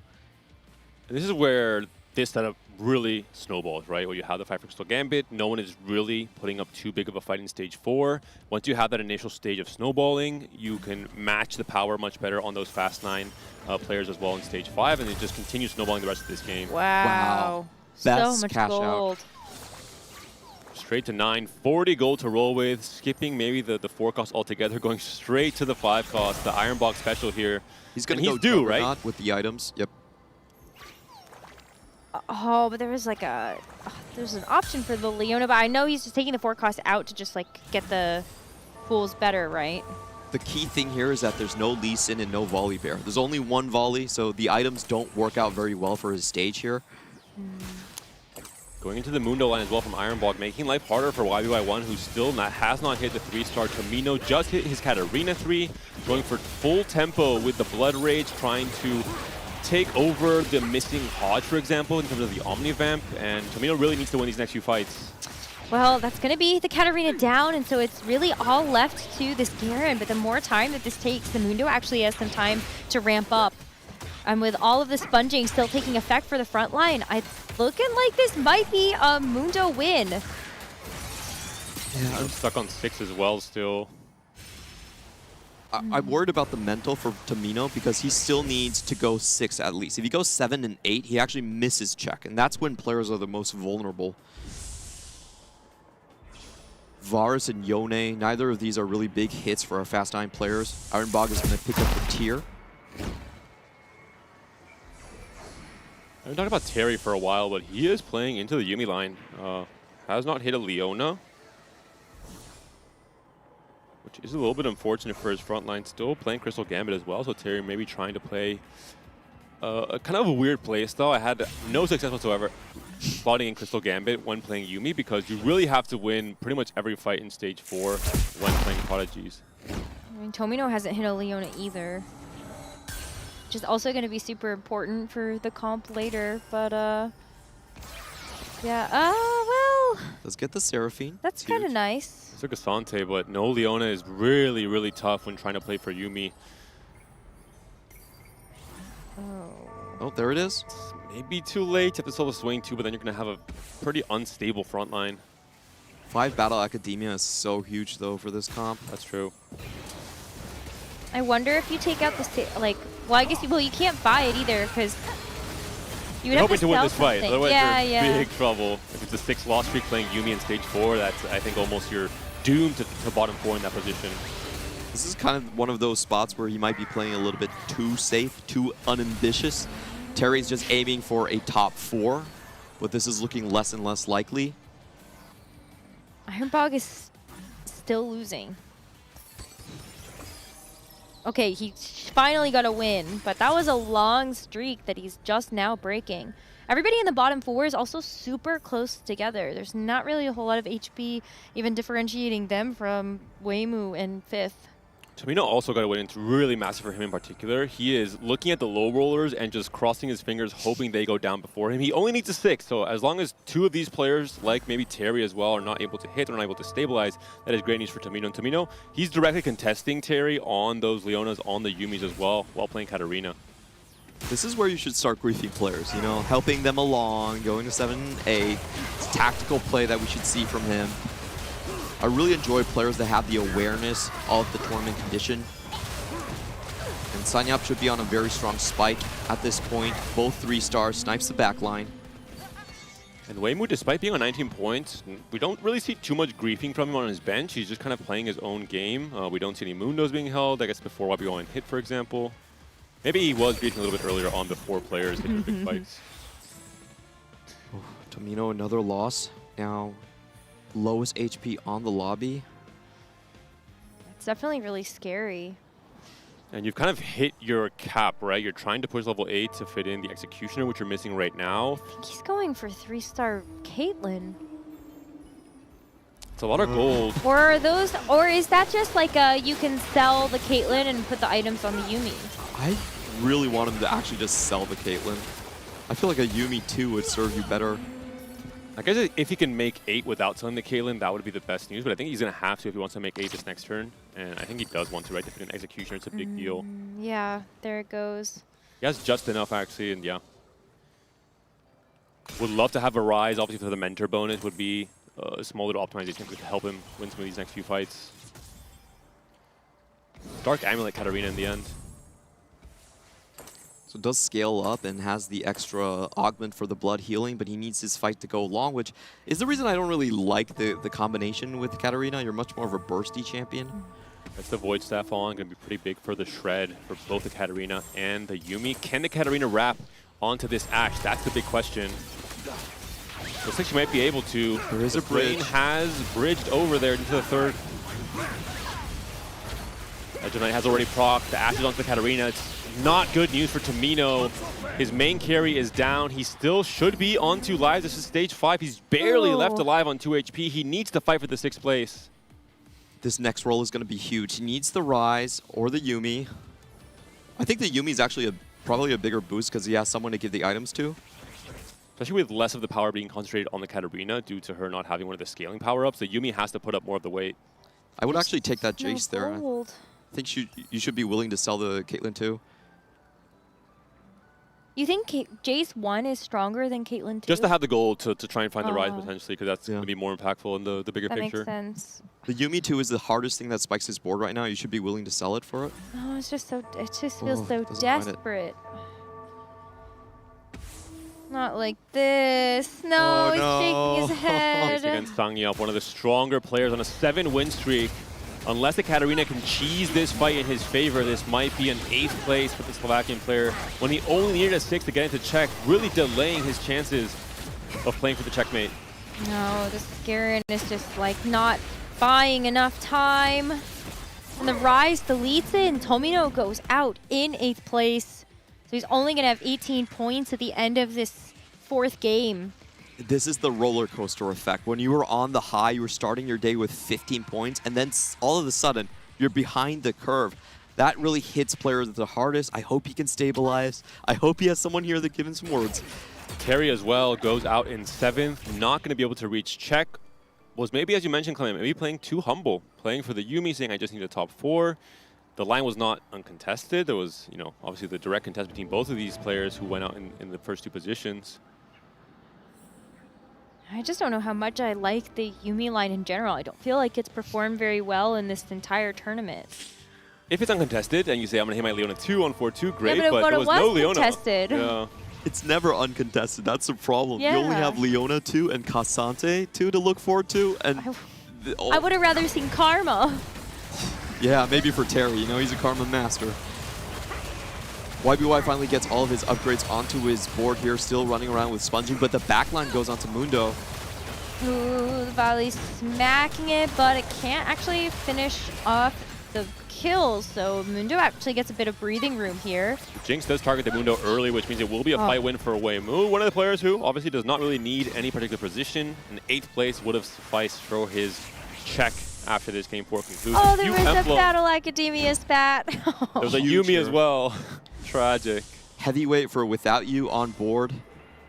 Oh, gonna get denied. This is smart from Weimu. He's not really playing for anything, so he just wants to make sure everyone's placements is a little bit lower. That still helps out his board too, honestly, because like when you have the Poppy, just put it on something. Yeah, for sure. Does Without You get the lease? There's a lease in 2 that needs to be found by Ironbog. That's the only thing that can save him right now. Without You also looks so strong, by the way. I know he's kind of losing right now, but he's got Darius 3 and Jace 3 on his board. He's missing, but he's missing the Kog'Maw, which is the critical piece. Without You only needs a top 4 to make it into check, so someone like Weimu is really trying to ideally send Without You into that 5th place position. We're going to be very difficult, I think, from his HP lead he currently has. The rest of the players who did need a really big result in this game are getting there. Ironbog and both Sangyup and Spill. Especially the Koreans, right, on an 8 and 9 win streak right now. But Ironbog still needs to be able to get a win here, and this veteran Janna board is just a little bit too much, even with time standing still for just a brief moment. Ironbog is also going to be eliminated in this game in 6th place. A 4th bottom 4 in a row for Ironbog. Not a great result, but it is setting up for the potential hero arc for Ironbog in terms of winning those games 5 and 6, prolonging the tournament, and maybe playing for the win late into the day. It feels bad to end on 11 because that means your win doesn't deny someone else. Very true. So hope he can bounce back here. Soul now looks like the front runner to just win out this lobby. Highest cap for sure. I think his observation that the lobby was actually a bit low roll and waiting to roll for that Ashe was a huge decision. Oh, but look, Without You actually did finally hit the Kog'Maw.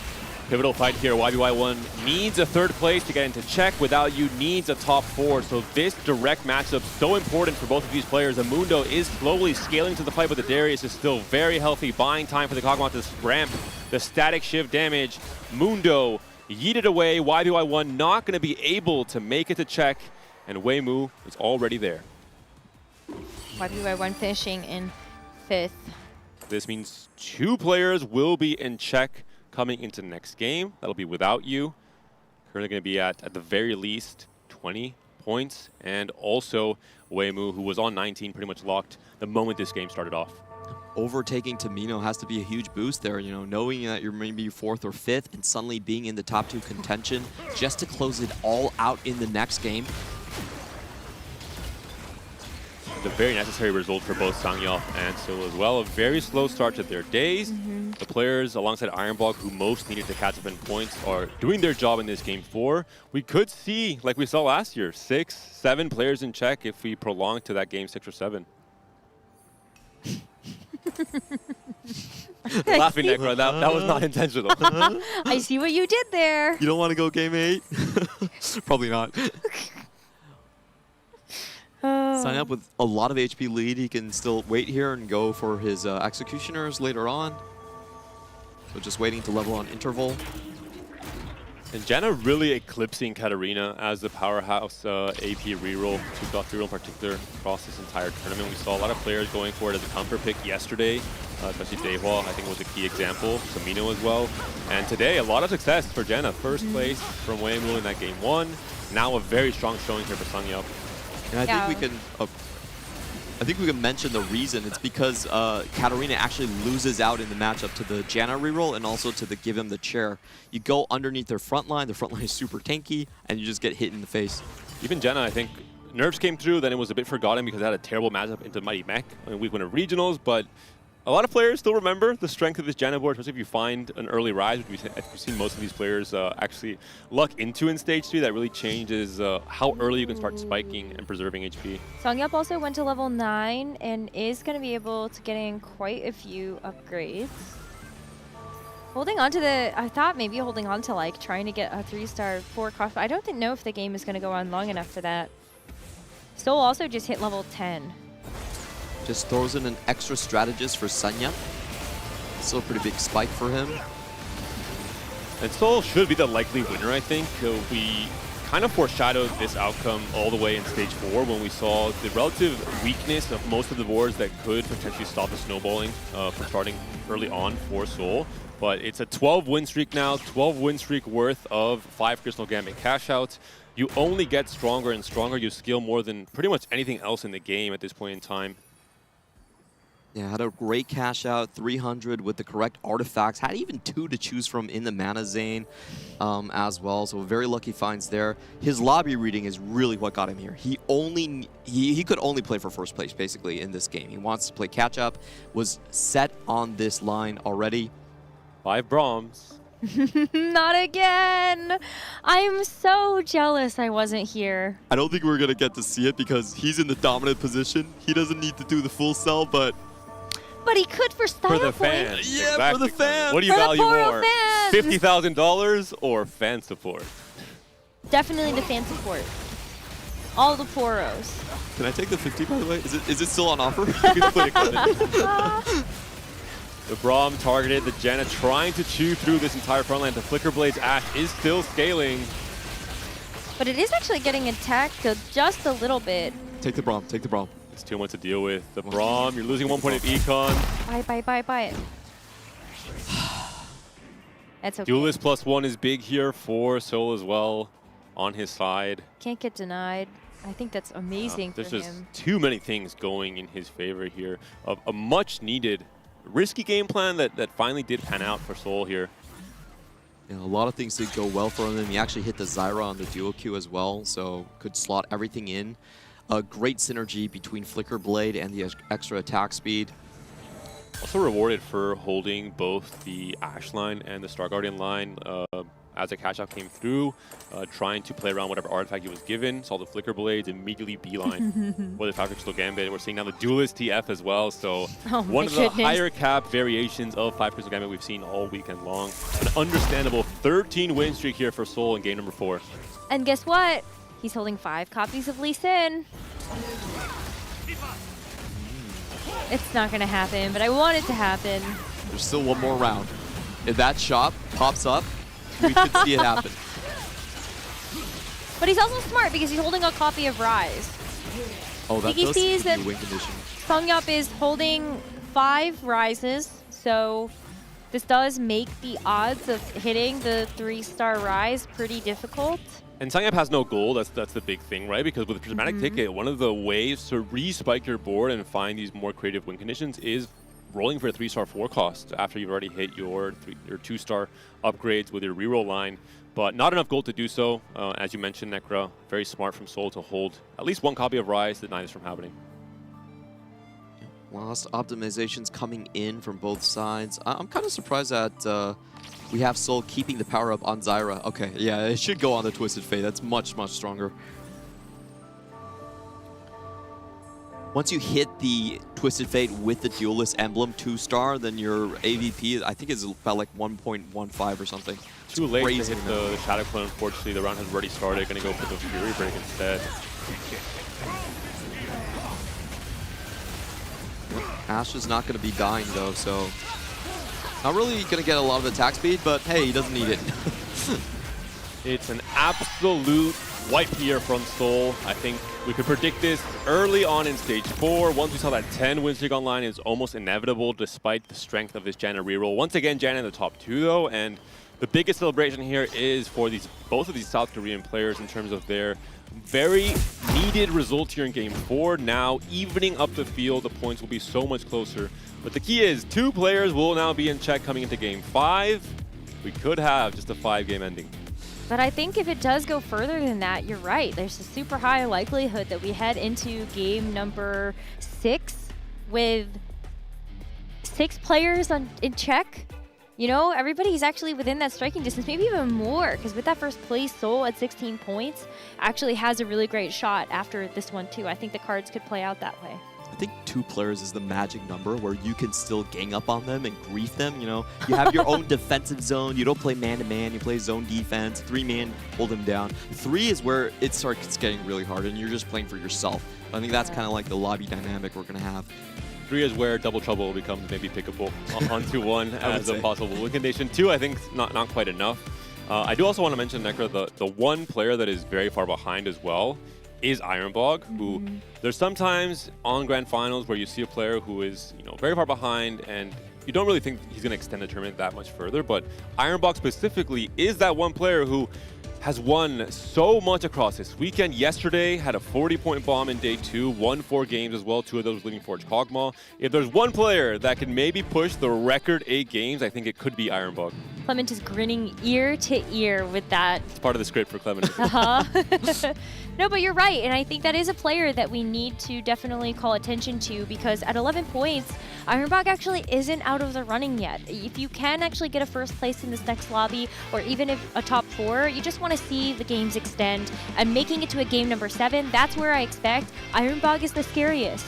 And there is one player I want to hype over Ironbog. It's Without You, who's currently in check. The reason a lot of players don't know about him is this is his first full split. He used to only play 200 games a set, and he was the best player on our server in 2 of those competitive sets here. We convinced Without You, a lot of friends got together and said, hey, it's not your talent issue, it's your just time issue. So he's starting to stream, he's starting to do the study group every time. He's very mathematically inclined. The word I give him is the brains. He's actually the brains of our study group.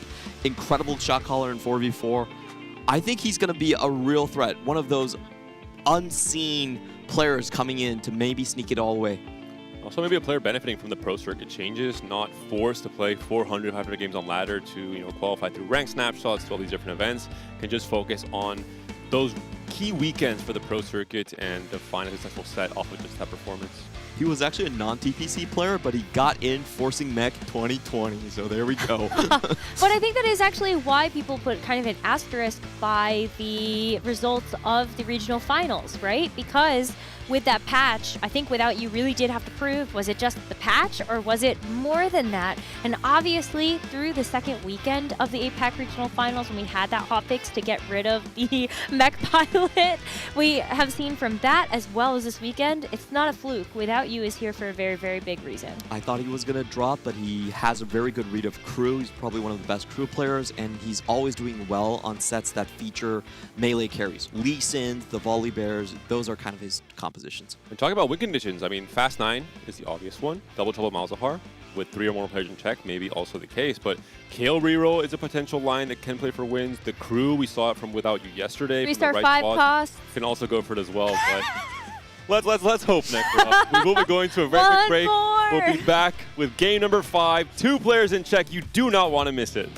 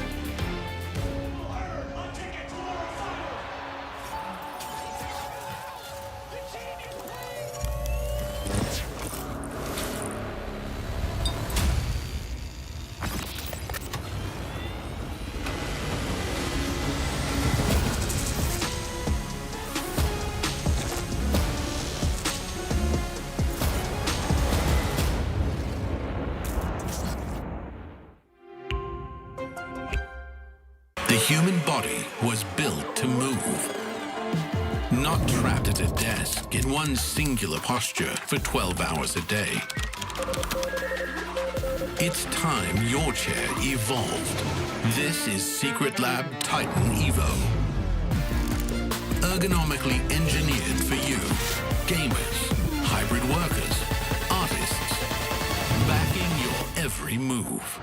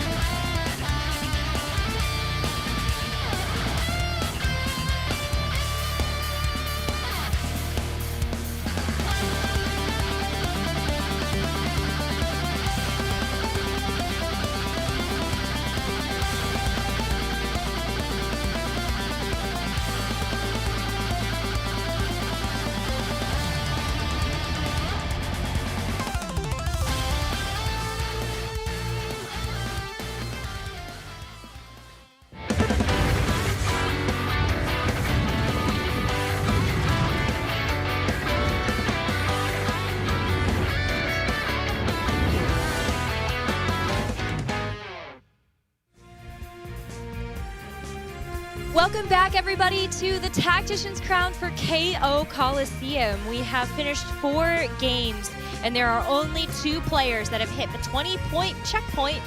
And after this, if they can win a first place, they will be our winner. I am back with my good friends, Panda and Gangly, and this is going to be a very, very important game.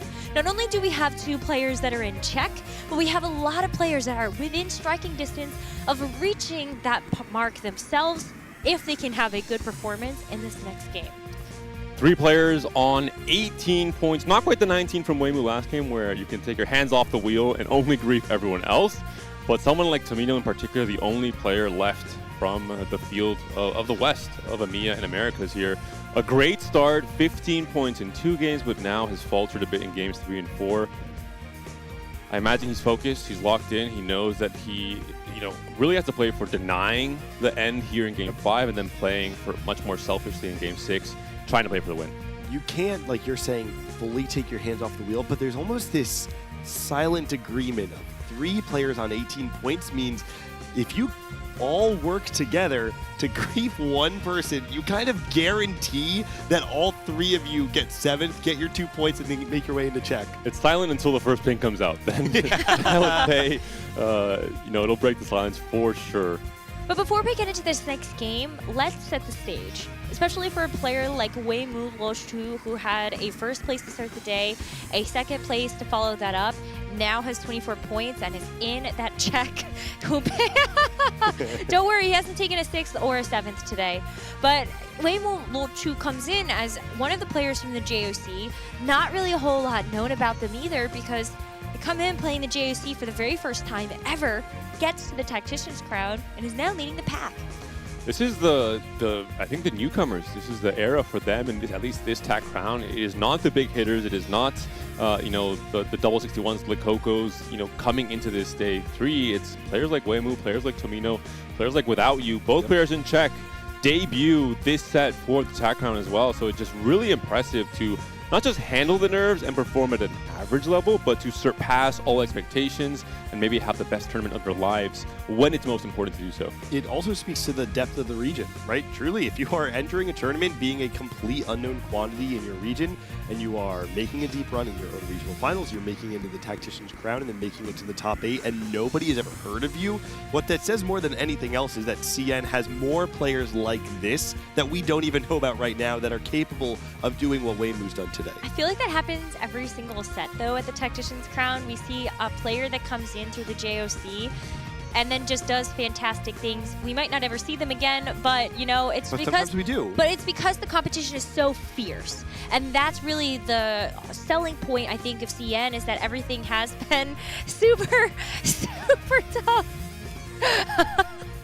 I love that our players are vibing here. A bunch of animals, is that what you're about to say? They've been locked in for 4 months. Finally, they can let loose after the elimination yesterday. I say we let them. Well, back to talking about Without You, though, because this is also your first Tactician's Crown, but this is not the first time that we've seen them at a global stage. Got top 24 at the TFT Vegas Open, so it was also no stranger to playing on a LAN environment, so I wonder if Chengdu is kind of helping out with that, but also comes in with just an enormous Fast 8, Fast 9 game plan, and has been very successful with that today. The key word for Without You is really just fulfillment, right? That's the word that comes to mind. This is the player that has showed promise for a very long time, but we haven't really seen that promise come to fruition in the same way that the study group partners, the people around him, have seen that potential really flourish. And I can only imagine what it means to a player like this to finally sit down, put the work in, and see the promise of that come true, to see what happens when I play more than 200 games, what happens when I sit down and do the legwork. I already have the talent, but now it's time for the hard work to carry me over the precipice of what I thought was my peak. To me, that's exactly what Without You is showcasing this weekend. And that's exactly what Clement was saying. A long time coming, but also the brains of that study group. So someone that not only can soak up all of the knowledge from the players that he is learning with, but also can provide that back. And I think that's also something that we are seeing in terms of just stylistically how Without You has been approaching this tournament, and just the pressure that you have to you must feel entering into a stage like this. The asterisk I want to put on Without You right now, being one of the 2 players that's in check, is that Without You comes into this event as one of the lowest win rates in the entire field. Coming into today, the only person with a lower win rate is Sanyov in terms of career TFT. And granted, we've seen players adapt their playstyles patch to patch even, right? And just because you have not showcased a prowess for a high first place rate in your career doesn't mean you can't do it today. But it's certainly something you have to consider when we've seen what Without You has brought to the table up until this point in time. We've also seen players not quite be able to adapt in the grand finals. Someone like Camille, we just saw on camera there last set, he had also just a great performance in day 1 and 2, a very top 4 heavy style, and then day 3, it's a whole different beast to try and suddenly flip that switch. It's one of the biggest challenges, I think, for those players who historically are more accustomed to playing consistent, are more accustomed to playing more, having full agency and control on their results, angling more for that 3rd to 6th place bracket, playing for those 1st and 2nds. When you have players like Ironbog, like YBY1 in your competitor you field. You don't have to flip a switch. It's already switched. It's multiple switches, I think. But you say this because, one, Kambuli is an amazing player. We've already seen how phenomenal he is, not just on the global stage, but also in just the Americas region as a whole. And it is hard to get first places in TFT. And you don't have to. It's only Checkmate that really forces you to do this. You can win a normal tournament, regionals in most cases, not this set, just by placing 3rd every game, placing 2nd every game potentially, winning a game here or there, but you don't have to necessarily angle for exactly that first place. Checkmate completely turns this around. You are forced to win. You are forced to play for that riskier style, and especially with other players trying to grief you, like the case of this Game 5, with only 2 players now in check, it's just so hard to do so. It also is kind of counterintuitive to what we've said all weekend long, which is, what's the greatest edge you can find is playing like yourself. Well, what happens when playing like yourself is not the way to play to win the tournament? All of a sudden, you're forced to be in a position where you are more prone to mistakes, where you are traversing unfamiliar territory, and it does give these players a disadvantage compared to the field. I absolutely agree with you. But there are a couple of players that I think also are probably feeling the pressure of not necessarily, like, it's not even just about making check. Like, I want to bring things back to where we are in Alicante. Tomino, the sole representative for us now across EMEA as well as the Americas. It was a rough 4th game. The fact that Tomino went 8th only puts him at 18 points. And there's a mentality there where it's like, you can't go 8th. All Tomino needs now in this next game is the 7th.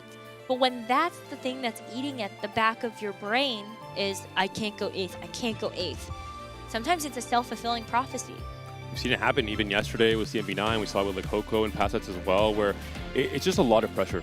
And I think a lot of players have stated, I think correctly so, you can't think about it. You have to just play. In this case, you can play just your usual play style, play the way that you play the entire set. Think about the hundreds of games these players have already committed to this set. Just play that same way. You've already intuitively figured out a lot of what you should be doing with pretty much every single line you're committing to in stage 2. Just do more of that. Don't let the nerves or pressure get to you. Don't make decisions that just don't feel right because you're trying to just avoid that 8th place. It's where veteranship is important too. And to me, the 2 that stand out, it's YBY and Ironbog here, right? YBY, of course, sitting in a relatively strong position in this lobby still. Ironbog, though, only 11 points. Even a first place doesn't get you into that check point. But what Ironbog still has going for them is that they've been here before, right? This is not the 2nd time that they've been at an international top 8. Top 8 at the Macau Open, top 8 at the Set 13 Tactician's Crown. If you are in a position where there's a rock in the road and your only goal is to not hit the rock, 9 times out of 10 you always hit the rock.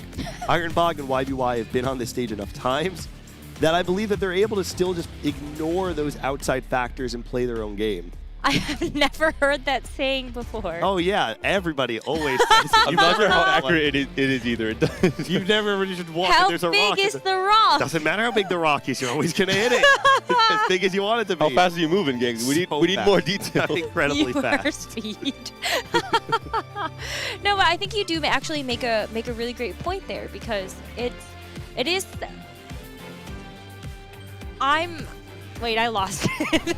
You were saying you hit the rock, Necra. I'm the one that hit the rock. All that you said that was important was you made a really good point there about okay, me. all I right, think great. that's the perfect segue. Full stop. That's all we need.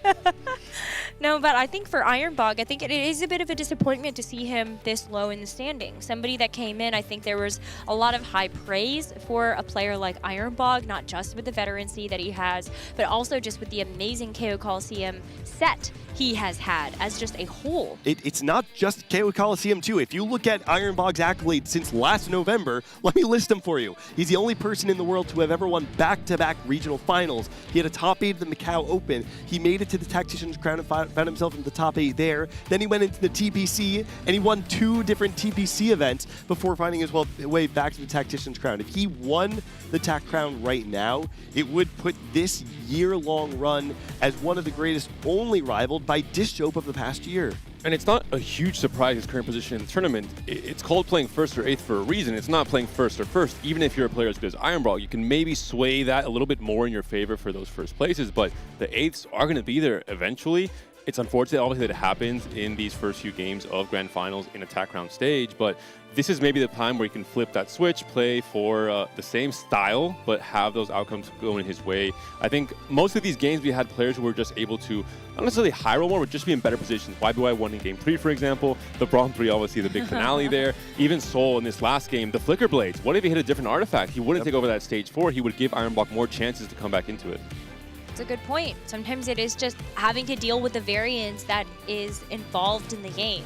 But how do you lower that variance? Because I think that's also a really big key to success for a lot of our players when it comes down to, yeah, okay, there are moments you can low roll your fruits, just not hitting to finish out your composition. We've already seen that today, picking a reroll line that is contested, even if unintentionally, because you've picked something that is good in just basic compositions. I think the only true way to reduce variance is to make fewer mistakes, because in TFT, the relationship between the severity of a mistake and the severity of a punishment are not equal. Sometimes the smallest mistake can have a huge impact later on in the game, and sometimes you can accidentally sell a 4 cost and find it in the next shop.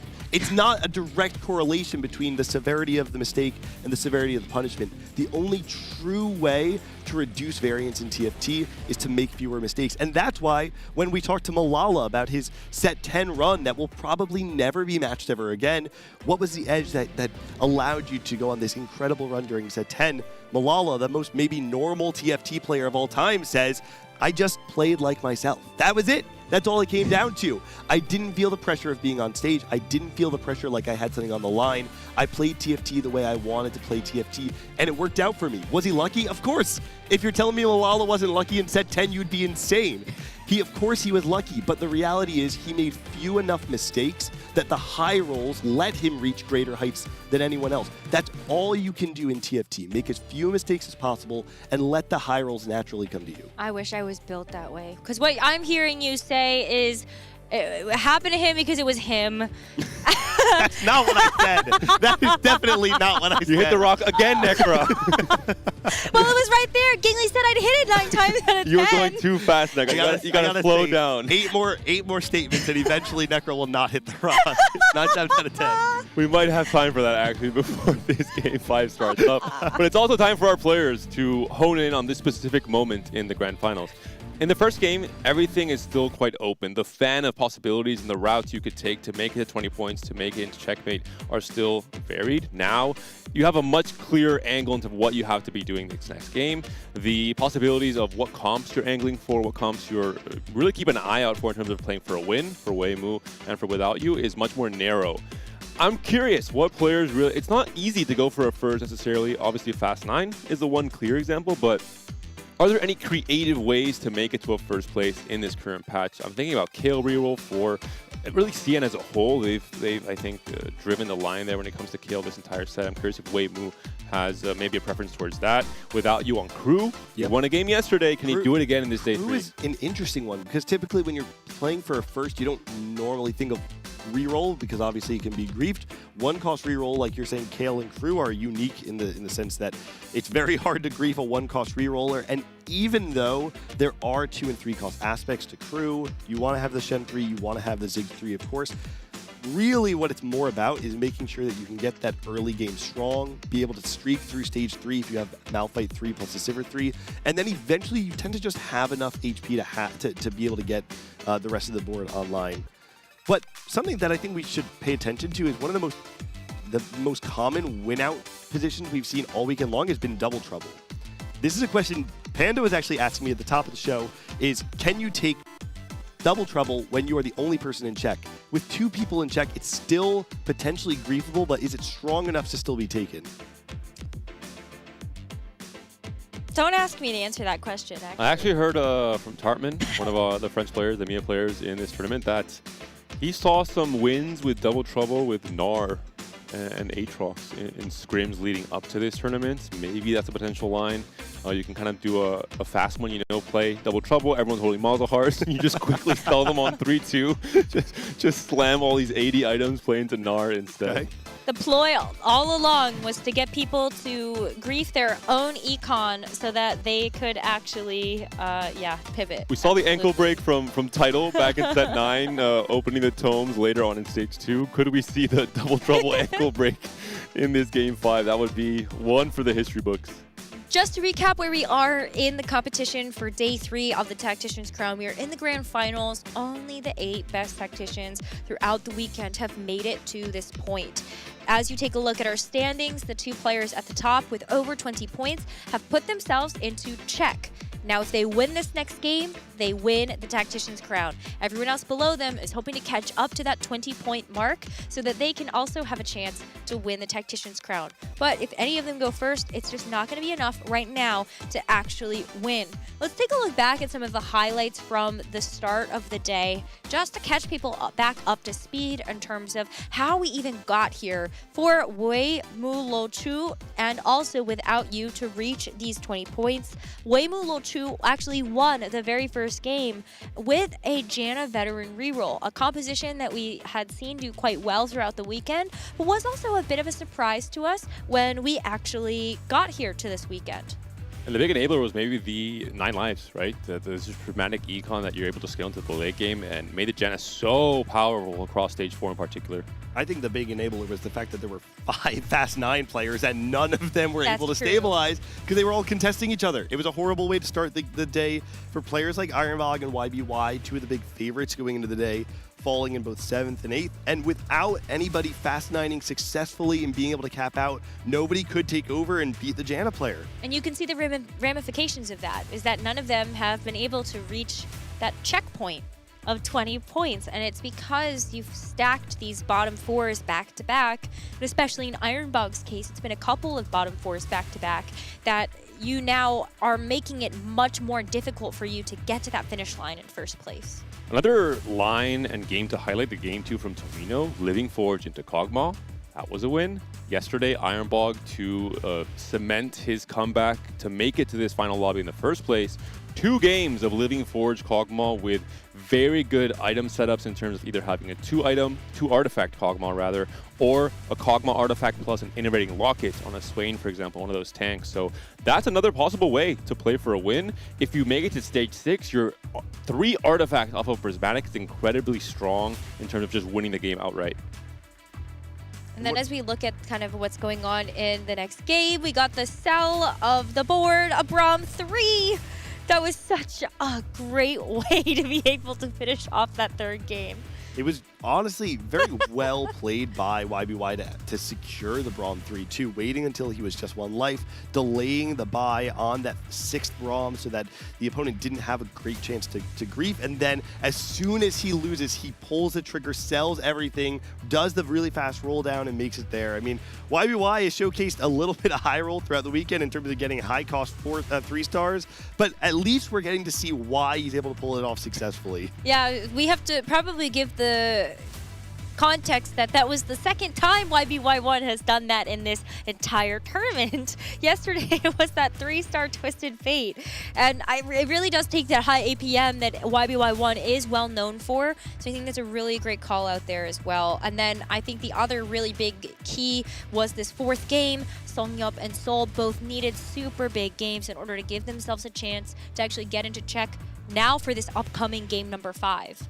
And Seoul, another great example with the Crystal Gambit Ashe. After the nerfs came through, not as easy to snowball 5 Crystal Gambits. You need that little extra something. In this case, it was the Flicker Blades on the Ashe with the double Kraken. Just so much damage coming out. And I think the relative weakness of the entire lobby in Stage 4 to allow that initial snowball to happen, that's another way to try and win the game here. So there are so many different paths and avenues players have to watch out for and have to try and block as well. We're going to take a short break as our players just take another moment before we can get them back into the game. So please don't go anywhere. Coming up after this, game number 5 of the Tactician's Crown.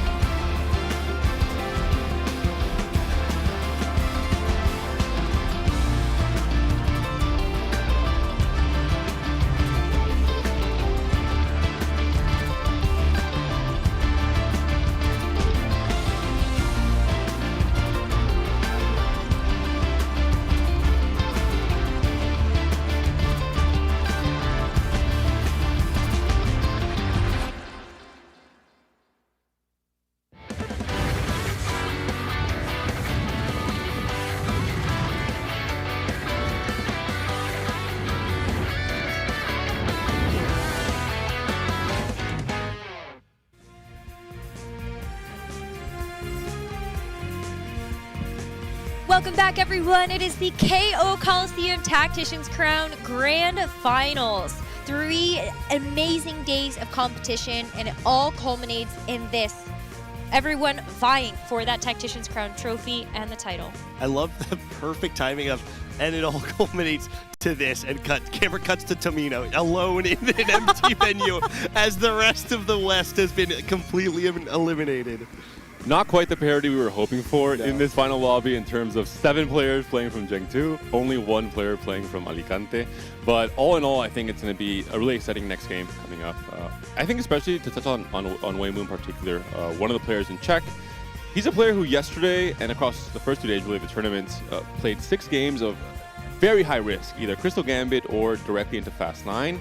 He's in a position now where this is exactly what he has to do yet again. He even won a game with Kale, I believe it was yesterday as well. So these are the lines that I'm thinking for him to try and commit to in this game 5. I love the kind of contrast to what I think a lot of people's perception would be of a mobile player too, right? You think of someone who's used to playing on mobile in any capacity, you're probably not thinking of a Fast 9 player, or maybe even a Crystal Ash player as well. You're thinking someone who would specialize much more on reroll, maybe more of a high top 4 rate, low win rate, but it's actually the opposite, right? We're comparing, even on screen right now, Weimu to one of the players who is a traditional PC player, and we're seeing how much higher the win rate of Weimu is, sitting at 25% throughout this weekend. For context, both of these players have a chance to win the Tactician's crown in this upcoming game number 5. They just need a first place, and then they will be the champion. And it really is a stark contrast between Weimu, Lolchu, and Without You in terms of win rate. Amazing for Weimu, which is going to be great for Checkmate. But for Without You, it's really just top 4s. And you could say this is variance, small sample size, and that those numbers could be very different. But we said this before the break. Without You is not a player who, if you look at his career top 1 rate, has a significantly higher number. It currently sits in his career since set 11 at 12.6%. So really only a 4% difference, and it's actually on the lower side for this weekend. Does that mean Without You can't go top 1? Of course not. Without You still has a reasonable chance of winning out the game, but it does raise some concerns of, does Without You have the ability to flip on the switch when he needs to with just one game to be able to find that first? It feels like Weimu is just better at finding the positions early on in the game where he can set himself up for a first place finish. Without You was opting much more into that top 4 style across the first few days, though. He's the only player, I think, who played 2 games of Xayah out of this field coming into this day 3. Obviously, Xayah is a comp that you stabilize hard on 3-star Xayah. You bully the lobby in stage 3 and 4 like most do cost rerolls, but unless you're able to go 9 and find a TF2, for example, you have a very small chance of actually winning a game with Xayah reroll. I imagine there'll be no Xayah reroll being played in this game 5. He will very much try and play for either Fast 9 or there are some rerolls that can win games, but Xayah is just not one of them. Never say never. Oh, I'm pretty confident saying never. I would also be down to say never here. I think the rock is not going to be in our way on this one. Although I will say every time that I have said something that Necra has disagreed with leading up into the tournament, Necra has actually been right. So I don't have a great track record for agreeing with you. I'm just saying that maybe there is a world where we end up seeing Xayah get taken, transitioned into something else. I just don't want that. What cheating? That's not Xayah reroll then. Well, but it is until it's not. Okay. Anyway, I'm talking about 2 of our other players that are in this upcoming lobby that actually do have a very good shot to make it to 20 points. Tomino and YBY1. This is just going to be their day 3 stats. So far what has happened. And YBY1, 3 out of the 4 games, then to level 9. Tomino has actually tried to go a little bit more of a stable route around more of those 4 cost lines, but has also played the reroll games that we saw. I mean, the Kog'Maw was just exceptional, and being able to see kind of Tomino be able to kind of step on the gas that way, I think the stats are a little bit misconstruing how good he has been this entire tournament. I think for Tomino, it's a little bit odd because game 3, where he should have played fairly humble TFT, he still played very risky just from the spot he was given on stage 2. Ended up not really being able to get that top 4 he needed to make 20 going into game 4. Game 4, he said, okay, I made a mistake potentially in terms of the big picture, in terms of my game plan. I'm going to play very humble now, play for Katarina reroll, try and spike early. The prismatics at 3-2 and him not hitting something like Greater Refractor, hitting the unlimited power, I think didn't quite mesh with the game plan he was going for. Bled a lot of HP in stage 3 and 4, and that ended up being an unfortunate 8th place for him. So back-to-back games where I have to imagine it's not just, oh, I low-rolled, it's there was some bigger piece of the puzzle that I think I missed on, and Tomino has to really try and clutch up, reset the mental, come into game 5 the same way he came into game 1 and 2. He only has 18 points, and so he does need a 7th place in this upcoming game, but we said that about game 4. He needed a 6th, and it just didn't happen. It didn't come together. And so I think this is definitely a tough position for him to be in, but he has this entire room of people cheering for him and giving him that support. It's all of our Americas and EMEA players, as well as our crew of friends over there. So you know that there's a lot of compassion and a lot of just support for Tomino. I don't envy being in Tomino's position right now, to be honest. It is very hard for anybody to be in a spot where they are narrowly missing qualification, whether it's to another day of competition or whether it's to reaching Czech here, and to do it 2 games in a row and just barely miss out on what's necessary for you to reach that, it can be a real confidence killer. And Tomino is someone who we have not seen proven himself on the international stage, hasn't been someone who's really proven himself in the final days of competition as an elite performer who can stand up when everything is kind of falling apart around him. And what I'm afraid of, and I hope I'm not manifesting this, but what I'm afraid of is that this has a domino effect. That once your confidence is shattered a little bit, you start to question yourself. I personally really liked when Tomino went for the highly volatile game plan, even though he didn't need a first place, because that is the way that he plays TFT. He is a highly volatile player. And I actually feel like there is a part of me that wonders if, even though he needs 2 games, is it worth more for him to just play like himself to get those 2 points than to just play for a 7? This is going to be Tomino and YBY1 stats from days 1 and 2 of the competition. So is there anything that stands out to you about some of the comps that they played? Maybe that's something that they can return to for this final day just to ensure the points. I mentioned at the start of the day with the brief interview I had with Tomino in the middle of the stage there. He played more reroll than anyone else. He played 4 of those top 4s in particular. He played lines where if he could see he had a good spot for it in stage 2, and it was a reroll line that was uncontested, he gunned directly for it, just tried and played for those 4th, those 3rd place positions, not playing the super fast line we've been seeing from players like Ironbog or YBY1 in particular. I think Tomino in the 3rd game, he was maybe hoping for a Janna reroll. Oemu was directly beelining for that with a better spot for it, so Tomino played a riskier style that maybe was not his intention, like again he was mentioning there. So I hope to just see him have a good spot for a reroll line, something like a Katarina, a Janna, maybe even a Kale. Yesterday he surprised me more than I think I've been surprised the entire set, where, reminding viewers at home, he rolled down on 3-1. He had 7 kills, I think from 2-1 onward, which is an insane spot. He just needed 2 kills. We thought, okay, he's a natural, then maybe he'll be in a position to win the entire game. On 3-1, he rolled all of his gold, essentially, and finally hit the kill, but at like 0 or like 5 gold. We thought the spot was completely doomed. He played this win streak style for Kale instead.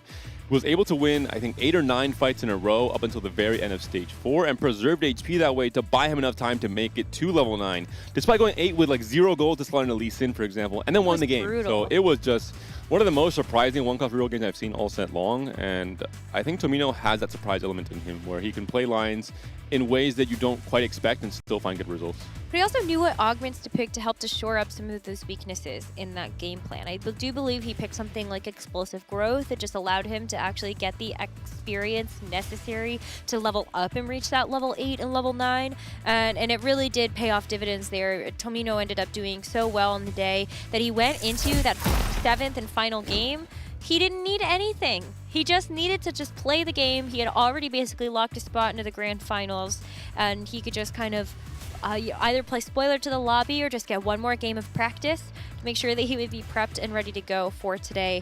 Just an update to everybody, we are still working through some technical difficulties, and then we will be able to get our players into lobby and get going for game number 5. For YBY1, this is a player I think that has had a lot of eyes on him the entirety, not just of the set, but also since he started competing. YBY1 has been just one of the biggest starts in APAC. He's been to 3 previous Tacticians crowns, always somehow seems to be getting thirds. 3rd at the Monsters Attack one, his very first appearance, 3rd at Magic and Mayhem. Did get 9th at Cyber City, so that was a bit of an anomaly there, but I said all good things come in threes. He comes into today with a 33.33% win rate, so maybe, and he's in 3rd place now, so. I will say, if someone is saying that you had a bad performance when you're going 9th in a Tactician's crown, you must be one of the best players in the world. And that's exactly what YBY1 is, because it's just an absolute performance. I think no one is more resilient than him when it comes to the attack round stage. Even someone as good as Double 61 has had runner-up positions, has won attack round before, but he's also gone 26. There is variance in TFT. It's very hard to mitigate all of it every single time. And YBY1 is that one player that seems to just do something right when it comes to the fundamental playing of TFT to almost never find himself in that 8th or 7th, almost never find a string of bad performances in a row. Same thing can be said, though, for Ironbog. Ironbog is another one of those just incredible stars from APAC. The only other one that does have a previous experience at the Tactician's Crown in this final lobby. Everyone else is newcomers. Ironbog has been to 2 previous Tactician's Crowns, getting 25th at the Magic and Mayhem and 8th at the Into the Arcane. So it's funny that he's been to this stage before and actually finds himself in quite a similar position to the Into the Arcane Tactician's Crown, where he also couldn't really capitalize on being in a checkmate lobby, despite the fact that we know he has a very high win rate. Out of the 2 players in the entire world, not just the field on this day 3 or the field this tournament, I think Ironbog and YB1 are the 2 players who, quote-unquote, deserve a TAC round more than anyone else due to their careers as a whole, due to the big picture of what they've accomplished already and what they have showed as their potential in terms of their cap as players. And it's an interesting contrast because the rest of the 6 players in this day 3, it's their debut in the TAC round stage. They've made it this far already, but they don't have experience on their side. So it's going to be a really interesting to see how that experience affects the mental state of YBY1 in a winning position, Ironbog in an 8th place position, if Ironbog has that clutch factor to take over. The last time I think Ironbog made it to the final lobby, he did end up 8th. I think maybe showcasing that 1st or 8th style where sometimes, like in the TPC this set, 2 wins, it works out. Sometimes, like in the grand finals of the past, attack round, you end up floundering to an 8th or 7th because you are opting into that risk in hopes of finding the success. But as Gangly was saying, you got to play like yourself. And if it means that 50% of the time you go 8th, but 50% of the time you win the tournament, I think you like the odds. You know, Hupe, he comes in, Ironbog, 2-time regional champion. He got those back-to-back regional finals wins, which is something that no other player in the world has been able to accomplish. And so Ironbog still, like, if it gets to a game 7, he's a huge threat. Yeah, and also the back-to-back yesterday with the wins, making it happen. I mean, Summertime did it something similar. Last set, he wasn't the favorite, and then on the last game started popping off and sent us to that game 7. And now we have the possibility of going to game 8, even if with Iron. If someone, like you guys said, if someone can do it, it for sure is Iron. Start cold, and now maybe with this break, mental can be reset for everyone, and he could still have a chance. I want to look into the kind of zoom out and look at the bigger picture of where we are in terms of the regional comparisons when it comes to TAC rounds historically. Obviously, I'm a bit biased from EMEA. Double 61 in this tournament won the very first TAC round all the way back in Galaxies in set 3. We haven't won again since then.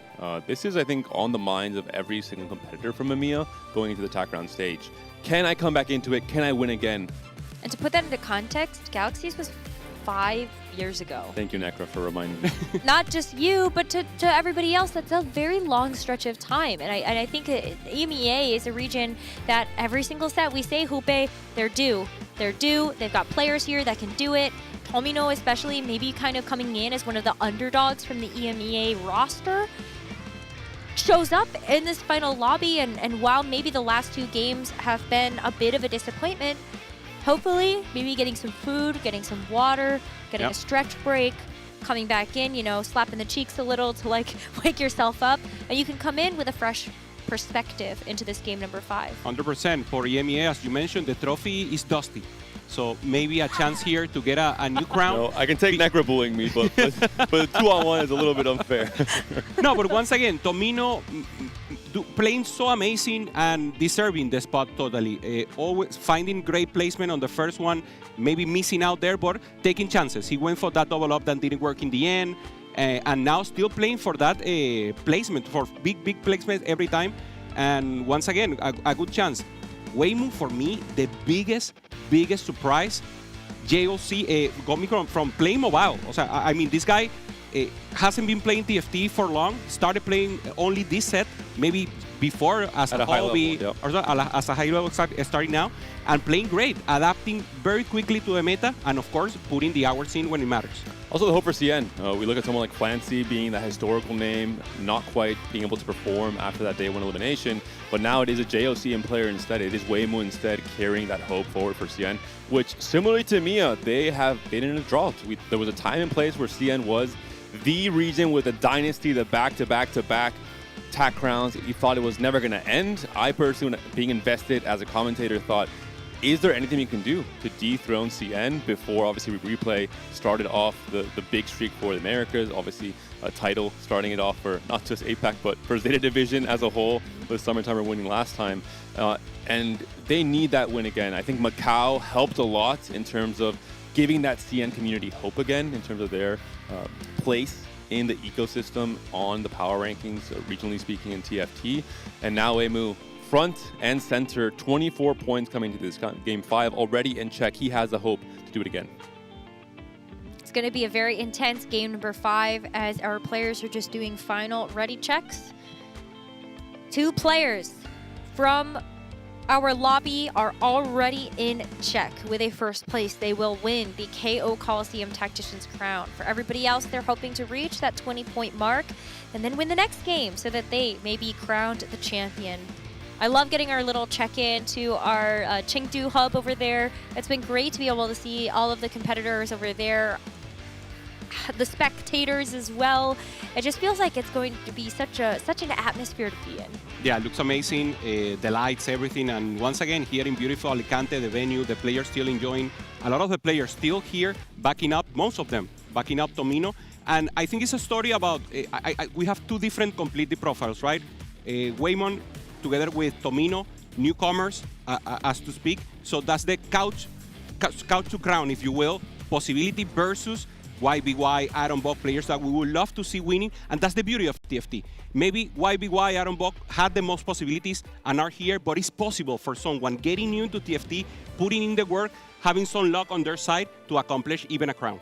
And Ironbog, if you are not necessarily rooting for any player in particular, probably he will get more of the fan votes, because right now he has a chance to play spoiler. He has a chance to give us the maximum level of excitement, maybe send us to that historical Game 8. I'm trying to rewrite the script as we go. I would love to see it personally. Historical, I think you mean fantasy. Like, Necro's not a believer. It's so like, it's tantalizing because it means we get a chance to see more amazing competitive TFT.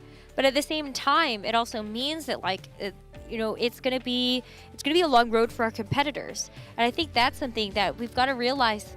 Well, while we've had some short grand final days for the Tacticians crowns, they're not always sprints like that. They are marathons, and you have to think ahead to what if Ironbog does play spoiler? We go to a Game 7 or a Game 8, and how can you keep yourself focused for that entire length of time? Especially now in a LAN event for everyone. We saw it maybe in Vegas, we saw it again in Macau. Players are tired because it's not used for them for the lights, being there, not being maybe in your house uncomfortable. And now we have confirmation, 8 players ready and prepped for this 5th game.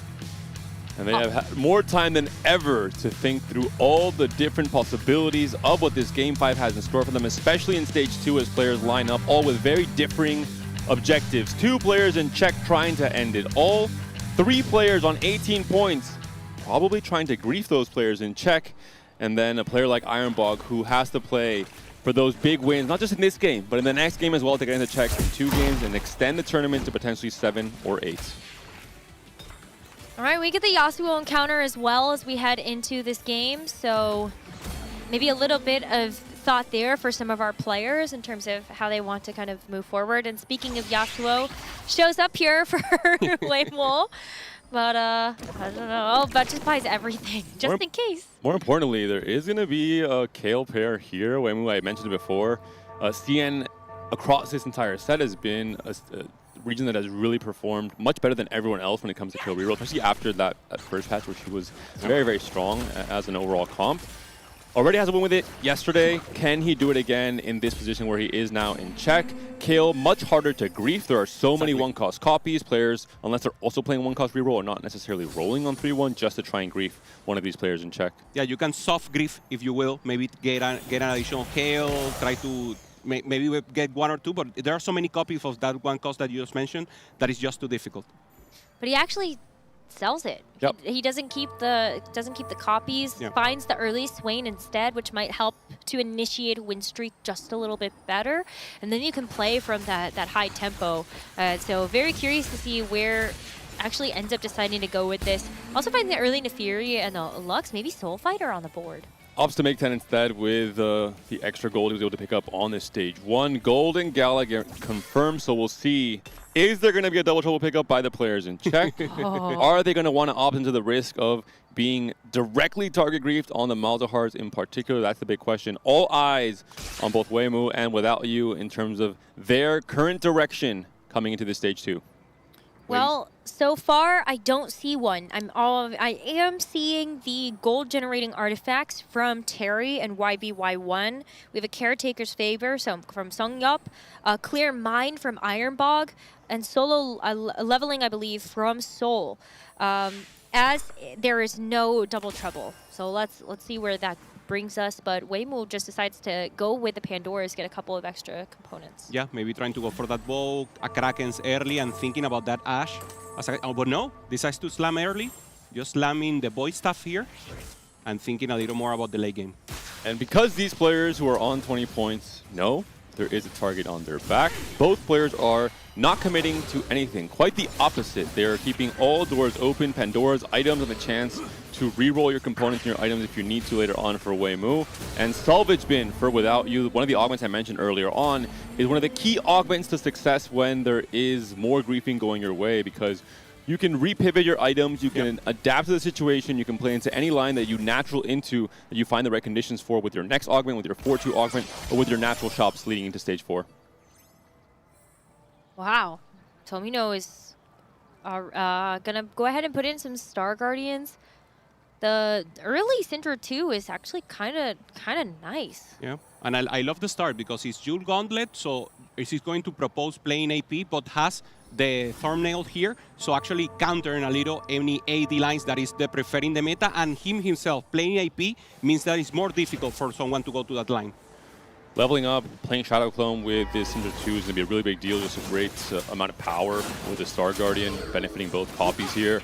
And this is Tomino's game plan. Preserve HP, don't play first rate style, don't give away HP early for no reason in stages 2 and 3. If you're able to go into stage 4 with 80 HP off of playing Tempo and playing Strongest Board, that's really the game plan. Only looking for that 7th place, as you mentioned, and for now, working. 10 gold. 2-2, doing good. For now, Terry and him, the only one with a win streak. And Sanyo losing for now. Obviously, with K-Treke, thinking more about the mid game. Unfortunate for Soul is going to be on a 2-loss streak despite the solo leveling. Was playing in a Fury 1, is now moving on to the Jace instead. You have to not just win fights, but at the very least kill units to get value from the solo leveling. We saw it used to great effect from both YBY1 and Ironbog in different games today, and that being one of the key indicators to playing for Fast 9. So Soul has to try and turn this loss streak around the rest of this stage 2. Wow. YBY1 actually does get in the Crystal Gambit super early. And it's perfect because he has the Gambler, so he doesn't need to win. He only needs to delay a little to get that additional gold. And as you mentioned, Negra, now he's in a perfect spot to double up, to try to keep going. Of course, he only needs 2 points, so it's a little weird. Maybe just trying to get a little cash out and then try just to push that level 8.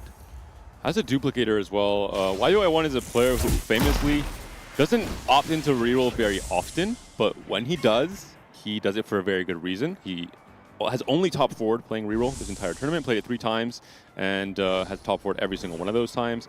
I think YBY1 is on 18 points, doesn't need to play for a first, but one of the ways to deny players who are on check from ending the tournament is by winning yourself. Yep. That is sometimes the best path forward instead of just trying to grief them. So YBY1, I think a player who may be happier going down that path, considering that he likely almost never goes 8th, so just a 7 is what he needs if he falls short. Unfortunately for players like Ironbog, I think you have to go 1-1-1. It's like you gotta go 1 to put yourself closer to check. You gotta go 1 to deny everyone else from winning in the next game, and then 1 to actually close out the tournament yourself in game number 7. Without You, once again, holding Smolder, just making sure maybe it's the tech or not. Saya normally a little cheaper. Maybe just trying to hold units and making sure he makes 20. Let's see if he put it in the end. There it is.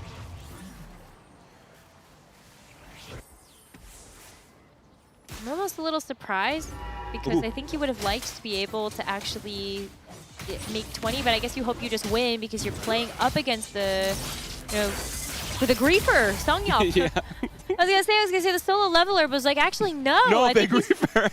the griefer. And Songyop is trying to obviously force a loss streak. I think Ironbog has Crystal Gambit and might have doubled down already if he had in from 2-1.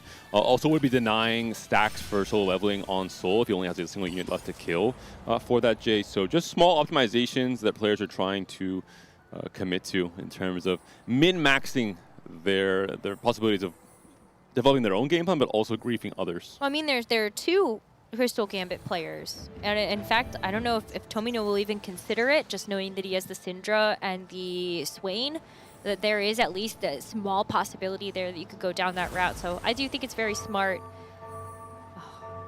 Yeah, Weimu also with the Swain.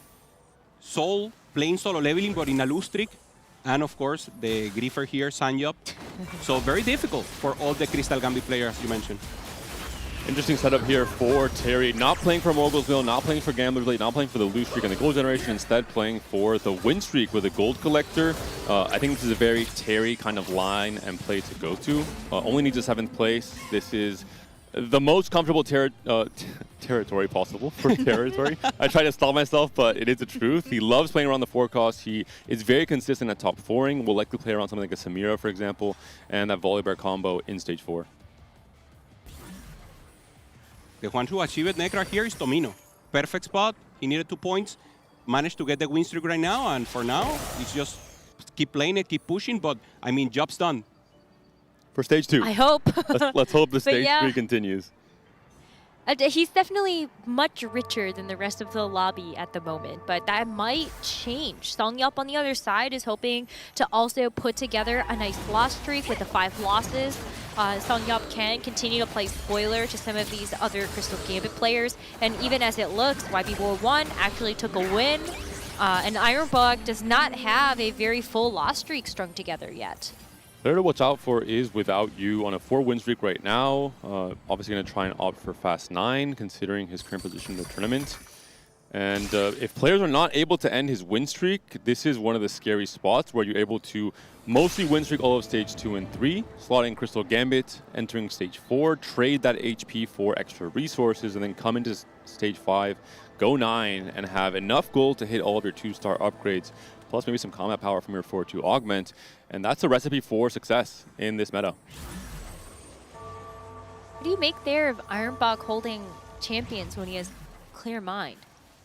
It was just the PvE round. He'll sell them, I assume, as soon as this fight starts off. The solo leveling, low stacks here for Soul. So in a very difficult position for now, just slamming items. The for now only on Nafiri and on Jace. And a very difficult position. Finds the Soul Fighter early, but not actually having enough tempo. So a very difficult position for him. 16 points, he needs a 5th, and it's not easy in this lobby. Yeah, now when you've got some really big winners. I mean, Tomino still 6 win streak. Without You was able to put 5 together, and Songyop continuing to put that 6 loss streak even further. As we get into our next augment, I think this will also change a lot. I see some augments that will give you a bit of direction. I also am taking a look at kind of what people are picking. Tesla coil for Without You, interesting, trying to go for that full items and get additional value. What did YB1? What did YBY1 take? Picked up a Golden Quest, so that could be a path to denying the checkmate in this game from Weimu and from Without You by trying to win it off of the Golden Quest. Tomino going for Reigning Gold, looking already at his level, stage 4, level 8 power spike, the roll down coming in, considering that he can't really play for tempo from the options he was given. Without You is the player trying to play for tempo with a Tesla Coil pickup. Isn't proccing it right now. He only has 2 item components already slammed on both his tank, the Rel, and the Smolder. So this is the vulnerable point in time for Without You. These next 2 fights. If he can win both of these fights, he's in a very good position to potentially win streak the rest of this stage 3 and have an easy path to that fast 9 on stage 5. But this Yasuo is bringing the business to that backline. The Smolder goes down. The win streak is out as well for Without You.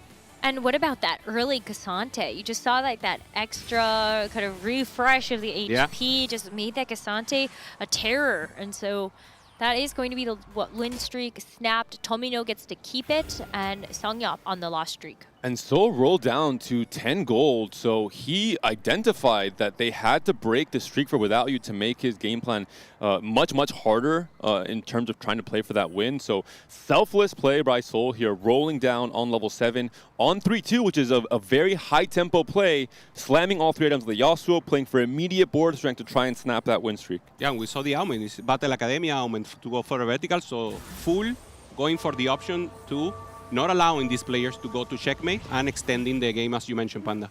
YBY1 could be the hero of the Golden Quest with the Gambler's Blade. Shadow Clone on the Cinder as well, has been printing gold.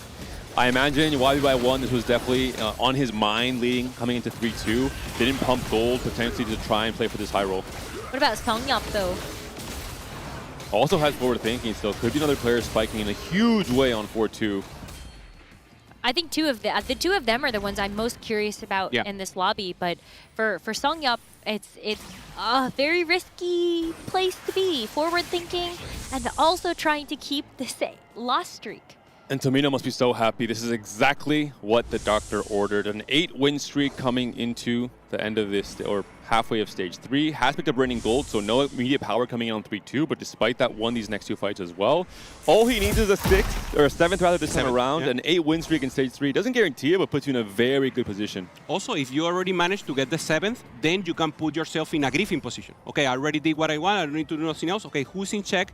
Who do I don't want to win to elevate this to another game? So that's perfect for the rest of the lobby also. It's true. I mean, Tomino, YBY1, and Terry, all 3 of them are at 18 points, and so could do very similar game plans to what you're saying, Hoope. Wow. Very interesting. Don't see a double down here from YBY1. He cashes out. He gets gold off of that as well, so he can accelerate the rate at which he picks up that golden quest and can potentially spike as early as 4-2, 4-1, matching the spike from Songyup on forward thinking. Really depends on how much gold he's able to print with the Gambler's Blade and the Shadow Clone. Also would love to get a Reforger. We've talked about it many times throughout this weekend, but Gambler's Blade very good early. Obviously kind of useless once you roll down to 0 gold, once you're trying to play for full board strength. Having a Reforger to turn it into a Silvermere Dawn, I think we saw on day 1, is a huge deal as well. Decides to use the duplicators there on the Swain and just sell for economy. Yeah. YBY1 has just 1 mission, accomplish the Golden Quest, and then, I mean, if there's any player who I think is best suited for this augment, it is him, one of the most creative minds in TFT. And also the roll down's gonna go insane. I can't wait. Oh, look at all the copies that he's holding as well of the set, the volley. Like, I feel like there's almost a clear direction. He gets the opportunity to go for Samira, or you can use the volley bear for something like the Jinx. And so that's also very exciting. It's a great example of good players don't just high roll, they prepare themselves to benefit from those high rolls. I don't think I've seen this entire set a better spot from a gold augment start into that golden quest. He has 120 gold on 3-6 already, so really going to add a lot of pressure to this lobby the moment he spikes that. And Tomino, 9-win streak, Hupeson. Nice. It's happening. I mean, the work is done. Is it done now? No, we can say it's wait till this fight's over. If it's a win, then I'll let you say it. Hoope already said it. He's unpersonable at this point. point. It again. 36, going for an additional cash out. Just trying to push the rest of the lobby. I mean, the power of Syndra here. Also good front line. Just stepping up, and Terry maintains the Soul Fighter line. We know it's a comp that can win, but maybe not the best early game for him. For now, looking good. And that's maybe the bigger test here. Probably the strongest player in this stage 3 will be Terry. Has the backup dancers pick up on 3-2. This will be a loss for Tomino, but all in all, 9-win streak is a very good position for Tomino, needing only a 7th to lock in check after this game 5 concludes. Open the chest. What? Oh, Wait. He's going for the win. He said, okay, I have HP. I can propose a fast 9 into Seraphine. Let's double up. I think he should hold all the copies. Well, what if you just natural a Swain 3? Why not? Very curious where he goes with this. Obviously, from this position, I think you just have to play high tempo. Don't think about what's the strongest board I'll be able to build in stage 6. Think about the right now. How do I make my board stronger turn by turn without sacrificing obviously too much potential to just try and play for that 6th or 7th place. Early Ash. That's one way to do it. Has a JG slam though, so it might be a little bit difficult. Well. YBY1 very close to proccing Golden Quest. Cancel units on his board.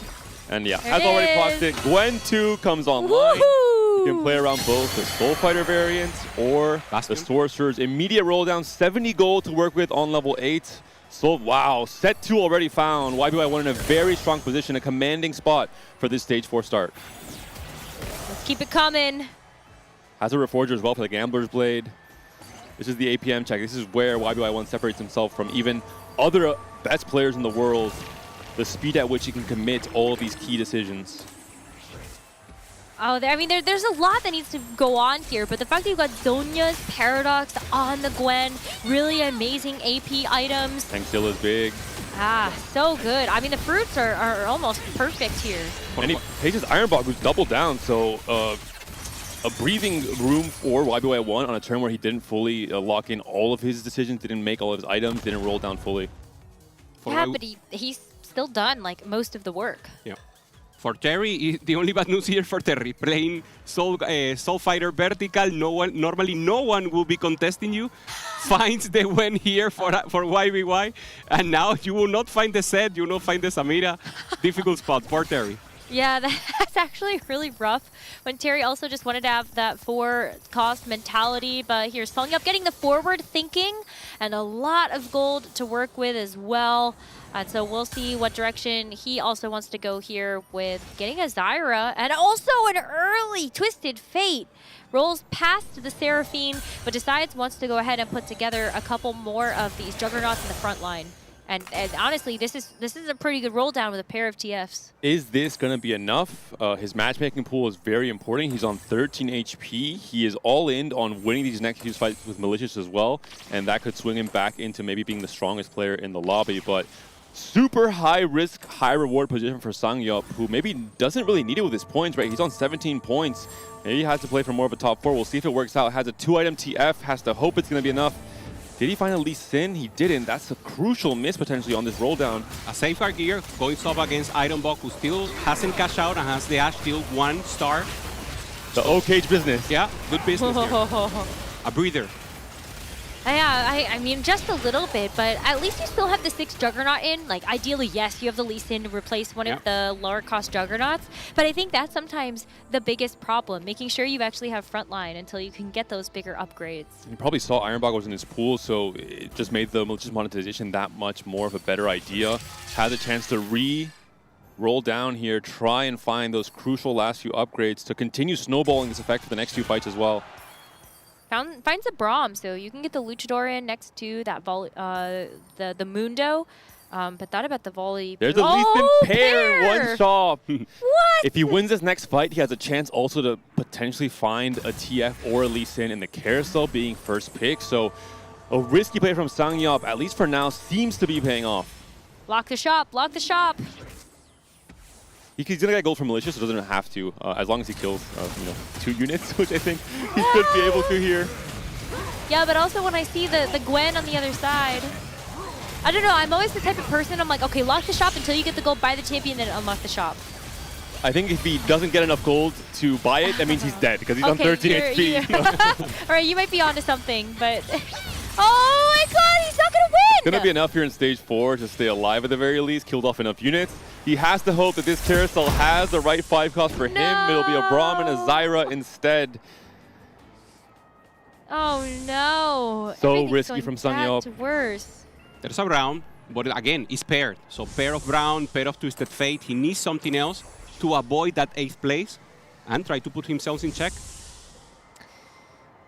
Yeah, that's tough. I mean, this is another player, 17 points. You don't need that many. You just needed a 6th in order to secure 20 points. And so I'm with you. Why so much risk? And it's even worse because the moment one of these players goes out in 8th, if they're not the player with 18 points, 3 more players are guaranteed to be in check coming into Game 6. So it is just so impactful for this entire tournament. Tomino also needing to stabilize here. He has 52 HP to work with, though. All right, 1 TF. That's a duplicator as well. Seraphine is going to be good. Varus just in case. Pair of Seraphines. Yeah, most important right now is that Seraphine Does he duplicate is a big question. I think he's healthy enough to maybe wait at least one more turn. Has to find Mage. Wait until the creep round too with how much HP. Especially with, look at Ironbog and Sangyeo, both are on 1 life. If they face each other, that could be it. That guarantees all the 18 place players are in check for next game as well. It's going to be a pretty big loss, understandably so. YBOI1 is the Grim Reaper in this stage. For the moment, he perfectly navigated that Golden Quest, cashed it out 4-1, and spiked with this Gwen 2. RFC, Zhonya's Jeweled Gauntlet. I'm hearing some big cheers across the way. Ironbog actually does get the win over Wingwoo and also Songyup winning on the other side. So the HP totals are going to start to even out here if Songyup and Ironbog can both continue to push this forward. Ironbog does have Deathfire Grasp now on this Twisted Fate. How much do you like that artifact on this champion? Probably might be a Reforge if you can find it. Probably Twisted Fate is not the best supplier. It is just true damage as soon as the fight starts. So it's not a terrible showing, but Songyup now did win his last fight. I'm not sure if this board is going to be strong enough, especially if he faces someone like YBY1, who's on a 4-win streak now. We'll be facing Terry on a pretty humble Jinx 2 carry for now. Has rolled down all his gold. Terry understands his mission is to apply pressure to the Fast 9 players before this stage 4 ends, where they're at their most vulnerable. Is the Jinx going to be able to do with a gold collector? Oh, I'm looking kind of tough, I think. Even though we actually do see this Cassante still holding its own in the front, the Lee Sin gets the walk onto the Jinx, and now it's just cleanup. So Songyup with another win. Ironbug on the other side, able to get another. So Tomino free falling with 6 losses. And both Ironbog and Songyup staying alive, trying to, doom one of the 18-point players. In this case, it is Tomino on that vulnerable position. Both Waymu and Without You are still in positions to win this game. They are the 2 players in check.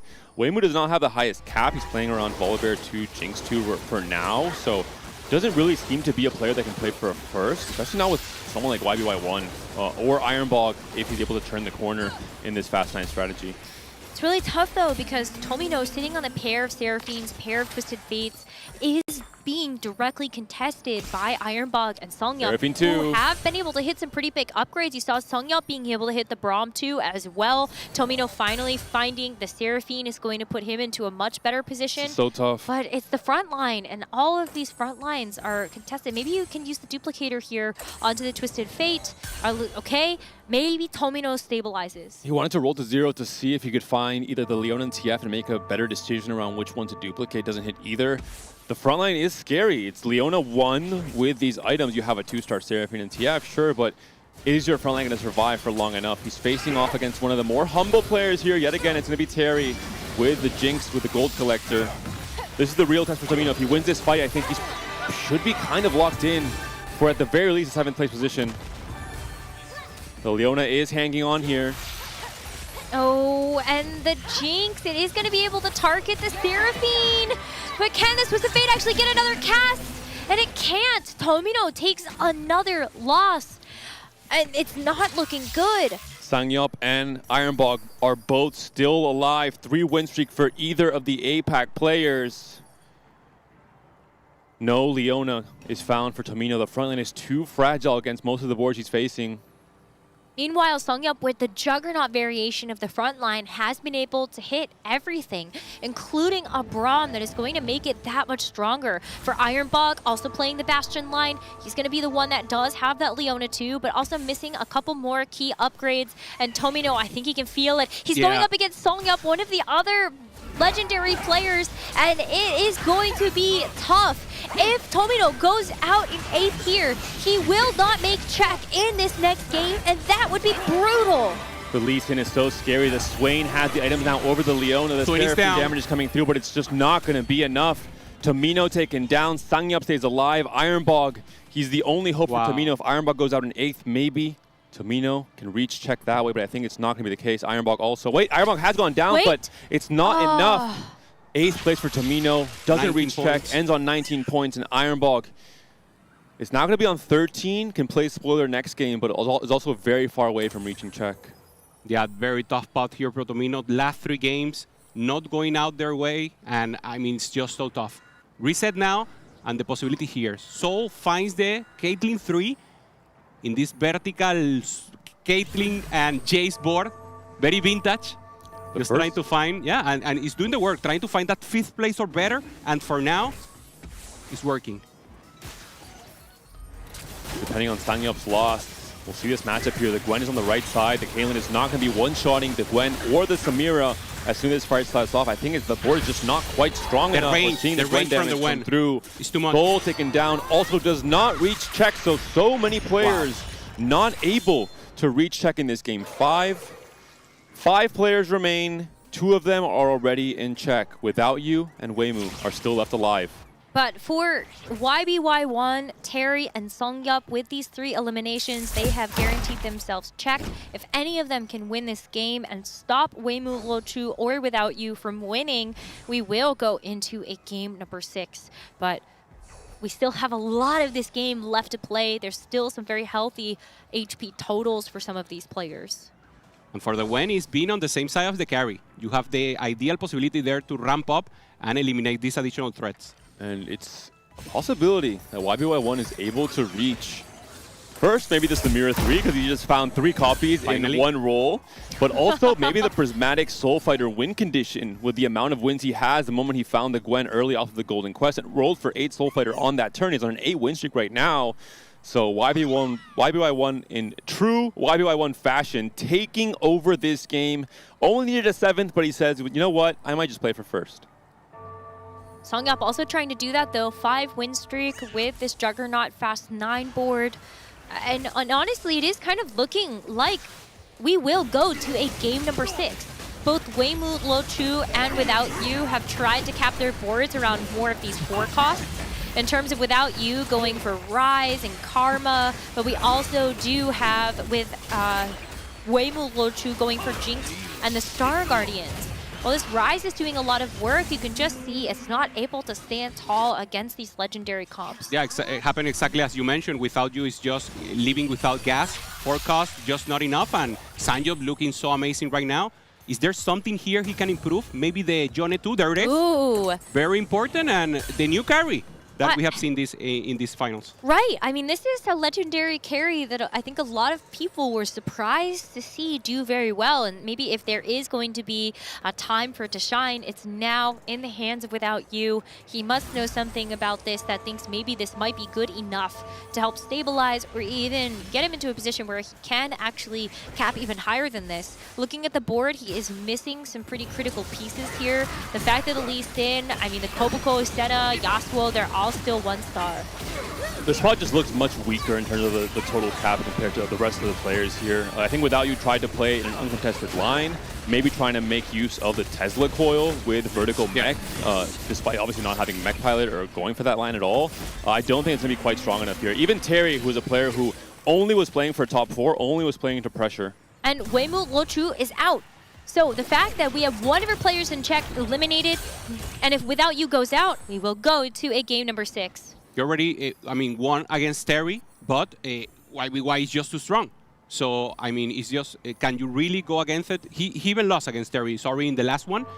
And now we're seeing a little of the board. Anything else to be improved? Trying to find that Braum only to go to a back line. Maybe the Varus 2-star also as a possibility here. But once again, humble board here for Terry. And secondary carries right now the Seraphine.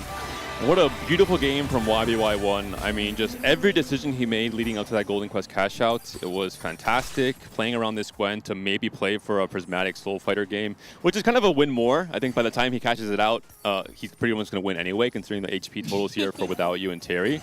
But it would look cool. It did look cool, but we're seeing here, I mean, he's playing for the Braum 2, the full cap Soul Fighter. He has 7 Samiras. He can't keep getting away with it.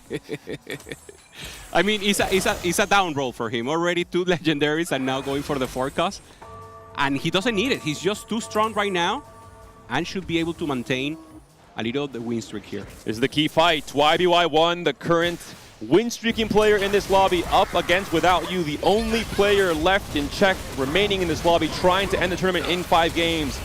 But standing in front of him, one of the best players in the world, trying to prove it yet again for their 3rd final lobby appearance. YBY1 takes down Without You, forces a game 6. The hero that this lobby needed to try and extend this tournament onward. Terry, well earned second place. And Terry did his job in stage 4. This is kind of a baton relay in terms of where each player had a job to do for the extension of this tournament. Yep. Terry applied pressure rolling down on level 8 to all the players trying to go fast 9. Players like Tomino, players like Ironbog, players like Sangyup. I'm really sad. YBY1 has 9 out of 10 wins. And Like- unfortunately, yeah, this 10th one is going to be the Prismatic, but also the win in the game. Wow. I mean, yeah, you mentioned it. Terry playing terrific, and now he's terrified against YBY, and we see why. He's just too strong right now, going for this double Samira tech. Decides to sell in the end just to try to find an upgrade. The huge range right now from the Wen, and it's a perfect win right now for YBY. 11 win streak. And it all comes down to playing into that high roll, playing into that golden quest from a very good position with the Gambler's Blade start, with the cheap, relatively cheap board already meeting a lot of econ thresholds, not pre-leveling, not pumping gold, having all that extra gold to reach golden quest. And earlier than I've ever seen actually this set on 4-1, and it's also key for the Soul Fighter Cashion in particular because of that chance to play for that 10 wins for the Prismatic victory to just guarantee even more that he can take over this game. Game 6 at the very least, 5 players now in check. Some heartbreak for some of the competitors who were just oh so close, but maybe a chance to prolong even further if someone like Tomino, someone like Ironball can win this next game. Yeah, I mean, Soul and Tomino, they're going to be at 19 points apiece, and so just that 1 point shy. Ironbog at 13 can win this upcoming game and make sure that he can actually extend this grand finals of the Tactician's Crown one more game, but it looks very likely that the Tactician's Crown will end after game number 6. And that will be a showdown for sure. YBY1 though, what an impressive, dominant run in this game. I thought maybe we would even see some Mira 3. We're so close to it, and of course he already gave us the Twisted Fate, and we see again Terry playing good tempo without you, also doing what he could, but once again not going for that win out possibility, and they know they're going to do it. Now next game will be all about that.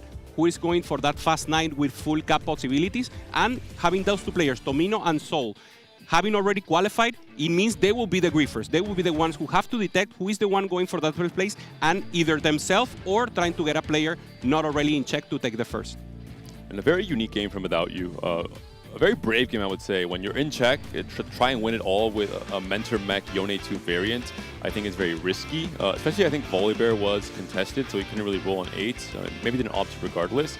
But I like the idea. With Tesla Coil, in theory, it's something we saw in the past before Mech Pilot became a big thing. You would play for the vertical mech, where you had 3 items on the mech, and that proc Tesla Coil as well, as a way to have extra damage in. But YBY1 just took over the game. His game plan was so dominant from stage 4 onwards. He applied so much pressure to the lobby. No one could really fulfill their board's potential because they were getting taxed for 15 HP on each loss in stage 4.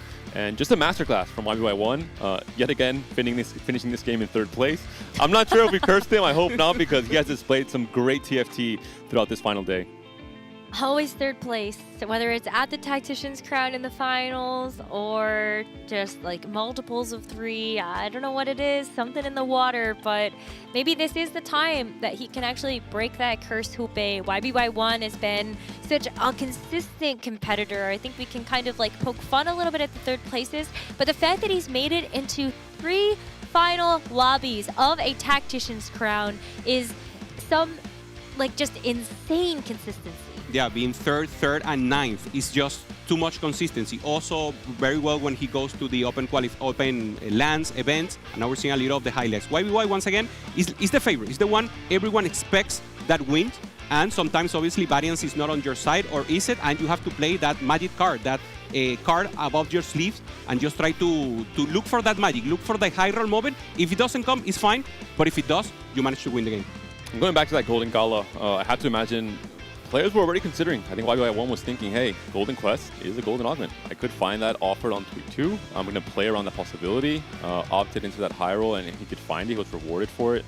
Something like Sangyup as well, playing into forward thinking potentially. Those are the 2 real augments you're most considering in 3-2 in terms of how you develop your game plan throughout that stage 3. Just a really interesting game of TFT. Unfortunately for Tomino, I wonder if the Swain Shop going into stage 4 maybe affected his game plan because he could have played for a 4-cost line and rolled heavily on 4-2 to just try and stabilize there.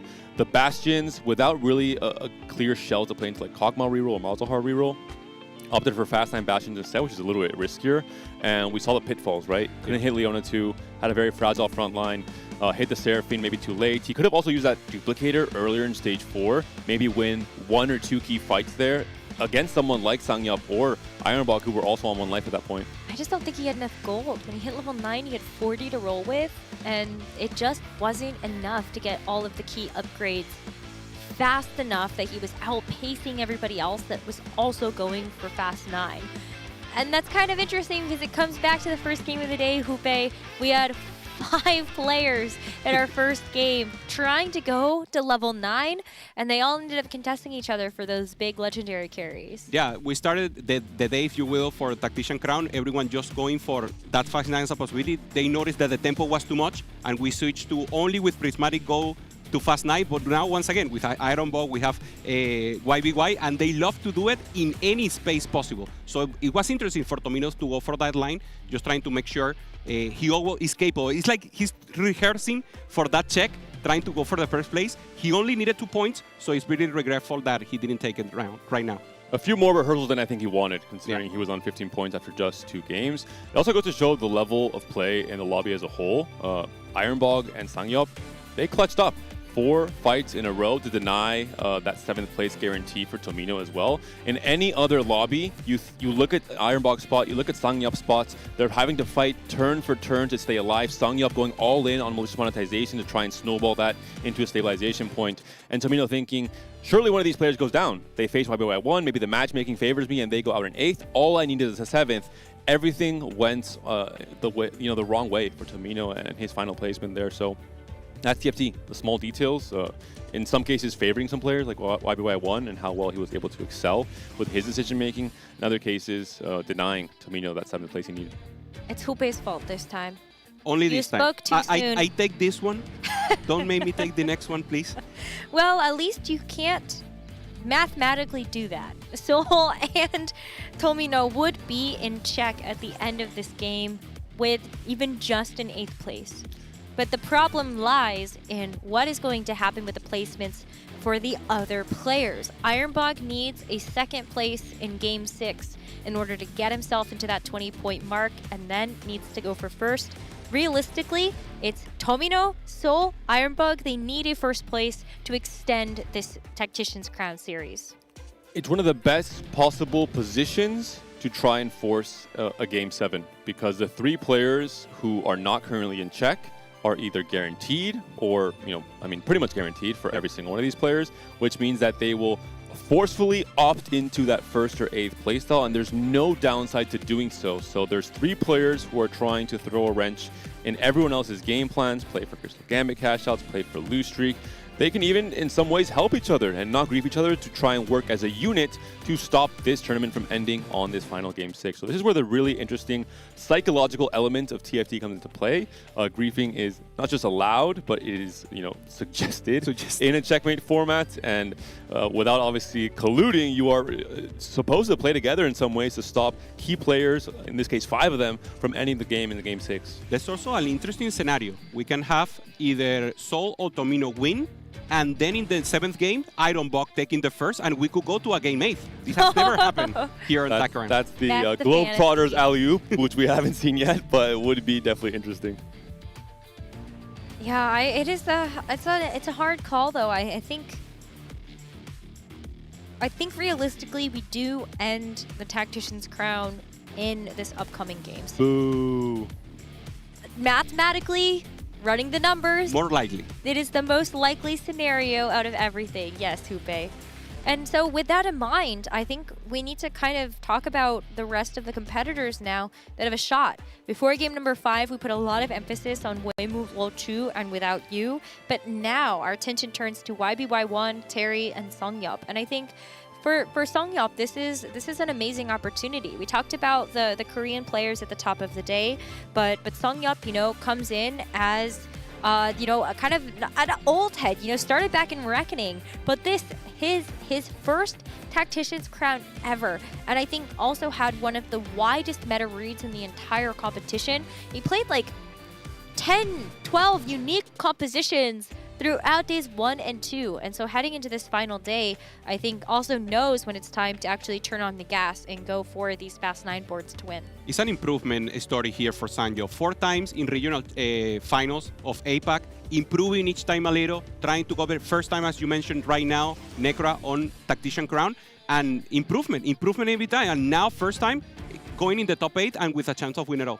A big part of that, I think, is 4v4. He joined forces with ROC. He was playing alongside legendary players from South Korea, like Panda, like Dr. O, for example, similar to Gobo with Aegis. I think that really helped him come out of his shell, improve as a player. In Gobo's case, more you know, from introvert to extrovert, having to play as a team. I think really shored up a lot of his weaknesses. We saw it almost making it to final lobby. Similar case for Sangyup, I think, as well. Really cleaning up his play, cleaning up his execution. He was already very flexible, but I think in this game in particular, he really showcased the clutch factor. The malicious monetization play was just so all in. You get no combat power from this augment, so you are forced to roll directly to 0, use all that gold that you have to potentially continue snowballing your board and getting stronger every single one of those fights.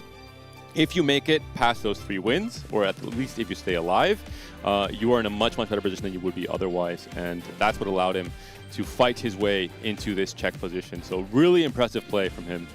And then Terry, the winner of the APAC Regional Finals. That's another player that finds themselves in check heading into this game number 6. And I think what's been really special about this is it's also been a story of growth. He started playing competitive back in 2021, but this is also Terry's first Tactician's crown, earning it, of course, in such a fashion within the Regional Finals. Yeah, a player that has surprised me a lot. Obviously, his results on regionals on APAC has been amazing, but here also on Tactician Crown, making it work every time, being consistent with his game, mental on polish. Few mistakes from Terry. He's not a player, maybe not the highest APM, but a very consistent player, always with a plan, and well executed. I mean, a huge contester right now.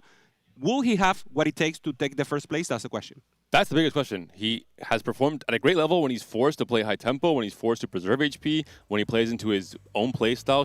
That was, you know, the only player who didn't play any fast 9 across days 1 and 2. He only played 4 cost, stabilizing on 4-2 and on stage 4, or reroll. He now has to win a game. This is checkmate format. And it looks like we might be launching in momentarily. 5 players sit at above 20 points with a first place in this game number 6. They will be the Tactician's Crown winner for KO Coliseum. I cannot believe it comes down to what could be a final round fistfight here between our players. Most likely, this will be the final game, as we said. I want to see an additional game. I want to go to game 7, but of course the odds are not in our favor in this. And players are totally locked in, and we see a much more tension than before. They were joyful, they were laughing, they know this is the most important game so far, and it noticed. Biggest difference coming into this game 6, 5 players now in check. The targets, in terms of griefing, are now even more split up than they were before. And this opens up certain lines, double trouble, Malzahar reroll.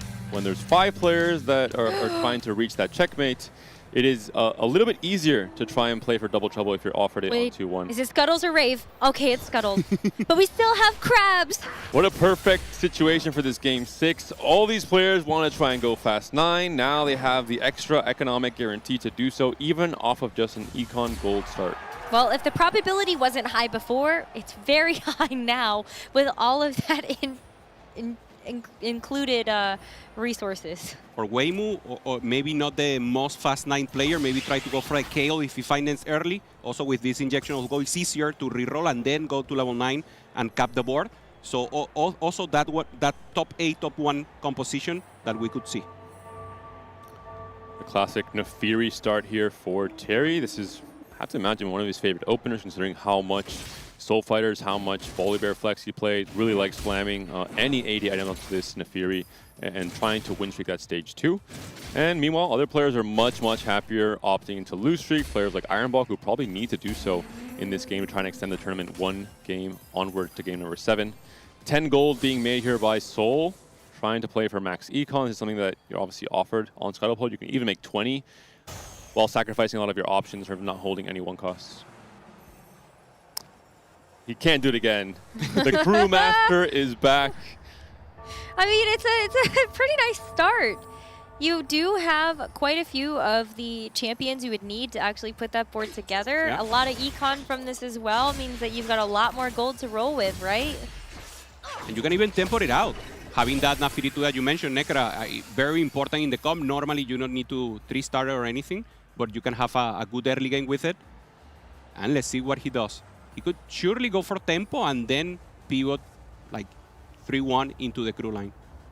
Good components for Crew. We'll see what his augment offered is going to be, but has a chance for Spirit Visage, has a chance for a Stone Plate or a Bramble onto that Malphite. No copies of Malphite just yet is probably one of the detrimental factors here for him to play for the Crew. Oh. Silver augment starts, so immediately the steam has been released. The pressure has gone down. We won't be seeing too crazy of a start here on 2-1.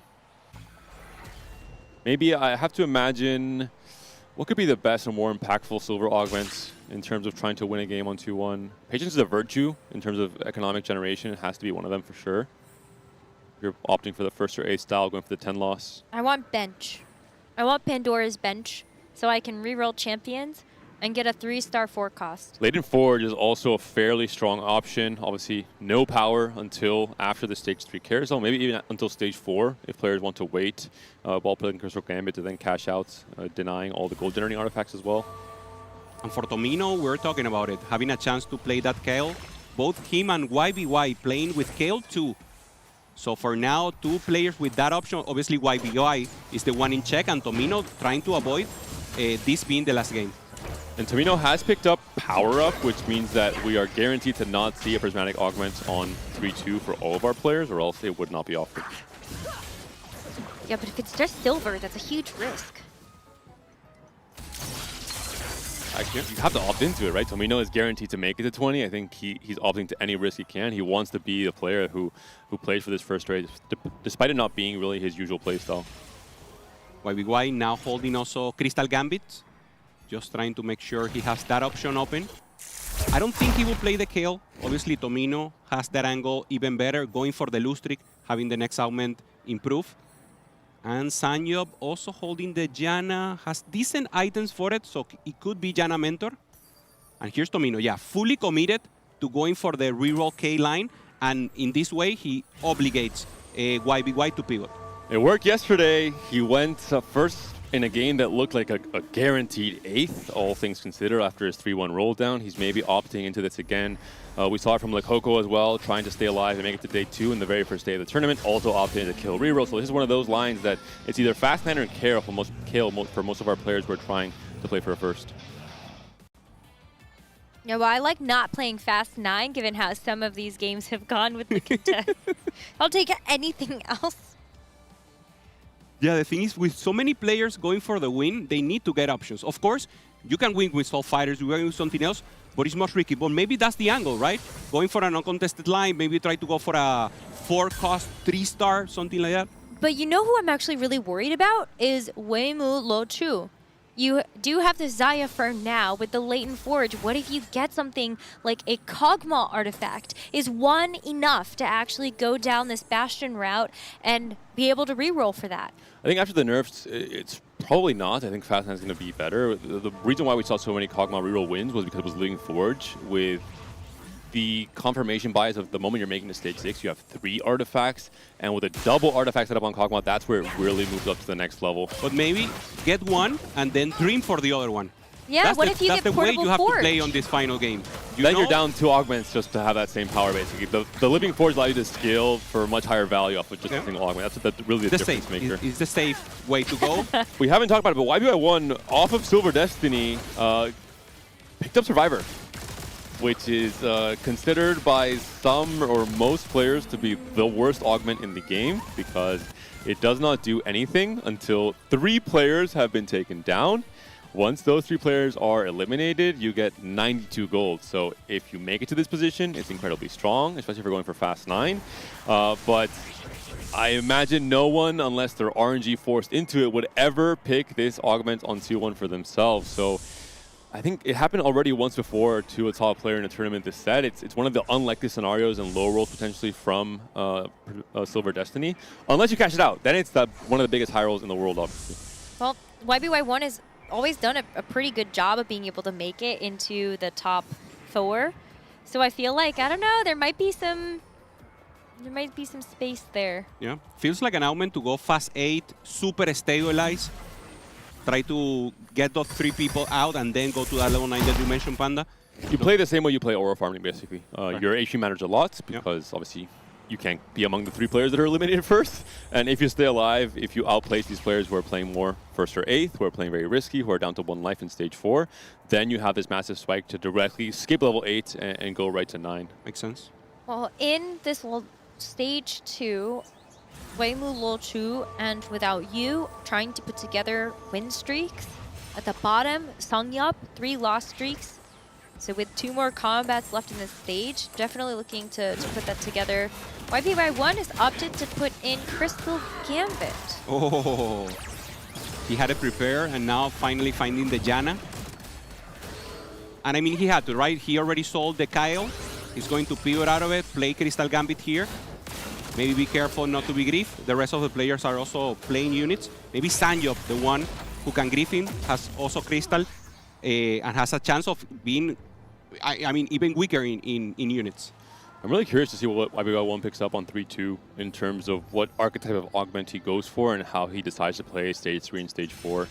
Being down a silver augment is not the worst thing in the world, especially not when in a normal lobby of TFT, you would notice the impact more, but because it's with Scuttle Puddle and you have so much gold anyway, the gold ends up taking more of the share of the value of your board and the strength of it. So I think it's even less impactful in that sense. But I'm really curious to see how YBY1 navigates the mid-game in particular.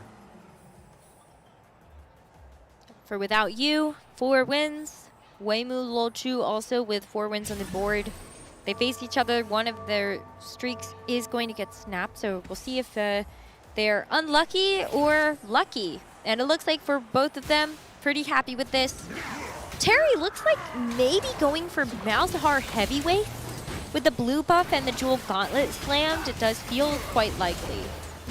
He can opt, of course, into something like Rigged Shop on 3-2. I think there are definitely positions where Malzahar can win games, even not off the Double Trouble Malzahar. A little bit harder after the nerfs came through to his general kit, but it's still definitely a possibility. Terry wins. Yeah.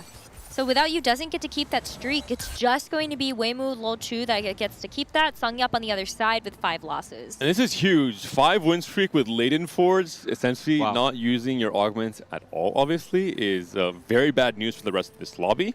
If he's able to somehow win the next 3 fights in stage 3, cash out his artifact to help him extend that win streak from 8 to 10 or 12, he could be in a prime position to push for Fast 9, is already playing the Bastions, can play around both either TF or Seraphim, whichever one he has items for at that point in time, and he could be in a very good position to win this game. Ooh, also gets a bow, so could make Krakens here. This is the 2 avenues to making it to Fast 9 comfortably. The 1-cost avenue, which is with Gnar, with things like a Huna Huna, with the usual TF items like Raid Blade. And the other avenue is the slightly better one with a Xayah 2, which is not going to be a reroll line, obviously, but buys you so much time and stability in stage 3 in particular. That's even better. I think like this looks like a really great win streak, especially if you play against somebody like Songyup that's still playing that Crystal Gambit. I think you'll probably level to 6 here, try and fit in the Yasuo for the mentor bonus, and try and guarantee the win streak, depending on his matchmaking pool, of course, and how weak or strong the rest of his opponents are. Does he greed it out and stay on 5? Sanjong also finding an early Bolivar here, just considering his options. No item slam for now, so maybe something to consider for later. Of course, full economy, no need for now to sell it. Songyup is thinking about Golden Quest. He is not pumping any of his gold. Nice. He's trying to hope for a golden augment and maybe a Golden Quest pickup, taking a page from YBY1's book. Also, Eyes on Tomino does have power up on 2-1, so we'll have a more powerful augment offered, which could maybe swing the game in his favor for stage 3. Golden augments! Ooh. Okay, so Tomino gets some nice choices here, gets invested. So that's a lot of gold injection. And Weimu hits Golden Quest. Oh my goodness, this game is going to go absolutely crazy. With the Gold Injection from Scuttle Puddle especially, it's going to be so much easier to proc. Yeah, I mean, already in such a good position with the win streaks that he's been able to put together. He was playing into Fast 9 already, so we'll be able to use so many of those different 5 costs. And he didn't level, so he has the extra gold he could have otherwise spent to go to level 6. Playing for the out, and it's amazing because he will keep winning. Normally you start losing the round because you're not using your augment. He's in a very special position right now. Doncor pick up here from YBY1 from that portable forge. So that'll also be a nice item eventually to go onto something, but I guess maybe sees now that has an opportunity to still lose, but also get some gold value out of this anyway. Very interesting game from IBY1. I'm not sure if he can play for the Kog'Maw with the Doncor with just one artifact. I'm not sure it's enough. And he also will not be able to make the best use of the Survivor Gold if he procs it. Obviously, the ideal would be to go 9. But there's not too many of the 5 costs that make best use of Doncor as an artifact. It's more the rerolls like Katarina, Kog'Maw, and Akali even in some cases. And for Soul, trying to find the Janna. Already has 4 Crystal Gambit with the Ashe fully itemized. This Janna will be important. And has rolled to 0 on level 7, trying to find 5 Crystal Gambit, has the Ashe, but is missing the Janna. I mean, this is just terrible news for Soul here on a 3 win streak at the very least. There he finds it. Oh, okay. One more roll, sells off his board to really try snowballing early when everyone else is so weak. Everyone's playing for Fast 9. Oh my goodness. So if there's anybody that can actually win this lobby and extend the series, it is Soul. Maybe with the 5 Crystal Gambit, we actually get that wish, Hoope. But there are a lot of other players that are hoping to come for this moment, get that first place. Golden Quest is certainly one of them. Weimu Lochu is definitely a player we have to keep our eyes on. And as we enter into this, Tomino with a 5 loss streak, Songyups with 7. Weimu Lochu hoping to extend the win streak that he has right now and get that gold coming. Yeah, I mean, the hope for the lobby is that Soul faces out Weimu Lucci as soon as possible and win, because Weimu, even though he has the Golden Quest, he's still pretty strong. And of course, the one who will finish the Tactician crown if he wins. Akali and the bow picked up by Sangya up here. There's going to be a Jarvan and a Poppy as well. Key 4 costs. Some of the lines our players might be going for, more even so for just stability in this stage 3 and stage 4 until they make it to the bastions of the Juggernauts they're hoping for. Tomino finding invested in the Prismatic, so full Fast 9 for him. Obviously needs to find first the KO. And Explosive Grow also for Iron Box, so another Fast 9 player. The race for the 5 costs, whoever can reach a point where they have, 70, 80 gold on level 9 that can roll earlier is going to be a big deal. But first, the Latent Forge proc here by Weimu picks up the Wit's End onto the Xayah for now. Eventually, will probably land onto a TF. Level 6, 80 gold to work with, and an 8 win streak. He managed to win every single fight down an augment in a very low tempo lobby like this one. A huge step forward for Weimu in terms of his chances of winning this game. Xayah still holding. On the other hand, we see the Crystal Gambit just trying to make sure he pops a little more. YBY 144 already double up. So just waiting for that huge cash out and also be a contender for that first place and winning Tactician crown. IBY1, we see his bench already some indication on the paths he is leaving open. The bench is really indicating a Akali, or at least keeping that door open, holding the Darius, the Senna, the Jarvan, and the Aatrox as well as a Kennen. Weimu keeps winning. 9 win streak now for Weimu. I mean, he was winning without an artifact. With an artifact, I imagine that's not going to end anytime soon, at least not until players start spiking either on their 4-2 roll downs or even later, because most of these players are ending Fast 9, right? They're not going to play a strong stage 4. And the problem now for Soul is that he rolls so deep that he will not be able to stabilize in level 8. He needs the Ashe 2. He needs a good front line. So he's winning this stage that is huge because he's getting the bounties. But is it enough to stabilize and start to punish even more in stage 4? I don't think so. So he needs to high roll a little on stage 7, maybe in some natural units. And the economy, he will recover maybe 4-5. I think he's in a really good position to snowball. We talked about a few games ago where it was also Soul, I believe, playing 5 Crystal Gambit on stage 4 against a very weak lobby, and he was able to snowball this the 5 Crystal Gambit cash outs all the way into stage 6. He has an early Lee Sin with Ultra Stance. He has 4 Juggernaut frontline. He has a 3-item Ashe already. he's scaling against boards that we're seeing here. They're either double down or they're playing, they're all picking 3-2 econ augments, so there's no board strength here outside of maybe just Wei Mu. It's a very interesting lobby how it's shaking out across these first two stages. And a lot of high rolls as well. I mean, their early lead in is crazy. Yeah, this is definitely getting to be a very interesting game. YPY1 probably cannot even think about playing Dawncore Kog'Maw because Terry is already into that line with a static Shiv, which is why we saw the Akali units being held on his bench. The Golden Quest can proc soon as well. I mean, there's just so much happening in this game. Ironbog also already with the cash out, waiting for the explosive growth, 50 gold, level 8. We'll probably see level 9 rolldowns on 4-5 because of the first just crazy econ augments that were picked up. Tomino with the invested, and we're seeing explosive growth as well for Ironbog. And the merging of that with Scuttle Puddle means that you don't have to wait until stage 5 to have a reasonable rolldown with enough gold to hit most of your units. Starts for Ironbog.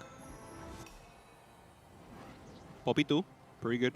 Right, Tomino is also getting very close to a cash out here, but as Ironbog continues to roll, hoping to find that Jinx, does get the upgrade to the Xayah and a lot of the other Star Guardians that are going to be super necessary for this composition. Getting the Poppy 2 is going to be very helpful also to stabilize, but you're missing out on that Jinx. A lot to do still here. A lot of items to slam. Ideally, you want to go for a high value rolldown on level 8, roll a little bit, hit your upgrades, and then push to 9, but has to roll fairly deep here. And if he loses this fight, I guess it's a double down against Tomino, so it should be a very clean win here. But Ironbog might have to roll a little bit more on level 8 to guarantee the stabilization. I guess it depends on his matchmaking pool, because there's so many Fast 9 players who are not putting their foot to the gas just yet. Good adaptation there with the blue buff on the Jinx and Gather Force. Just trying to push that ability and get additional value. Final augment of the game coming up. Do we see Prismatics, Necra? That's the big question. I know you're hoping for it. As a viewer and a fan, I love seeing the Prismatics because it means an interesting game, but it is going to be gold augments to round out this lobby, so it's still going to be quite interesting, quite high tempo as we do have that Scuttle Puddle, but a lot of our players now hoping to kind of round things out with combat power in order to actually finish out their boards. As Tomino looks to roll down on 8, we will see some No, he was rolling happen. on 8 and he didn't roll on 9. He now pushed 9, but only with 30 or so gold to roll with. Did find a Gwen 2. Oh, did man. find a Leona 2. Is this going to be enough? He tried to go in early. Has a Zyra holding the TF items. Not a single copy of TF is the one biggest downside here. And isn't going to get max uplink value either, considering he has no extra item augment. I feel for him so much right now. Or on 3-2. Maybe a TF on this next carousel, as well as a few natural shops, could put him back in contention for a first place in this game. But it's going to be tough against this matchup. We do see YBY1 onto the Akali that we prophesized in Stage 3. Yeah, and unfortunately that Akali is going to get backline access. And it's a bronze for life Akali as well. This is one of the stronger variations, despite the non-meta item build here. No QSS, no Nashers. This is the OG Akali build that terrorized us in the very few first patches of this set. Gunblade, Rageblade, Dawncore, a YBY adaptation special in terms of this is what I had built already. I pick up a Dawncore. I have to play for the line that I can, knowing that Kog'Maw's contested. Oh, Varus The quest is done. Yeah, for Wei Mu. Finds the Varus. Decides to wait a little. I like it. I mean, waiting, making sure he has like, I don't know, at least 60 gold when he goes to level 9. He still have a lot of HP here, Negra 65. I think he's good spot still. He's so healthy. The problem is no mana regen for this Varus is maybe an issue, and no even components for mana regen, so we won't see this Varus get its full spike or its full value until Stage 5 at the very least. I do think that Varus is one of the weaker options you can get from the 5-cost drop from Golden Quest. And we're going to have to see some pivots, but for Tomino, I'm really worried. At least you do have this Seraphine. It's going to be able to take out the melee. Ashe, but Yeah, I think it's going to be hard. This carousel, he needs to find a TF. He's going to be first pick. There's one. It is on the opposite side. Does Without You want this TF? Will he stop Tomino from having a better item holder for the Rage Blade and the Krakens? And of course he does, because it's a fast 9 angle for pretty much every single player. Tomino not happy, has to rely on this next natural shop. And he needs to pick something. Go for a Rod, maybe trying to go for a Rabadon on this Gwen. Trying to get more value off of the Jewel Gauntlet. Already has slammed. Can spread the uplink for now as well. Huge chances of this being the last game. 6 players still with that chance open. I want to throw this out there now, just to get it out of the way. YBY1 is on Survivor. He's going to get 92 gold the moment 3 players go down. He's sitting currently on a 4-win streak, and he's very healthy as well. And he's playing an uncontested 4 cost. There's a possibility that YBY1 can try and angle for a Coli 3 as a win condition, considering he can't really opt for... I guess maybe he can opt for a fast 9 with Bronze for life. Just in case, having options open. He's going to try and go for a 3-star 4 cost as his win condition. And this is it's just, again, a great game from YBY1, adapting so well to all the different factors and all the different variables that he's being offered. Even from the random element of getting a Survivor augment off of Silver Destiny.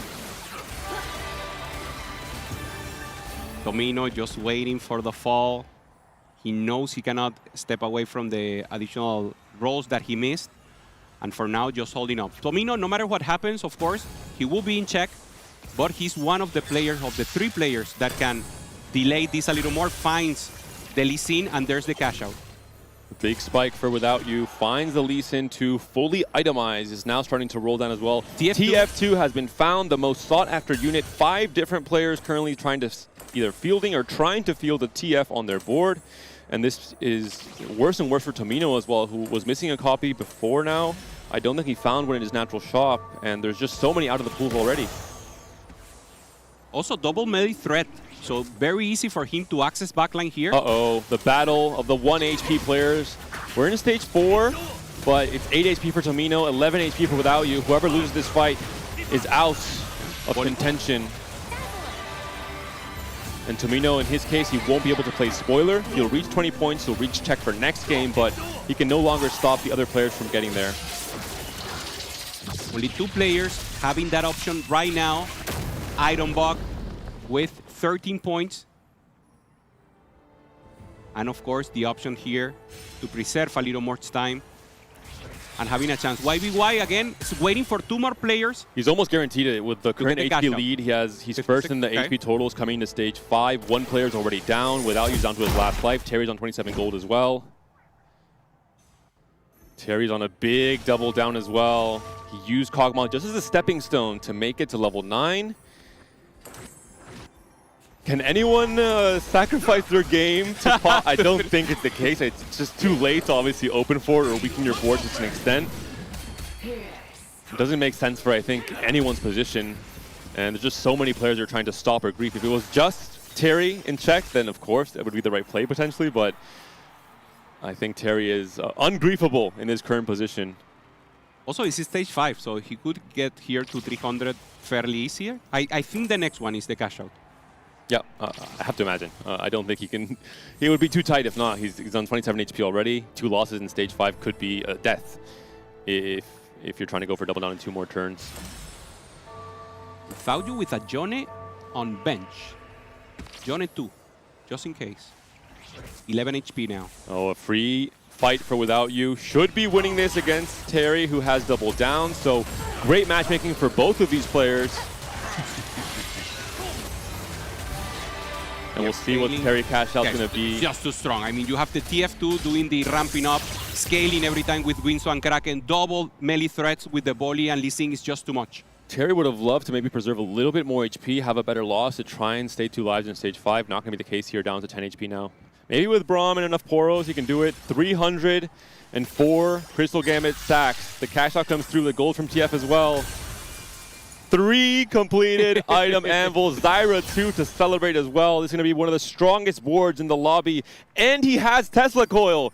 So going to get so much value from this cash out as well. I mean, these boards are starting to get crazy. This was the dream scenario from the last game.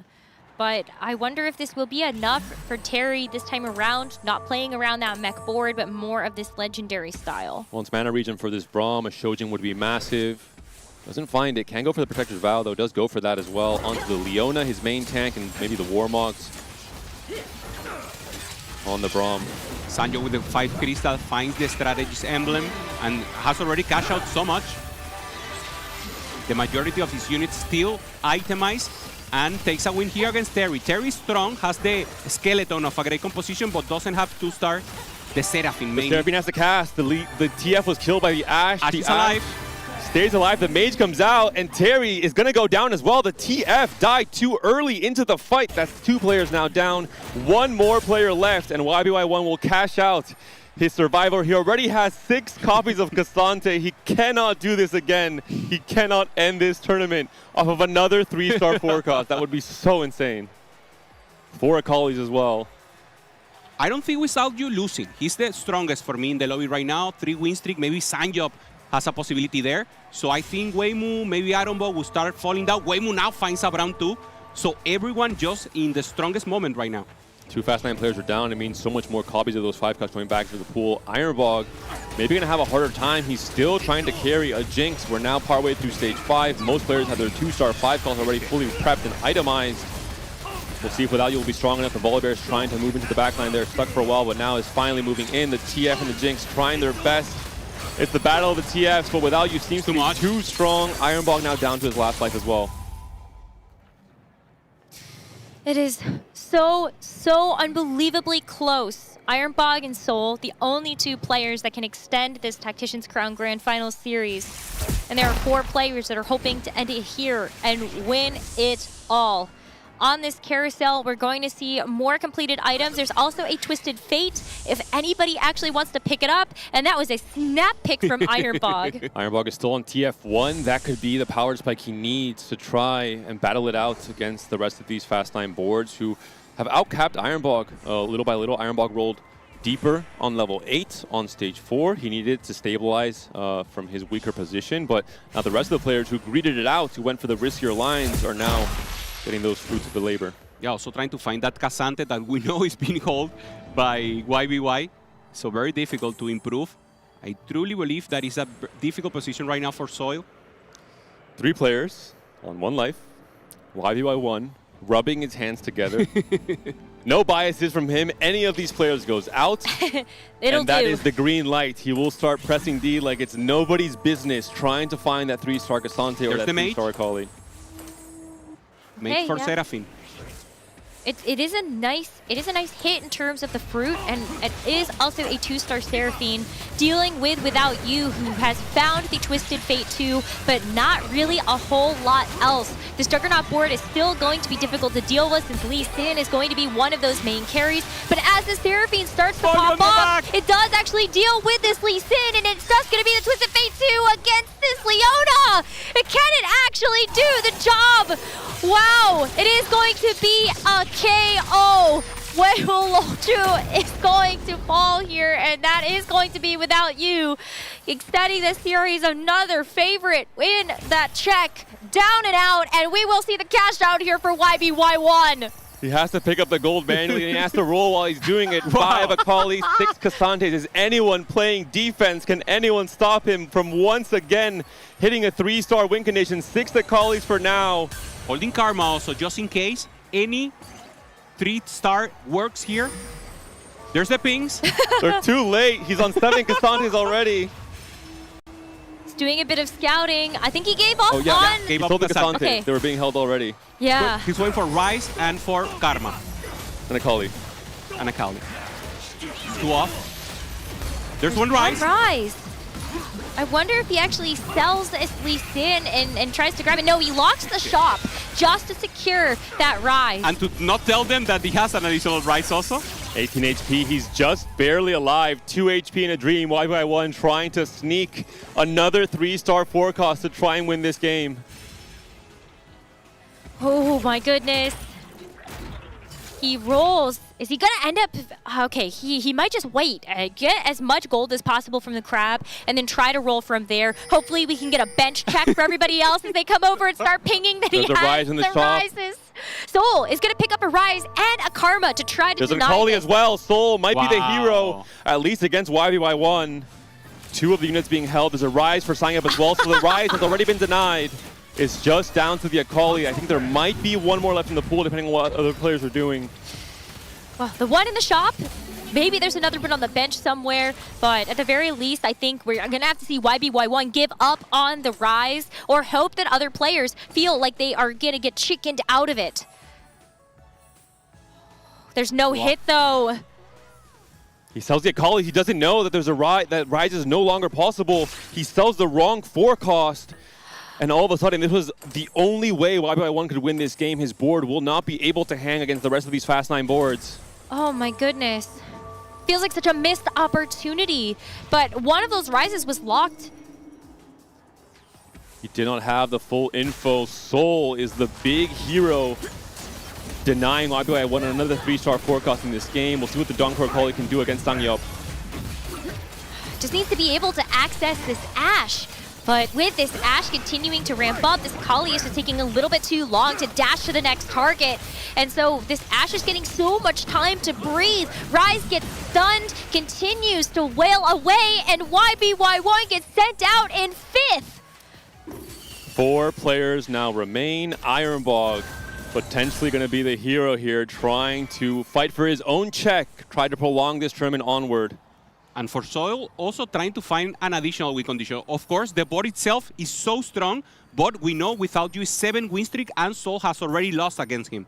So he needs something else, and that face-off will be the most important of the game. It's a 2v2 showdown. Ironbog and Soul trying to extend, Without You and Sangyup trying to end. Without You is still on a 7 win streak.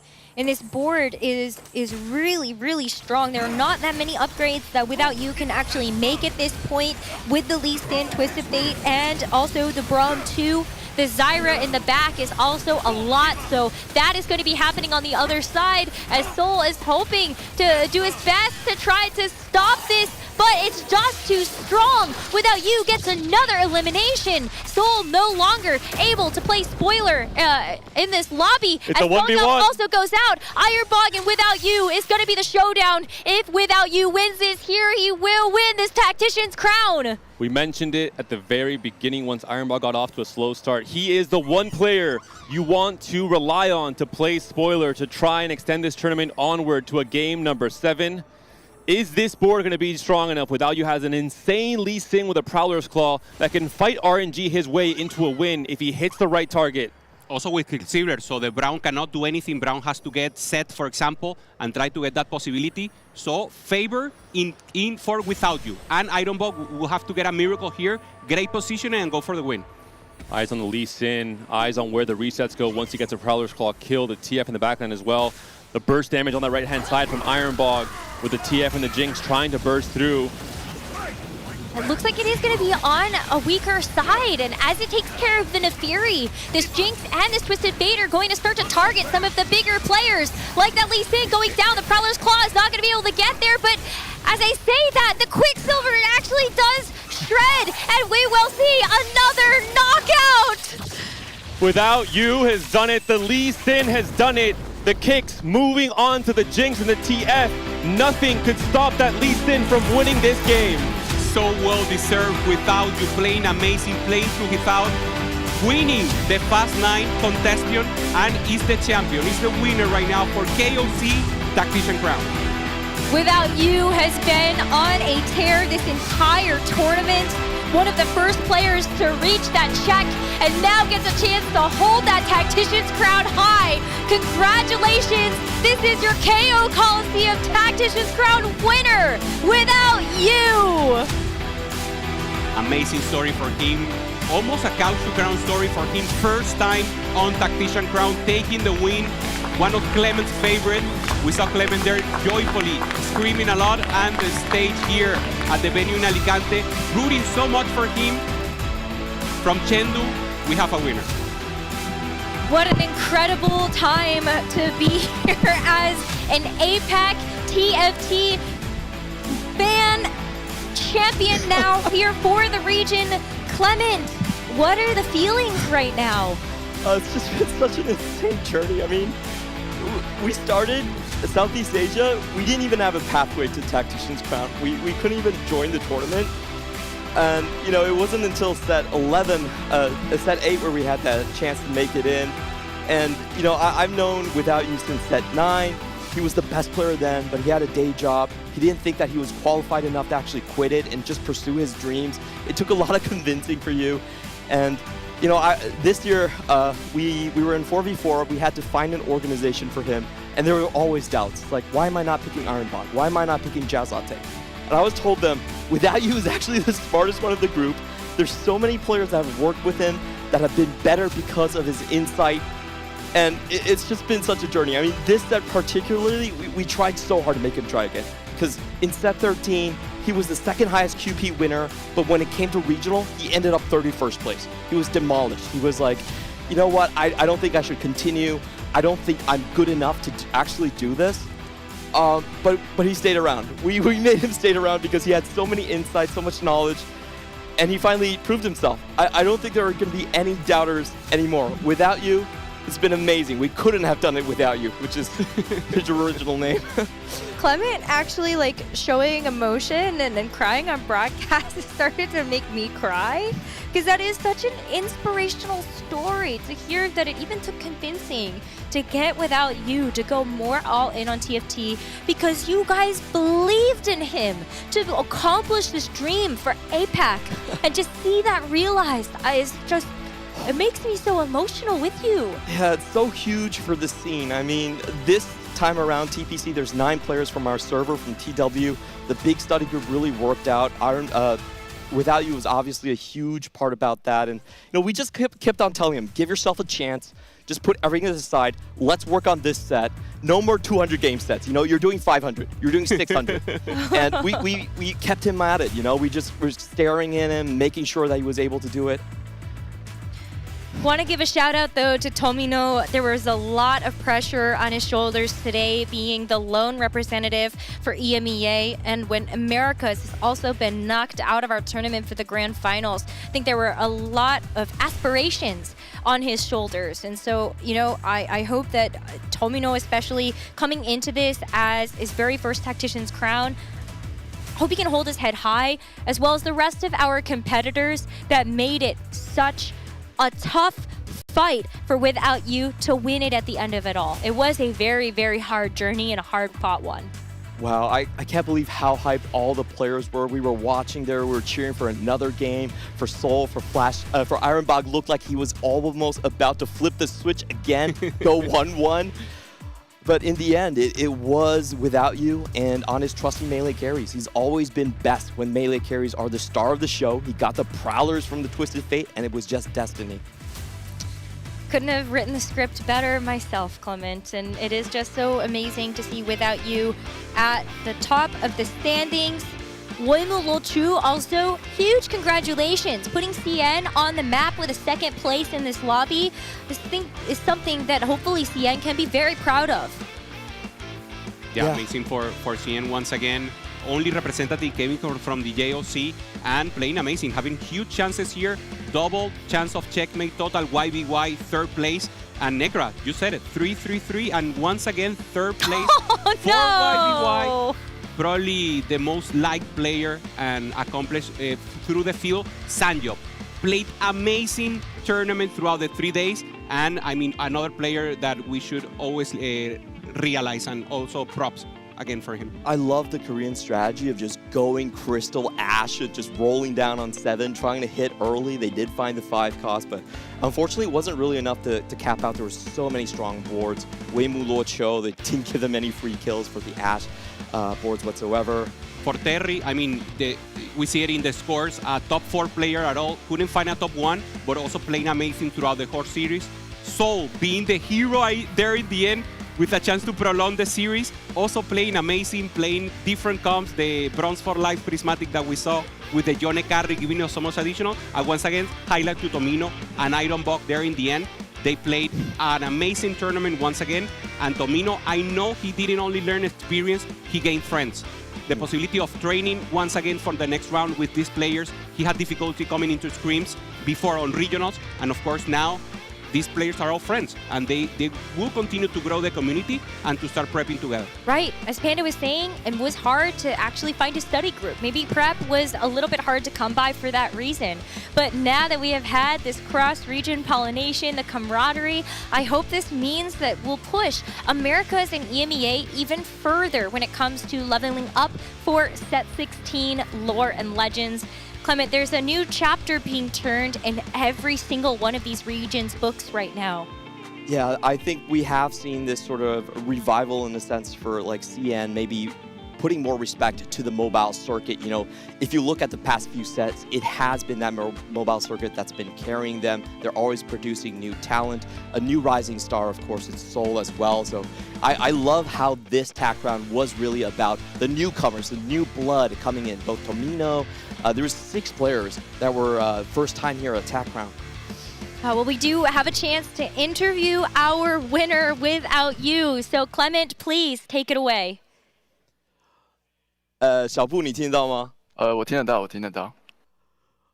哦，我的天啊，这个我看到你赢，我自己的头皮发麻。你可以跟我们讲一下你现在拿下这个胜场，心里想的是什么吗？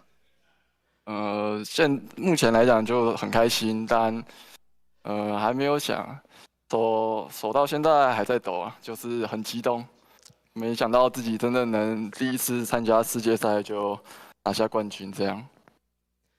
I asked, without you, I'm just getting chills watching you play. What are you feeling right now? I'm very, very happy, but I haven't thought about it too much. My hands are still shaking. I didn't imagine that I would be able to win TAC round on my first try. 那小布，我想问一下，就是你目前在这个成都的场馆的话，就是这个 study group 里面可能有3个人进到这个决赛吗？其他人有在帮你们加油吗？你怎么准备今天的这个比赛？我觉得就平常心吧，然后把自己的作息调整好，这样，然后旁边的队友也大家都很支持，彼此有机会的话都可以拿下这个冠军，这样。So I asked, without you, what's it like in Chengdu? I know there's a couple of the study group there with you. How are you preparing for today's tournament? And without you's answer is, I just want to keep a normal kind of rhythm. I'm just looking at when I go to bed, make sure I wake up on time. Everyone here is really supportive of each other. I did want to ask a question about the game right there, because at the start, it didn't look so good for you. You know, there was a lot of Fast 9 players. You were sliding down on the HP ladder. When did you start thinking that, oh, I actually have a chance to win it all? 小布，我想问你一个问题，因为在这场比赛里面的话，其实你刚开始血线其实不是那么好看，一直在往下掉，然后外面也有好几家很强的这个水晶啊，或者是95的玩家。你是什么时候突然觉得，或许我有机会赢下这次世界赛？在我因为这一把开始的时候，我觉得外面有几个人的，就是海克斯比较好一点，所以我选择在3-5的时候去开出我的水晶，这样，然后试着就是跟外面的赌，他们没有人会断到我。那在确定我有机会真的拿下冠军的时间点是。我把中国的那个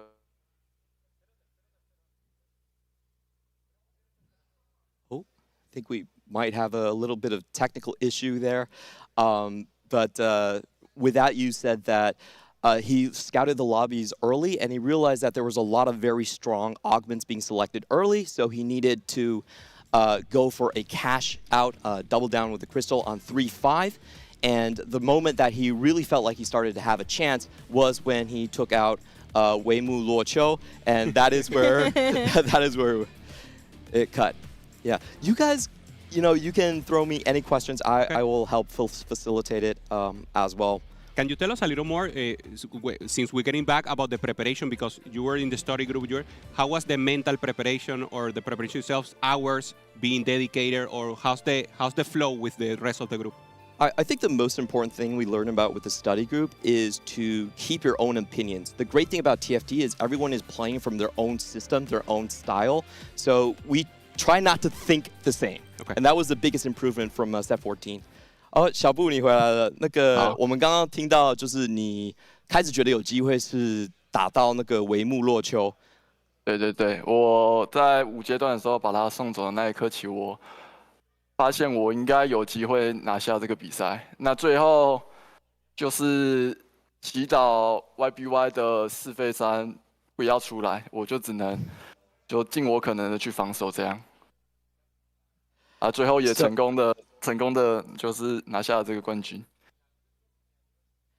I really started to feel like I could win when I took out Wei-Mu Luoqiu on stage 5. And the other big thing was YPY and his potential 3-star 4 cost. There wasn't a whole lot I could do. I just tried to play defense as much as possible, and I was able to win in the end.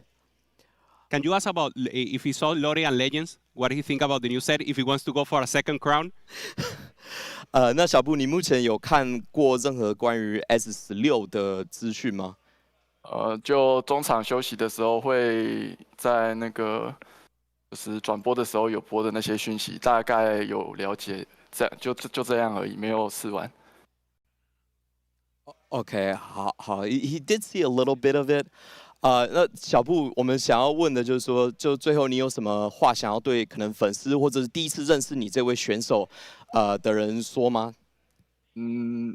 我不是一个老选手了，我从开始打比赛是 S9 的符文大陆，那可以在下一季的符文大陆前，为我这2年的一个职业生涯带来一个完美的逗号，我相当的开心这样。然后我在图奇直播，所以未来有机会的话，可以多来聊天这样。I asked, without you, do you have anything to say to your fans or the people that are knowing you, getting to know you for the first time? Without you's answer is, I am not a new player. I've been competing since set 9, Runeterra Reforged. And it's just amazing to be able to before we go back to another Runeterra set, to have such a good midway point for my career. I will be streaming on Twitch. If you guys want to chat, come find me. I'm very happy. Thank you so much. Without you, this has been a wonderful interview. 谢谢小布。Can you give me a chance to give shoutouts also? Huh? Giving a chance to give shoutouts or to say hello to friends or anything? 那就是你还有想说，有什么特别的人你会想要感谢的吗？就让你有办法得到这次的世界冠军。其实我觉得要感谢的人很多。第一个当然是我的家人，还有一些就是我们赛区的工作人员这样子。然后其实我应该算是我们赛区一次比一次的成绩优秀啊，我只是在这个风口浪尖上，就是成功的拿下冠军的那一个人而已，就很幸运，很幸运。那每个人都有他就是想感谢的地方，就一时之间也不知道从何说起这样。但我觉得我就刚好就是可能就是这艘船的头吧，就刚好抵达这个岸口这样子，然后拿下冠军这样。小布，你讲的真的很有诗意。So the first people I want to thank is definitely my family and all of the staff that work to make the tournaments run smoothly. When I think of our region has been always improving. I feel like I am just the person that is riding the wave going forward. I am lucky to be the one that is at the helm of this ship, and we are just starting to steer out of the dock. This is, the beginning of a journey. I have so many different people that I want to thank that at the moment I can't make concrete thoughts about them all to send out, but I just want to thank everyone and say how lucky I am. Well, Yeah, to please tell him thank you so much, and we're looking forward to seeing what happens next. 小布非常感谢你接受我们的采访，然后我们也非常期待你之后的表现。好，谢谢。谢谢。谢谢。 What an amazing champion you have now here for APAC, and I love that at the end, he's still so humble in terms of how he's feeling with the win and knowing it could have been anybody for APAC, but it was him that was chosen at the end for that destiny. Yeah, there's been so much work to just get to this moment. It's really a whole region of people getting together, you know, doing study groups, reaching out to different people. The staff in our TW server are amazing as well. They run great events. They keep all the streamers involved. And we've all been working towards this one moment. We truly believe that if we produce a champion, that brings us to a whole different level. Everyone is on board. Everyone wants to be a winner. And that's the best way for TFT esports to blossom. It has been such an incredible tournament here for the Tactician's Crown for KO Coliseum. We want to give a huge thank you again to all of the competitors that have joined us here in Alicante, Spain, from the Americas and EMEA, as well as in Chengdu from APAC and CN. Thank you so much for putting on an amazing performance for all of us to cheer you on and to wish and send off KO Coliseum with well wishes. We are looking forward so much to being able to see what happens next in Set 16 Lore and Legends. You do not want to miss the launch that will be happening on December 3rd. We get a lot to look forward to that, don't we? I mean, a beautiful set. Back to Runeterra. Amazing skins, perfect for new players that just want to play the verticals. I want to go into that. I don't know, I want to play Demacia, you get the Galio. I just want Void and you get the Baron. And more complex because 100 players, I mean, you have to be a pro to know all the angles, all the possibilities. So for me, a great mix for overall TFT community. Set 9 is a great way to kind of restart all the passion. I think if I think about my casual friends, anecdotally, most of them really were in tune with Set 9. There was no barrier to entry. You just saw that champion. You didn't need to recognize the skin. Exactly. So I think this is going to be a huge, almost like a relaunch for TFT. It's going to be so exciting to see what unfolds in the competition as we look forward to the TFT Pro Circuit that all of the Tactician's Crown players will be competing in for the next set alongside the compatriots that they have from the regional finals that have earned their spots there. Thank you all so much for the viewers for tuning in, for supporting the players, to all of our tournament staff for putting this together, and of course to everybody behind the scenes for putting on these productions. We welcome you to the next set, Set 16, Lore and Legends on December 3rd, and we cannot wait to see you there and at the TFT Paris Open. See you then, everybody.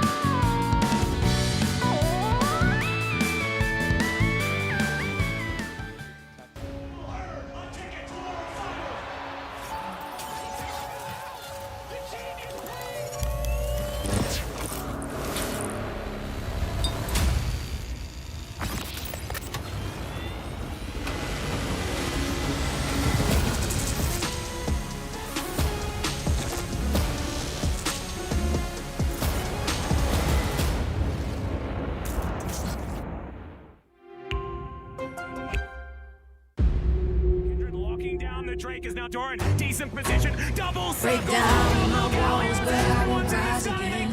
Cause I stand tall in my environment. How could I ever close my eyes and stay silent since they try to take me down with their violence? Oh, they go back in. Becker flashes in and down goes Knight.